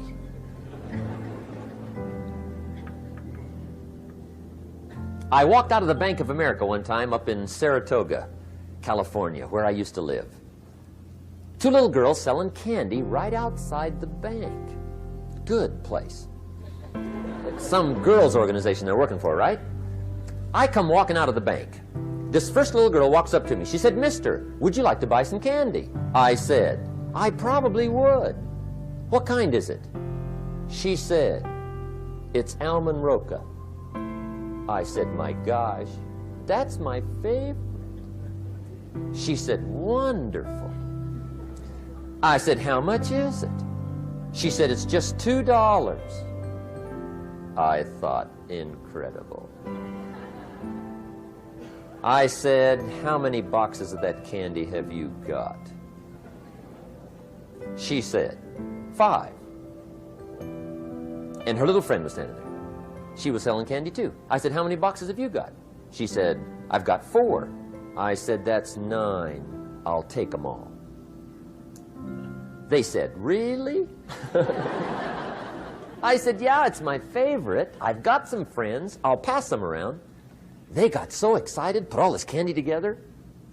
I reached in my pocket and gave them the $18. When I've got the candy and they've got the money, that first little girl looks up at me. She says, Mister, you are really something. How about that? Can you imagine only spending $18 and have somebody look at you in the face and say, you are really something? Now you know why I carry heavy, right? I'm not going to miss anymore. It was just one of those reasons.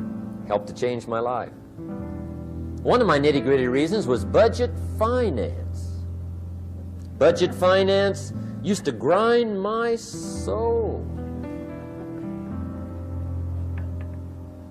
Way back in those early days, I had fallen for one of those consolidation loans, where you take all your little hard-to-pay bills, put them into one big impossible-to-pay bill, right?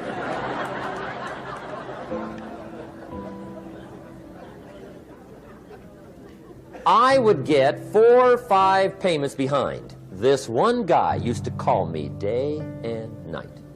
I don't think they're allowed to do that anymore. Harassed me. Threatened to run me in front of the judge. Threatened to ruin my credit. Threatened to embarrass my family. One day he said, we're going to come get your car, drag it rear end up down the street in front of your neighbors. The guy even called me a flake. And back in those days, I'm broke, I'm pitiful, there's nothing I can do about it. But I never forgot how the guy treated me. And when I met Mr. Shoaff and I got my life straightened out and the money started to flow, that was one of my first projects, budget finance. I poured it on day and night. I finally put all the money together I owed him, which was considerable. I picked a day for the payoff. And when the payoff day came, I put the money in small bills in a big briefcase. And I walked into the budget finance office on Wilshire Boulevard in Los Angeles. The guy who harassed me so often, his desk was about 3 back. I walked right up to his desk, startled him. He wondered what I was doing there. It was the first time I'd been there since I'd borrowed the money, right? Without saying a word, I opened up this briefcase, dumped this pile of money all over his desk. I said, "Count it. It's all there. I will never be back." And I turned around and stormed out. Now, that might not be noble, but if you haven't tried it, you've got to one time.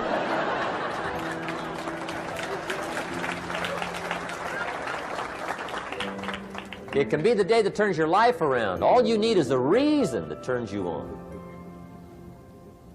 One of my dear friends, Robert Depew, Bobby used to be a school teacher in Lindsay, olive capital of the world. Bobby taught school several years, got a little weary teaching school. One day decided he wanted to get into sales. So without telling anybody, he just up and quit his job teaching school and jumped into sales.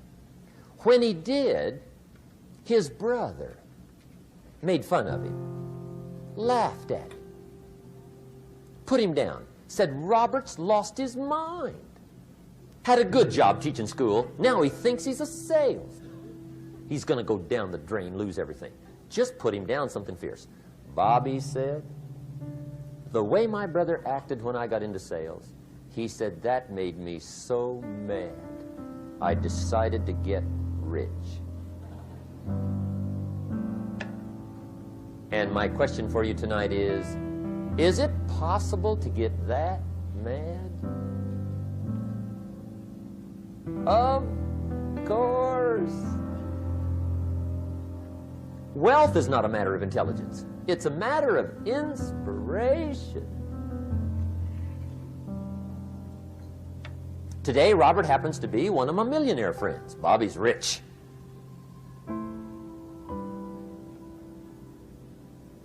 Frank Sinatra said one time, the best revenge is massive success.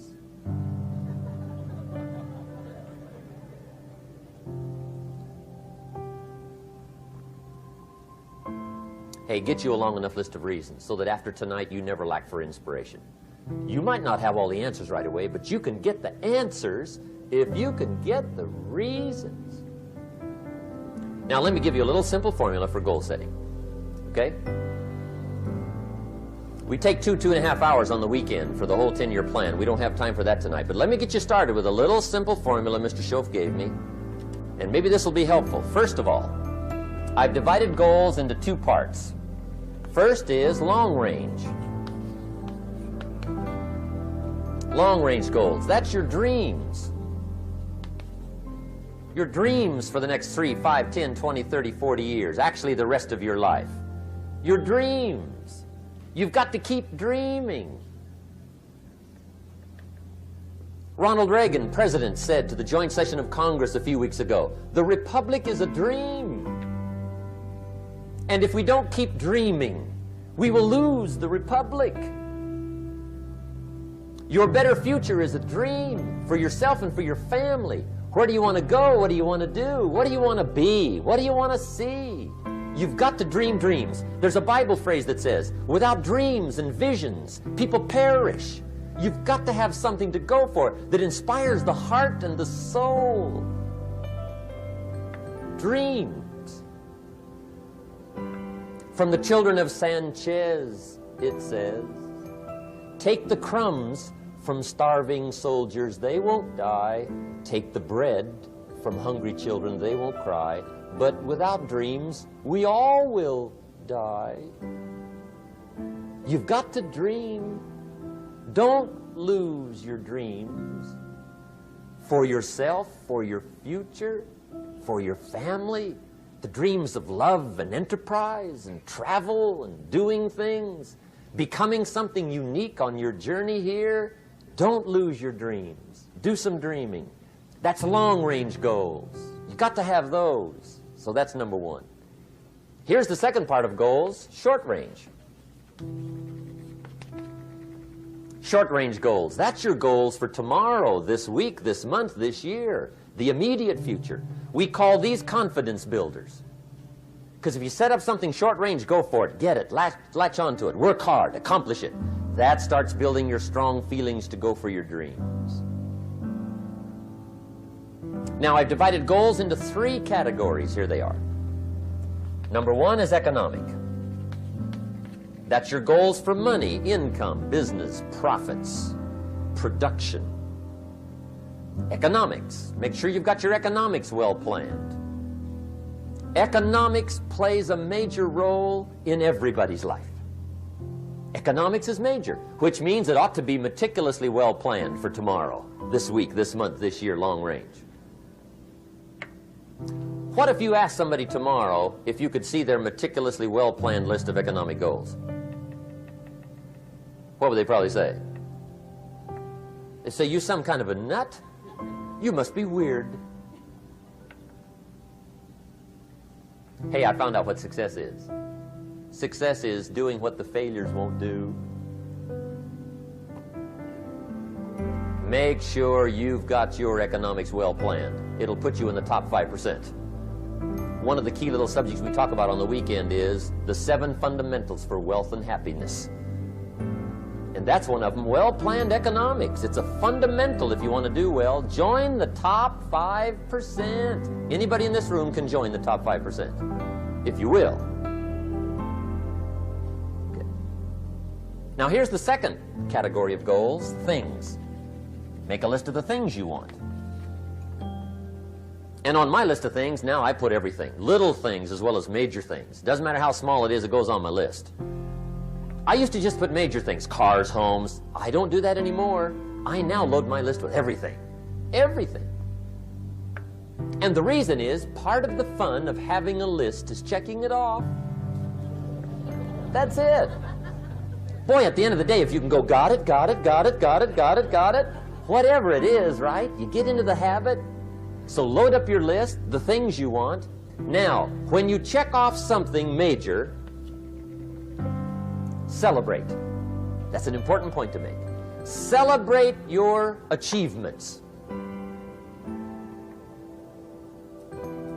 Live it up. Have a party when you reach something you've worked for a while. See, we all grow from 2 experiences. One is called the pain of losing. The other one is called the joy of winning. We need both of them. Amplify them as much as you can, which also means make losing painful. If you set up something, fooled around, didn't get it, put it on yourself. On the other side, if you did get it, congratulate yourself. Self-congratulations is a sign of maturity. Seeking congratulations is a sign of immaturity. But hey, winning and losing, see, that's what it's all about. That's the name of the game. Now, some people lead such mediocre lives, at the end of the day, they don't know whether they're winning or losing. They got no clue. Guy's just going through the day with his fingers crossed. There's a better way. Okay, here's the third category of goals, personal development. Put those goals together, personal development goals. That's your goals to be stronger, more decisive, be a speaker, be a leader, learn a language, all kinds of skills. Okay. The whole weekend seminar was designed to improve all your skills so that you walk away more skillful. And that's what you want, the personal development skills. That's what attracts, that's what brings good things to your life, the person you become more skillful. Now, this is quite a package to work on. Economics, things, personal development. For tomorrow, this week, this month, this year, long range. Okay? That'll get you started. Now, here's the simple formula for setting goals. It goes like this. A, work on your goals. That's step 1. Work on them. And I put the word work there deliberately. Setting goals is plain hard work. I don't want to kid you. We haven't come here tonight to kid each other. It's work. I know it's work. That's why a lot of people just let it slide. It's work. Many people work hard on their job, but they don't work hard on their future. They just let that slide. And the work involved is making plans. I know most people don't. I understand that. But don't let that be you. Guy says, well, yeah, you work where I work, but the time you struggle home, it's late. You've got to eat a bite of supper, watch a little TV, get to bed. You can't sit up half the night. Plan, plan, plan. And the guys be good worker, hard worker, sincere. But you've got to be better than sincere, working hard. You've got to be better than a good worker. You've got to be a good planner. Somebody once wisely said, the people who fail to plan are planning to fail. Well said. So work on your goals. Here's step 2. Write your goals down. That's so important. I teach my staff around the world, put your goals in your journal. Because one of the major people you want to study is yourself. Say, here's the list of goals I put together 3 weeks ago.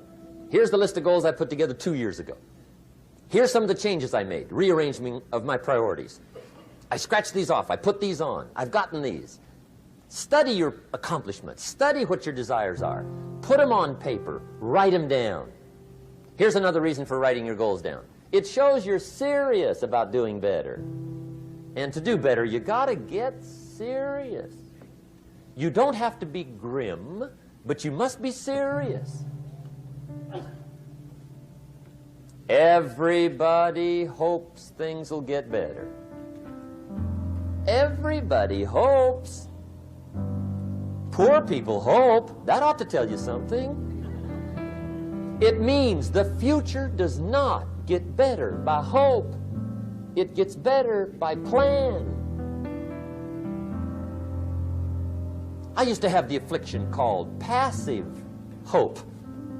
It's an affliction. It's bad.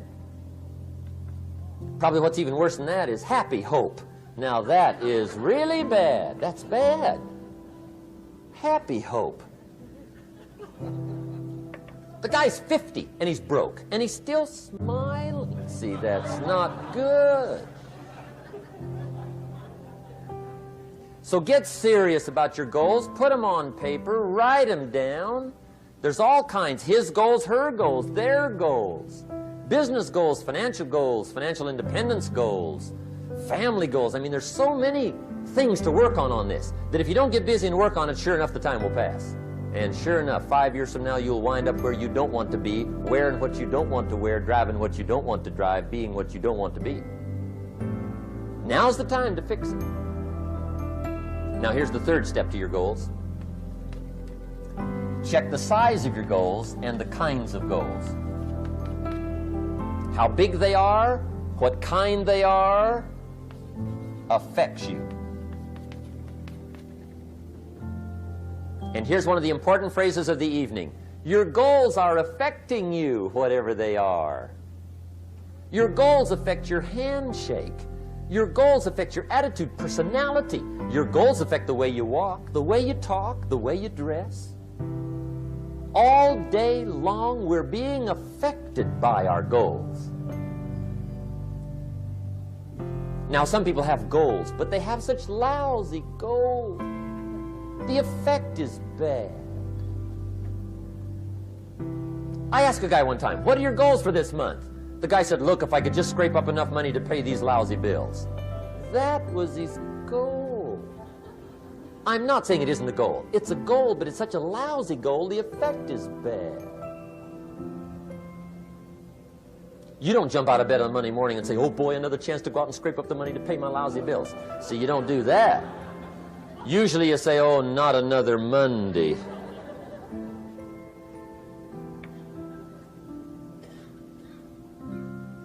And some people have so given up on life, they have joined the thank God it's Friday club. How sad. Surely those are the same people, when life is over for them, will say, thank God it's over. Let me give you a Bible philosophy that teaches how to get whatever you want. That's the title of the next set of notes. How to get whatever you want. From the Bible. Now again, I'm an amateur when it comes to the Bible. I'm not a pro. But this I can quote, and I think that'll be sufficient. How to get whatever you want. Here's what it says if you're ready. It says, ask,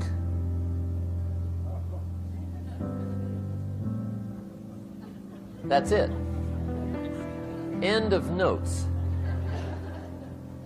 Ask. If there's one art in life to learn extremely well, that's got to be one of them. The art of asking. What does ask mean? Ask means, what do you want? And the formula is staggering. It says ask and what? A guy ought to look into that.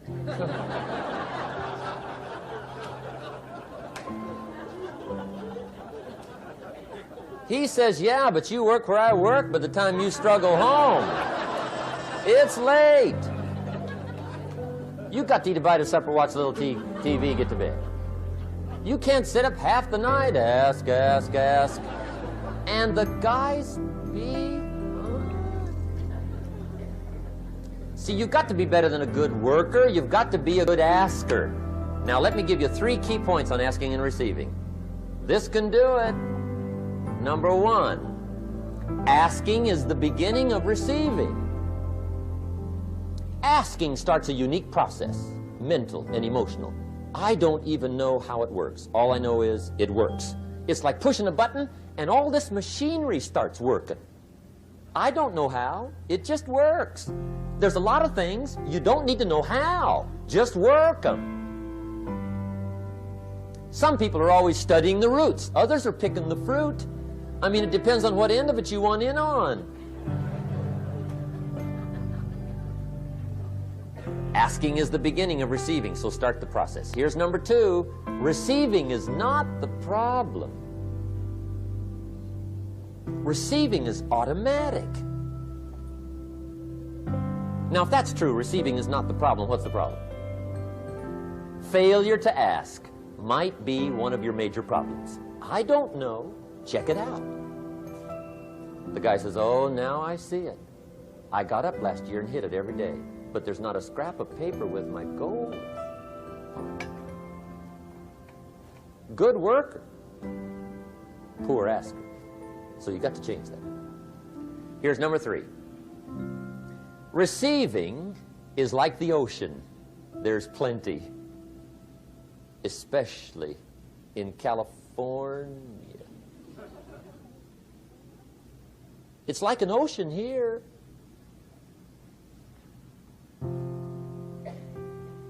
Success is not in short supply. It isn't rationed, and you stepped up to the window and it was all gone. No, no, no. It's like an ocean here. Now, if that's true, what's the problem? Well, some people go to the ocean with a teaspoon. Have you got the picture? See, what you want to do in view of the size of the ocean is trade your teaspoon for at least a bucket, and you'll look better down at the ocean. Kids won't make fun of you, right? Okay. Now, there's 2 ways to ask, and we'll wrap up goal setting. 2 ways. Here's number 1. Ask with intelligence. It didn't say ask intelligently, but I'm sure it meant that. Don't mumble. You don't get anything by mumbling. Be clear, be specific. Intelligent asking means how wide, how high, how soon, when, what size, what color, how much. Define what you want and describe what you want. That's powerful. In the weekend seminar we teach, goals become like a magnet. They pull you that direction. And the better you describe them, the more they pull.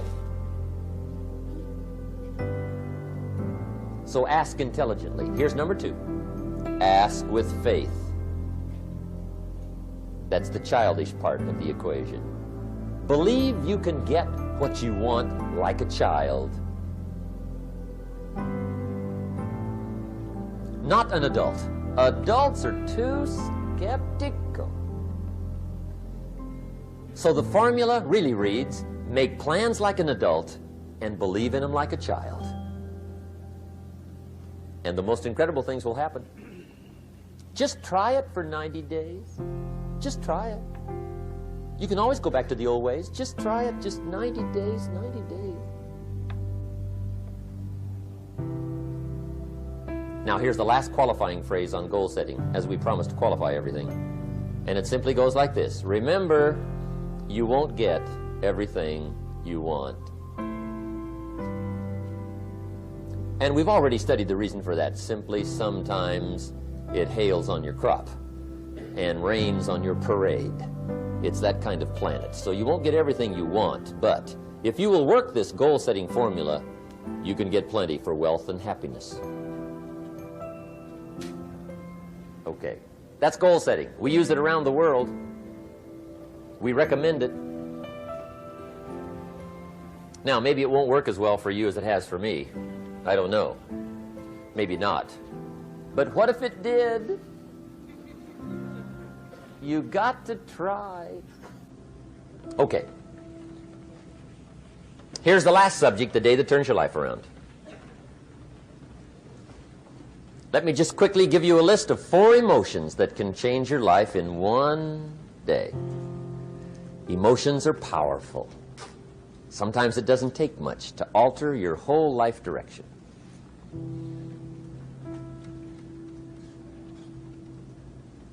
Okay, here they are. Number 1, disgust. Powerful emotion. Disgust says, I have had it. See, that could be the day. The day you can say, I've had it.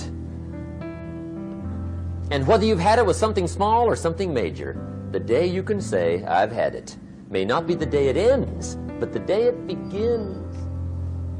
That's what I said when that little Girl Scout left my door when I'm 25. I give her the big lie, she leaves, I say, I don't want to live like this anymore. I've had it with lying and being broke. Powerful day. The man's finally had it with mediocrity. He's had it with being a loser. He's finally had it with those awful sick feelings inside, knowing his wife is at the grocery store looking at 2 cans of beans, one marked 37 cents, one marked 39 cents. And the guy sick inside knows his wife's going to buy the 37-cent can, and she doesn't even like the brand. Do you know why she's going to buy the 37-cent can? To save 2 cents. The guy sick inside finally says, I've had it. Being on my knees in the dust looking for pennies? We're not living like this anymore.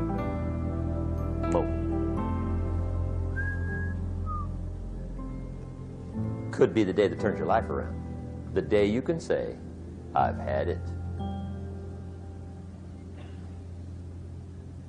He walks into his closet and rips everything in it to shreds and says, I've worn this embarrassing stuff for the last time. And not only will I never wear it again, no one else will ever wear it again.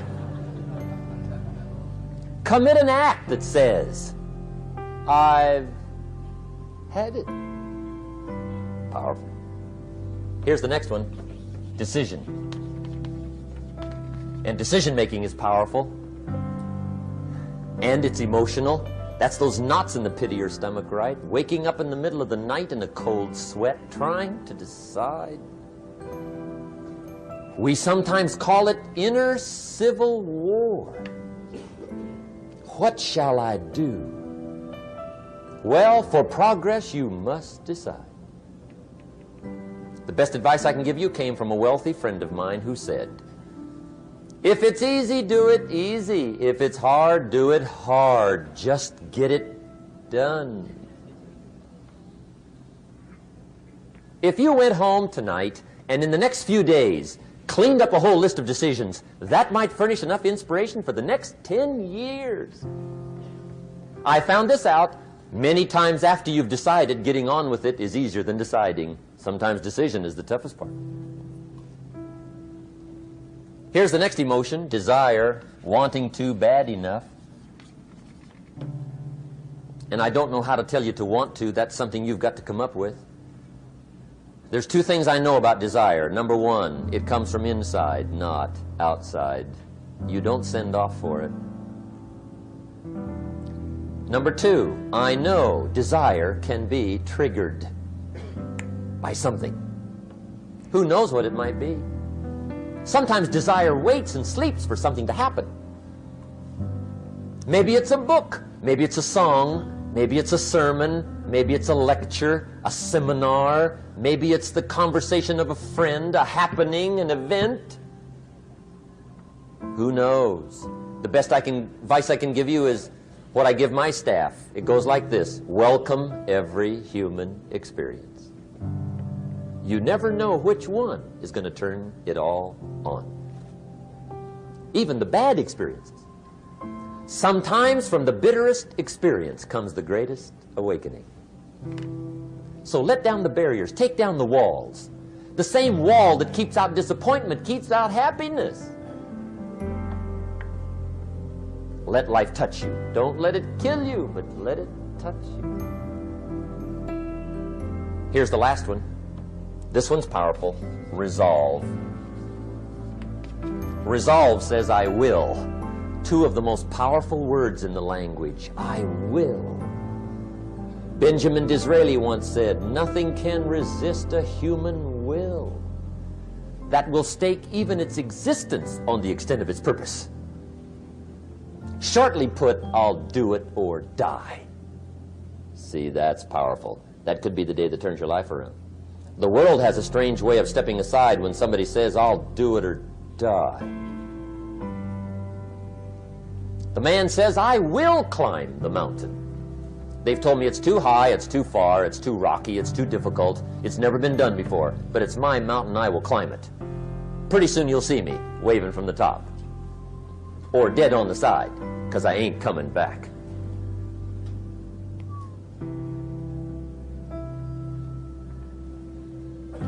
The best definition I ever got from the word resolve came from a little junior high girl in Foster City, California, up north. I'm talking to the junior high kids one day. I love to ask kids definitions. They come up with beauties. I got to the word resolve and I asked, who can tell me what resolve means? And I got several hands, and they were all pretty good, but the last one was the best. Little girl, about 3 rows back, held up her hand. She said, Mr. Rohn, I think I know what resolve means. I said, darling, what do you think it means? She said, I think it means promising yourself you will never give up. I said, that's it. Webster, stand aside. That is the definition. Promise yourself you will never give up. I asked the kids, how long should a baby try to learn how to walk? How long? How long would you give your average baby before you shut him off? How long? See, any mother in the world would say, you're crazy. My baby's going to keep trying until it learns how to walk. What a magic formula.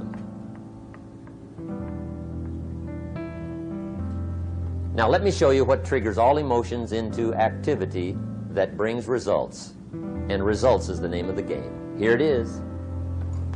Action. Finally, you must do something about how you feel. Jesus, the master teacher, said, don't just be listeners, be doers. The world admires the doers. Whatever it takes to get you to try harder, read more, set your goals, and go for it. Here's the next attitude disease. Overcaution. Some people never will have much. They're too cautious. Now, you can also be too reckless, but you can also be too cautious. This is called the timid approach to life. And my caution was always the risk. Risk used to drive me right up the wall. I used to say, what if this happens? It's called the language of the poor. What if this happens? And on top of that, if this was to happen, look at the fix I'd be in. I better not try. I could always ace myself out. Then I'll tell you what changed my whole life when I finally discovered it's all risky. The minute you were born, it got risky. If you think trying is risky, wait till they hand you the bill for not trying. If you think investing is risky, wait till you get the tab for not investing. See, it's all risky. Getting married is risky. Having children is risky. Going into business is risky. Investing your money is risky. It's all risky. I'll tell you how risky life is. You're not going to get out alive. That's risky. The Englishman says, well, if that's the way it's going to work out, let's give it a go. Right, that's what it's for. Give it a go. Somebody says, yeah, but I'm looking for safety and security. Fine, then huddle in a corner. We'll cover you with a sheet, bring you 3 meals a day. And we'll protect you, feed you, look after you, care for you. We won't let anything happen to you, and you'll probably live to be 100. The guy said, well, yeah, I'd live to be 100. But what a way to live. Right. What a way to live, safe and secure. Don't ask for security. Ask for adventure. Better to live 30 years full of adventure than 100 years safe in the corner. And see, it's not important how long you live. What's important is how you live. Here's the next attitude disease. We're almost through with this motley list. In fact, we're almost through. Hang on. The next one is pessimism. Pessimism, the deadly disease of always looking on the bad side, the problem side, the difficult side, checking all the reasons why it can't be done. The poor pessimist leads an ugly life. He doesn't try to figure out what's right. He tries to figure out what's wrong. He doesn't look for virtue. He looks for faults. And when he finds them, he's delighted. How ugly. This is the poor guy who looks through the window, doesn't see the sunset. He sees the specks on the window.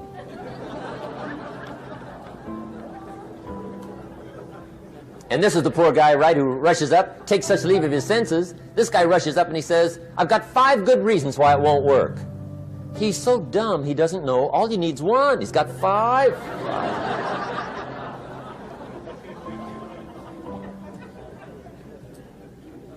To the pessimist, the glass is always half empty. To the optimist, the glass is half full. Why would the same measure affect people 2 different ways? Answer, it all depends on how you look at it. Our lives are mostly affected by the way we think things are, not the way they are. The way we think they are affects us most. There's a subject we don't have time to get into tonight called better thinking habits. One of the major things Shoaff taught me when I met him, he said, poor thinking habits keeps most people poor. Not poor working habits. Most people work hard, but they don't think hard. And Shoaff taught me that the mind is like a factory, a mental factory. And whatever you think about all day long pours ingredients into this mental factory. And that's what builds the economic, social, financial fabric of your life. He quoted me a Bible phrase that says, As you think, so you become. How awesome. When he talked about poor thinking habits, he had me. I used to start the day reading the morning newspaper. I mean, you can believe that or not. I'd get a cup of coffee and read the paper. I'd load up on wars and riots and murders and stabbings and killings and bank robberies and muggings and car wrecks and tragedies. I'd even read the back pages. I seem to like that stuff for some weird reason. I'd load up on all that, and then I'd start the day. You can imagine the kind of days I used to have. You walk around on your financial knees. They call you economic peewee.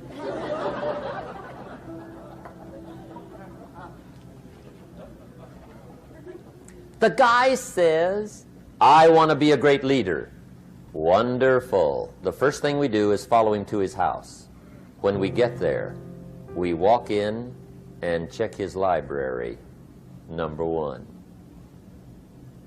Somebody says, well, why check his library? The reason is because what a man reads pours massive ingredients into his mental factory, and the fabric of his life is built from those ingredients. You would not believe what some people have got in their house to read. You would not believe. One of the best dressed up words I know for a lot of it is trash. Can you imagine dumping a barrel of trash into this mental factory every day and coming out with a rich, dynamic, positive life? It can't be done. You might as well try making a cake with cement. The kids back in Danbury, Connecticut, high school, they're asking me questions one day. I'm talking to the kids. Kids got good questions these days. One of them said to me, Mr. Rohn, how do you build the good life? I said, it's simple. It's not easy, but it's simple. Here's how you build anything. Select the right ingredients, keep out the wrong ingredients, and it starts with thought. Everything starts with thought. So you must be wise and careful what you think about, because that starts everything. You got to be wise and careful. I asked the kids, what would happen if somebody dropped sugar in my coffee? They said, well, you'd be okay.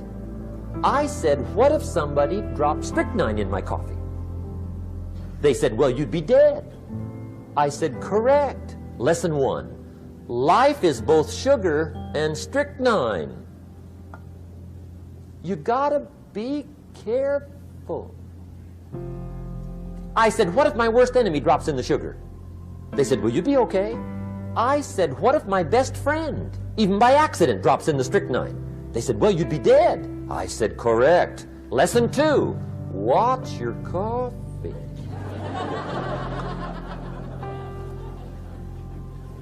You got to be careful. See, it doesn't matter who hands you the bad stuff. It doesn't matter where you get the bad stuff. It'll still do its damage on your bank account, wherever you get it.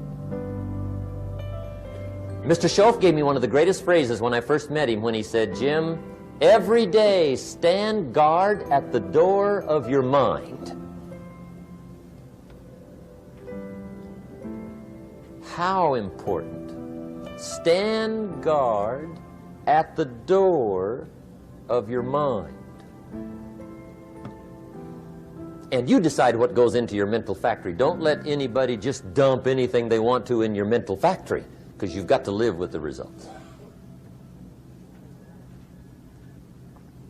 Okay, here's the last disease, and we're through with this list. In fact, we're almost through. Hang on. The last subject is very brief.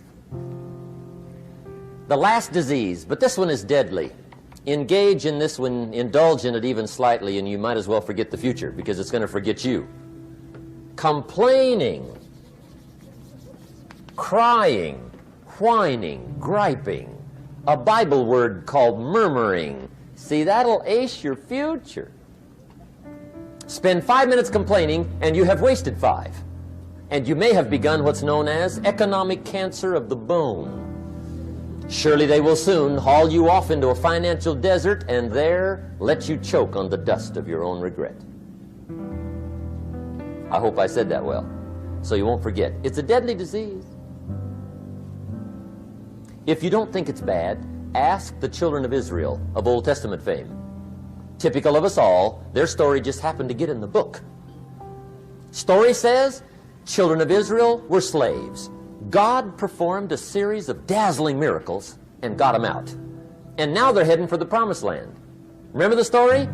Heading for the promised land. Tragedy of the story, they never got there.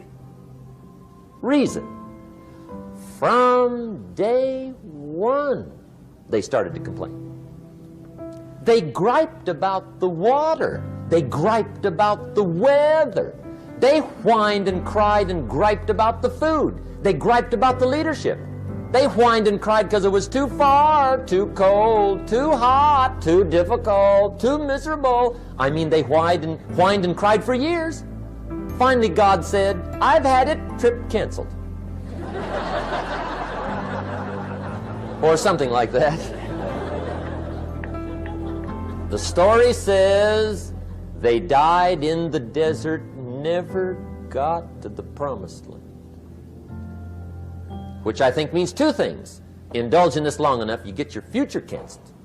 And I guess it also means even God himself can only take so much.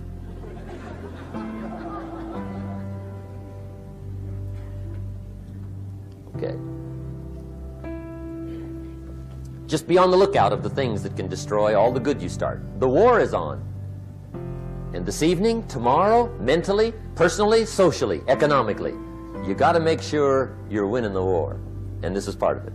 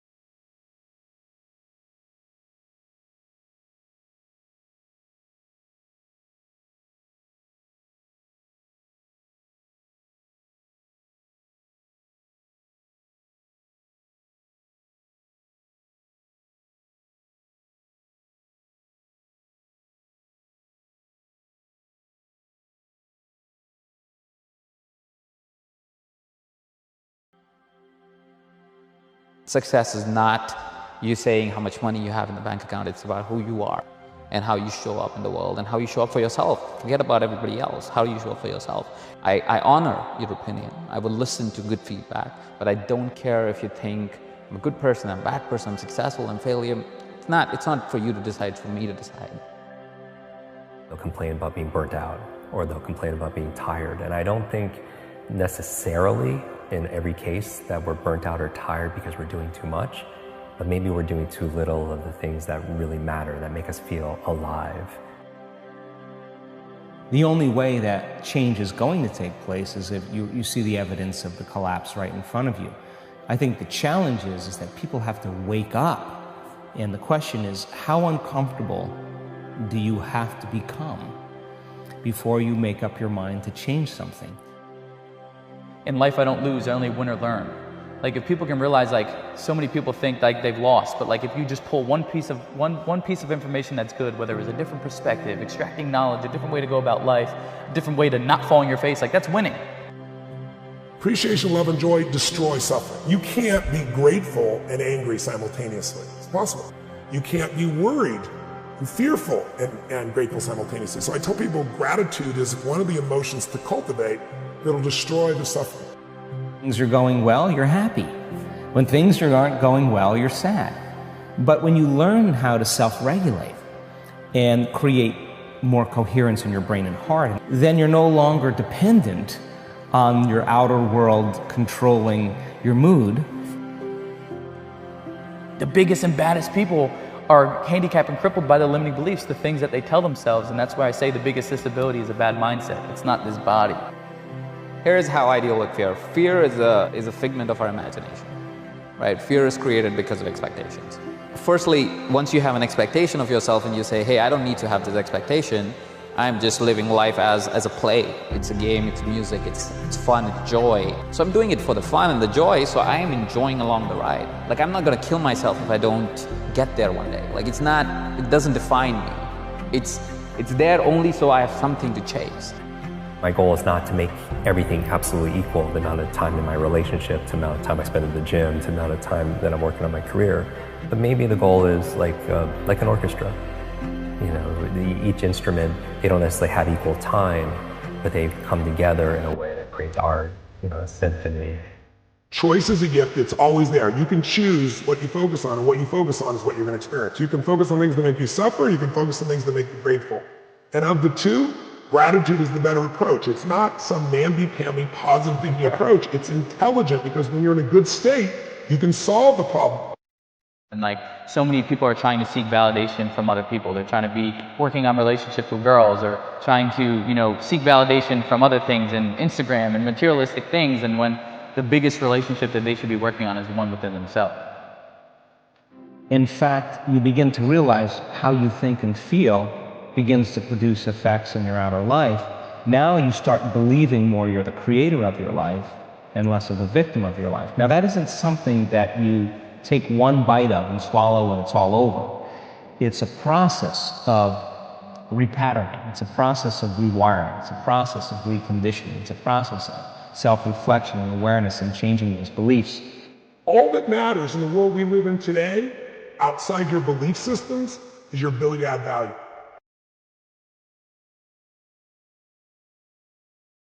Fast forward all the way to when we're taking our last breaths. And at that time, nobody's opinions or our fears, none of that's going to matter. What's going to matter is how we lived, how we loved, how we laughed, how we learned.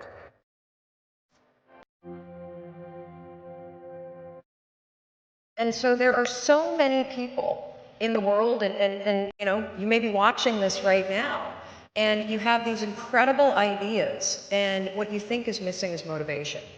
And that's not true. In my language, you all have the same purpose. And that purpose is to reflect and to reveal the cosmos in a way that has never happened before. You can say the divine presence, you can say great God of the universe, you can say divine life. Whatever it is, we have the purpose to reveal this presence, this cosmic happening, to localize the cosmic happening in a way that has never, ever happened before. We all have different missions of how we do that. but our purpose is to reveal that, and that is how you break free from the status quo. People always say, oh, haters motivate me. That line right there drives me insane. If negativity is your motivation, it's impossible to turn your ears off to the good and the bad, or to pick one or the other. You know, if you're listening to their negativity, you're also gonna have big ears, we call it, to the compliments and the yes men. And the minute you're allowing someone else to control your day, or control your motivation, or control your wavelength of life, you set yourself up for failure.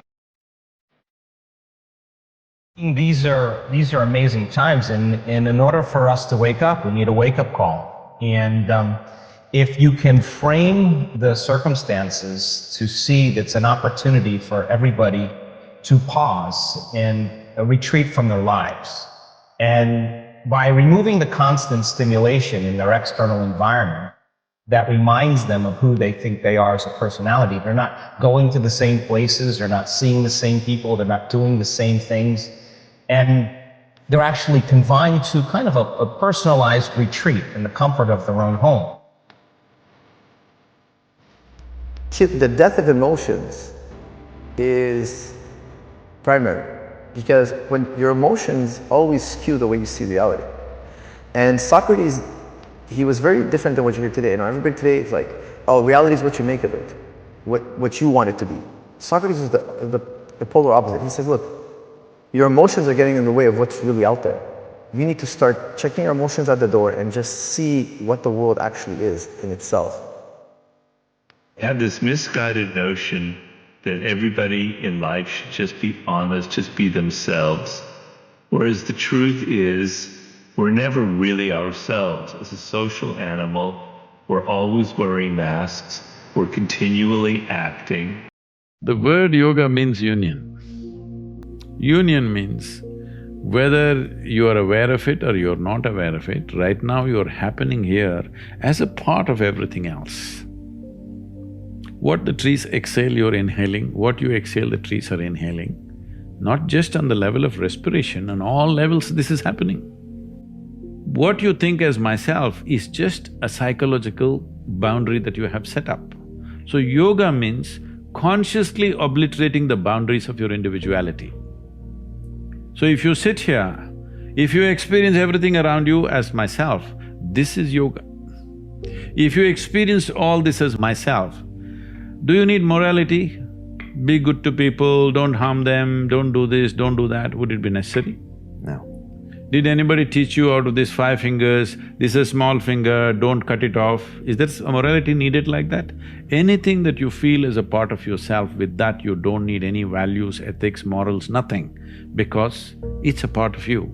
This is what yoga means. You experience everything as a part of you. When somebody experiences the whole universe as a part of himself, then we say he's a yogi. Charles Darwin said that you evolved out of a monkey. You were a monkey, then you became a man.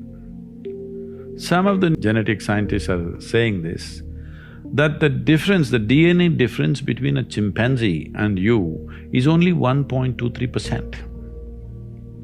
So in that sense, physiologically you're only 1.23% away from a chimpanzee. Not a big difference, isn't it? A shade.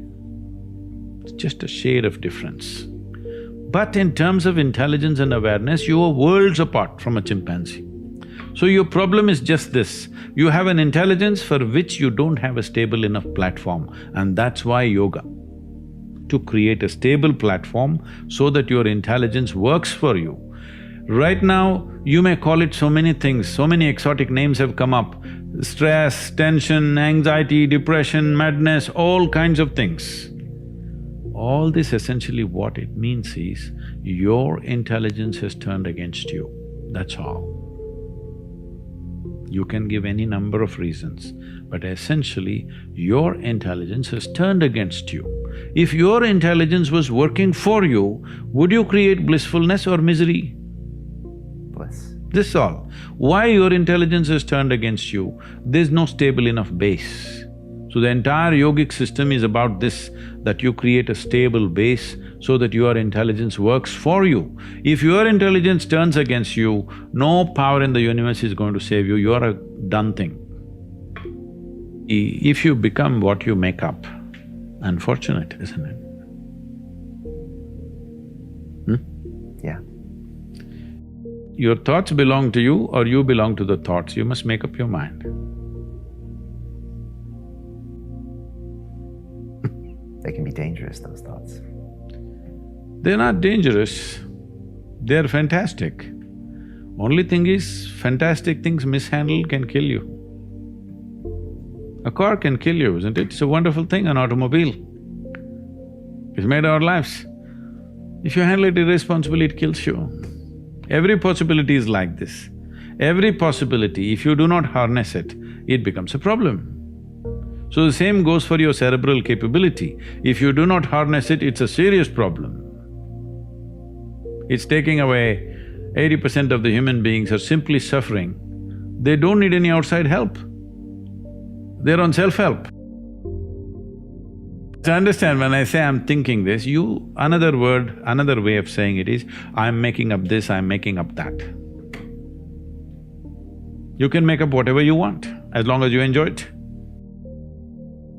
To transform your life, you want to do it in 2 minutes. So is that what your life is worth?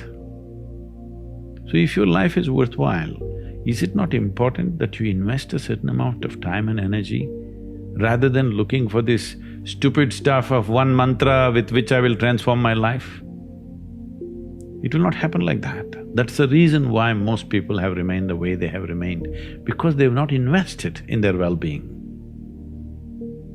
So it's a serious long-term investment. It is not long-term. I would say, if I ask you, is your life worthwhile enough to invest 30 to 32 hours of focused time to bring some basic transformation within you? If I teach you a way where you can manage your chemistry the way you want, but we need 32 hours of focused time, do you think your life is valuable enough for that much investment, I'm asking? Yes. Then you must invest, that's what is called in an engineering program. It's 32 hours of focused time. We can format it in different ways, but that much investment has to go in. See, all human experience comes from within, isn't it? I don't know what kind of geniuses thought these things. I know in America there must be 1 million books telling you how to, milk happiness from something else or somebody else but all human experience is generated from within. What comes from within you must be the way you want it, isn't it? Isn't that simple enough, I'm asking? What comes from around you may not be the way you want it, but what comes from within you must be the way you want it. If whatever happens within you the way you want it, will you be blissed out or miserable? Blissed out. See, most people understand complexity as intelligence. If they make themselves difficult, they are supposed to be intelligent. Making a simple thing difficult is not intelligence. Making a very complex thing simple is intelligence, isn't it? So wrong sense of intelligence, idea of intelligence has entered people's minds. They think if they make a problem out of every solution, they're intelligent. No. If you find solutions for every problem, that is intelligence. That's my understanding. So essentially, this whole attitude and questioning and this kind of thing has happened to the world in a big way because our education is confusing people to make them believe that memory is intelligence. Memory is not intelligence. Memory is useful as data, but intelligence is a different dimension. We have gobbled this up, that we have made children believe from a very early age, if you remember something, you're smart. No. A tape recorder can remember everything. This camera can remember everything. This doesn't mean it's intelligent. So, one major aspect of my work is to separate these two. Within your experience, your memory and your intelligence are two different things. If you have an intelligence which is unsullied by memory, you will see everything just the way it is. But if you look at everything through the filters of your memory, everything is prejudiced. People who ask, all this is fine, but what's the takeaway? They want a commandment. We are talking about consciousness. Commandments won't fly. Commandments means you're trying to fix your life. Consciousness means you want to liberate your life. My intention is you must liberate your life. People come and say, Sadhguru, please teach us how to control my mind. I say, you want your mind controlled or liberated? Oh, yes, liberated, but how to control?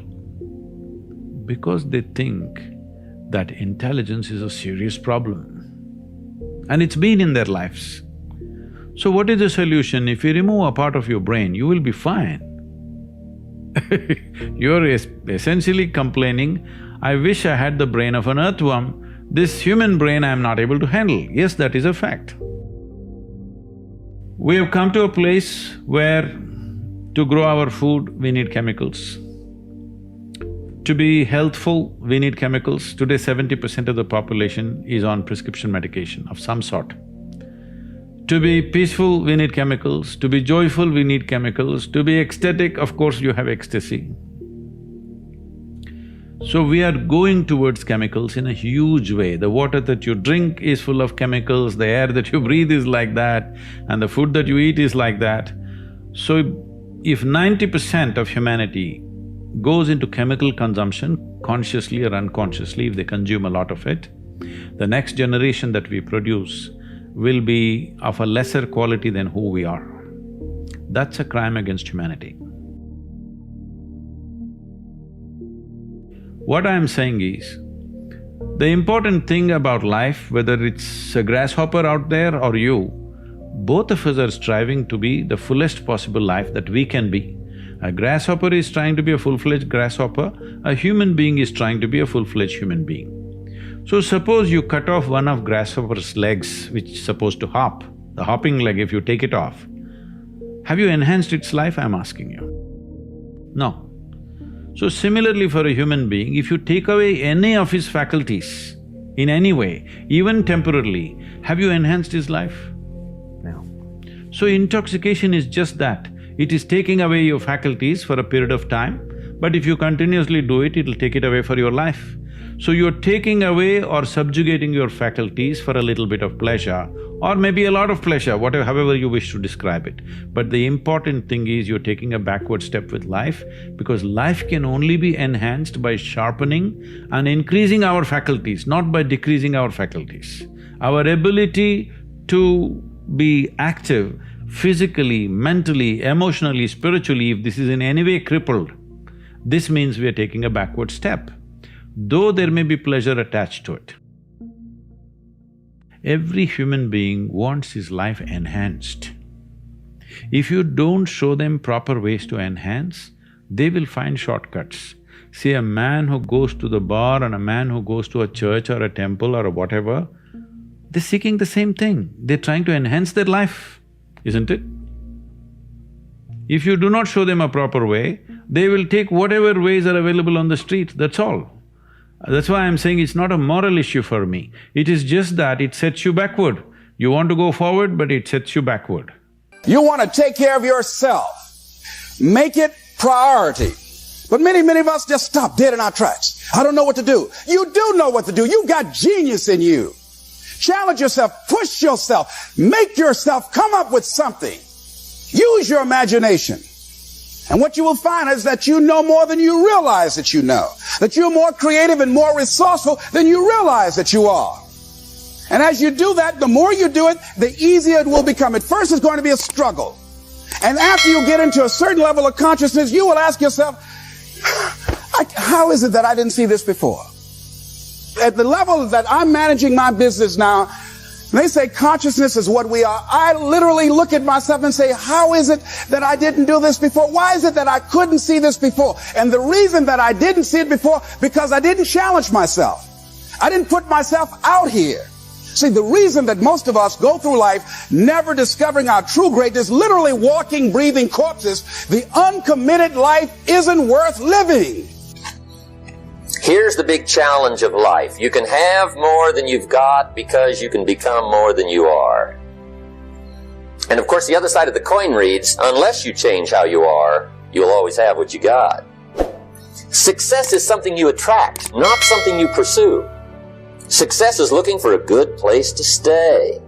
So instead of going after it, you work on yourself. personal development. See, the major question to ask on the job is not what are you getting? The major question to ask on the job is what are you becoming? See, the big question is not what am I getting paid here? The big question is what am I becoming here? Because true happiness is not contained in what you get. Happiness is contained in what you become.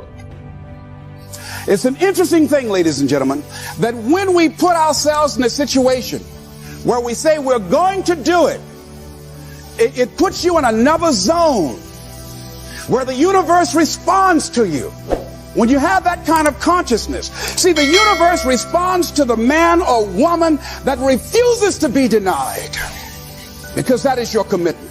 That business that you want, that book you want to write, that dream that you have of controlling your destiny, that is yours. That power to create that and to manifest that, that is yours. That's available to you. But you've got to be willing to stand there and face disappointment, not have support, feel lonely, doubt yourself sometimes, be rejected again and again and again, become bankrupt if necessary, again and again and again, and refuse to turn around until life gives it up. That whatever is required, if it means that I die, I remember Paul Robeson, here I stand, for I can do no other. And that's how you must be. The only way it gets better for you is when you get better. Life is like seasons.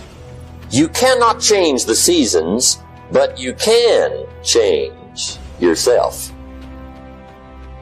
You can't change the seasons, but you can change yourself. And see, that's how life gets better for you, not by chance, but by change. It means beginning to say and to see and recognize your alignment and oneness with the universe, and that you are a channel for life to express through. And we short-circuit it with anger, we short-circuit it with fear, we short-circuit it with envy, we short-circuit it by being lazy or apathetic or giving up easily. Why? We say, oh, it's too hard, it's too hard. We don't challenge our spirit. Ladies and gentlemen, there's nothing as powerful as the human spirit. You can't destroy it. You can pervert it, but you can't destroy it. I was reading Man's Search for Meaning by Viktor Frankl. What a powerful book. I'm reading it now for the 7th time. And he gives so many graphic examples of the power of the human spirit. Something was said one time, when you take a position, it says, cowardice asks the question, is it safe? Politics asks the question, is it popular? But conscience or commitment asks the question, is it right? And see, most people rather operate from the first two. Is it safe for me to take this position? I remember when I was a state legislator, I saw guys and women who believed in legislation very strongly, but because the Speaker of the House said, we won't go with that, they backed down. And they felt bad about it. They wouldn't take the position because they didn't want the Speaker of the House to be angry at them. They wanted to be all right with all of the rest of our colleagues. See, it takes a great deal of strong courage and commitment on your part to step out a line. Henry David Thoreau says, if a man doesn't keep pace with his companions, perhaps he's listening to the beat of a different drummer. Let him dance to the music that he hears, however measured or far apart. When you are committed, you're dancing to the beat of a different drummer. Don't expect people to understand you. Don't expect it to make sense to anybody why you've got to do this. Why you have got to go. Why you leave. This is a good job. I'm going. They pay you well. I'm going. You just a few years for retirement. I'm going. Why? I don't understand. You don't have to. I'm going for me. It means taking a stand. Taking a stand for you. It means delivering. It means coming through. Start again. So what? You fell flat on your face. So what? Start again. Learn from the experience and start again. Don't count yourself out. Don't sentence yourself to a lifetime of being miserable, a lifetime of being broke, a lifetime of being unhealthy, a lifetime of being in a relationship that is no longer fulfilling to you, a lifetime of working on a job that does not bring you satisfaction, that's not giving you the creative urge that you need and that got to have in your life that stimulates you. Don't sentence yourself like that. You are a human being. Don't volunteer your life that way. Your life has too much value to the universe. You've got something to contribute. You've got something to give. Take full responsibility for what happens to you. It's one of the highest forms of human maturity, accepting full responsibility. It's the day you know you've passed from childhood to adulthood, the day you accept full responsibility. Spiritual self-reflection, to understand who you are and why you are here. And when you understand the depths of that, and you allow yourself to tap into the space of that which is the force, the universal energy, the divine flow, and you do that with a sense of authenticity that only you can, that only your energy can bring, you become untouchable in whatever it is you choose to do. You lose your power when you try to take control of somebody else's energy, because you have no power in any energy field other than that which is your own. And your real job in life is to figure out, how do you master your field? How do you do that? By consistently choosing love, by living in the space of gratitude, and knowing that that power that you feel from time to time comes from a source that is greater than yourself. When you realize how fast time is going, it should bring a sense of urgency, a sense of focus. Your assignment has an expiration date. Your time on this earth is not unlimited. You can't be distracted by things that are keeping you from your purpose.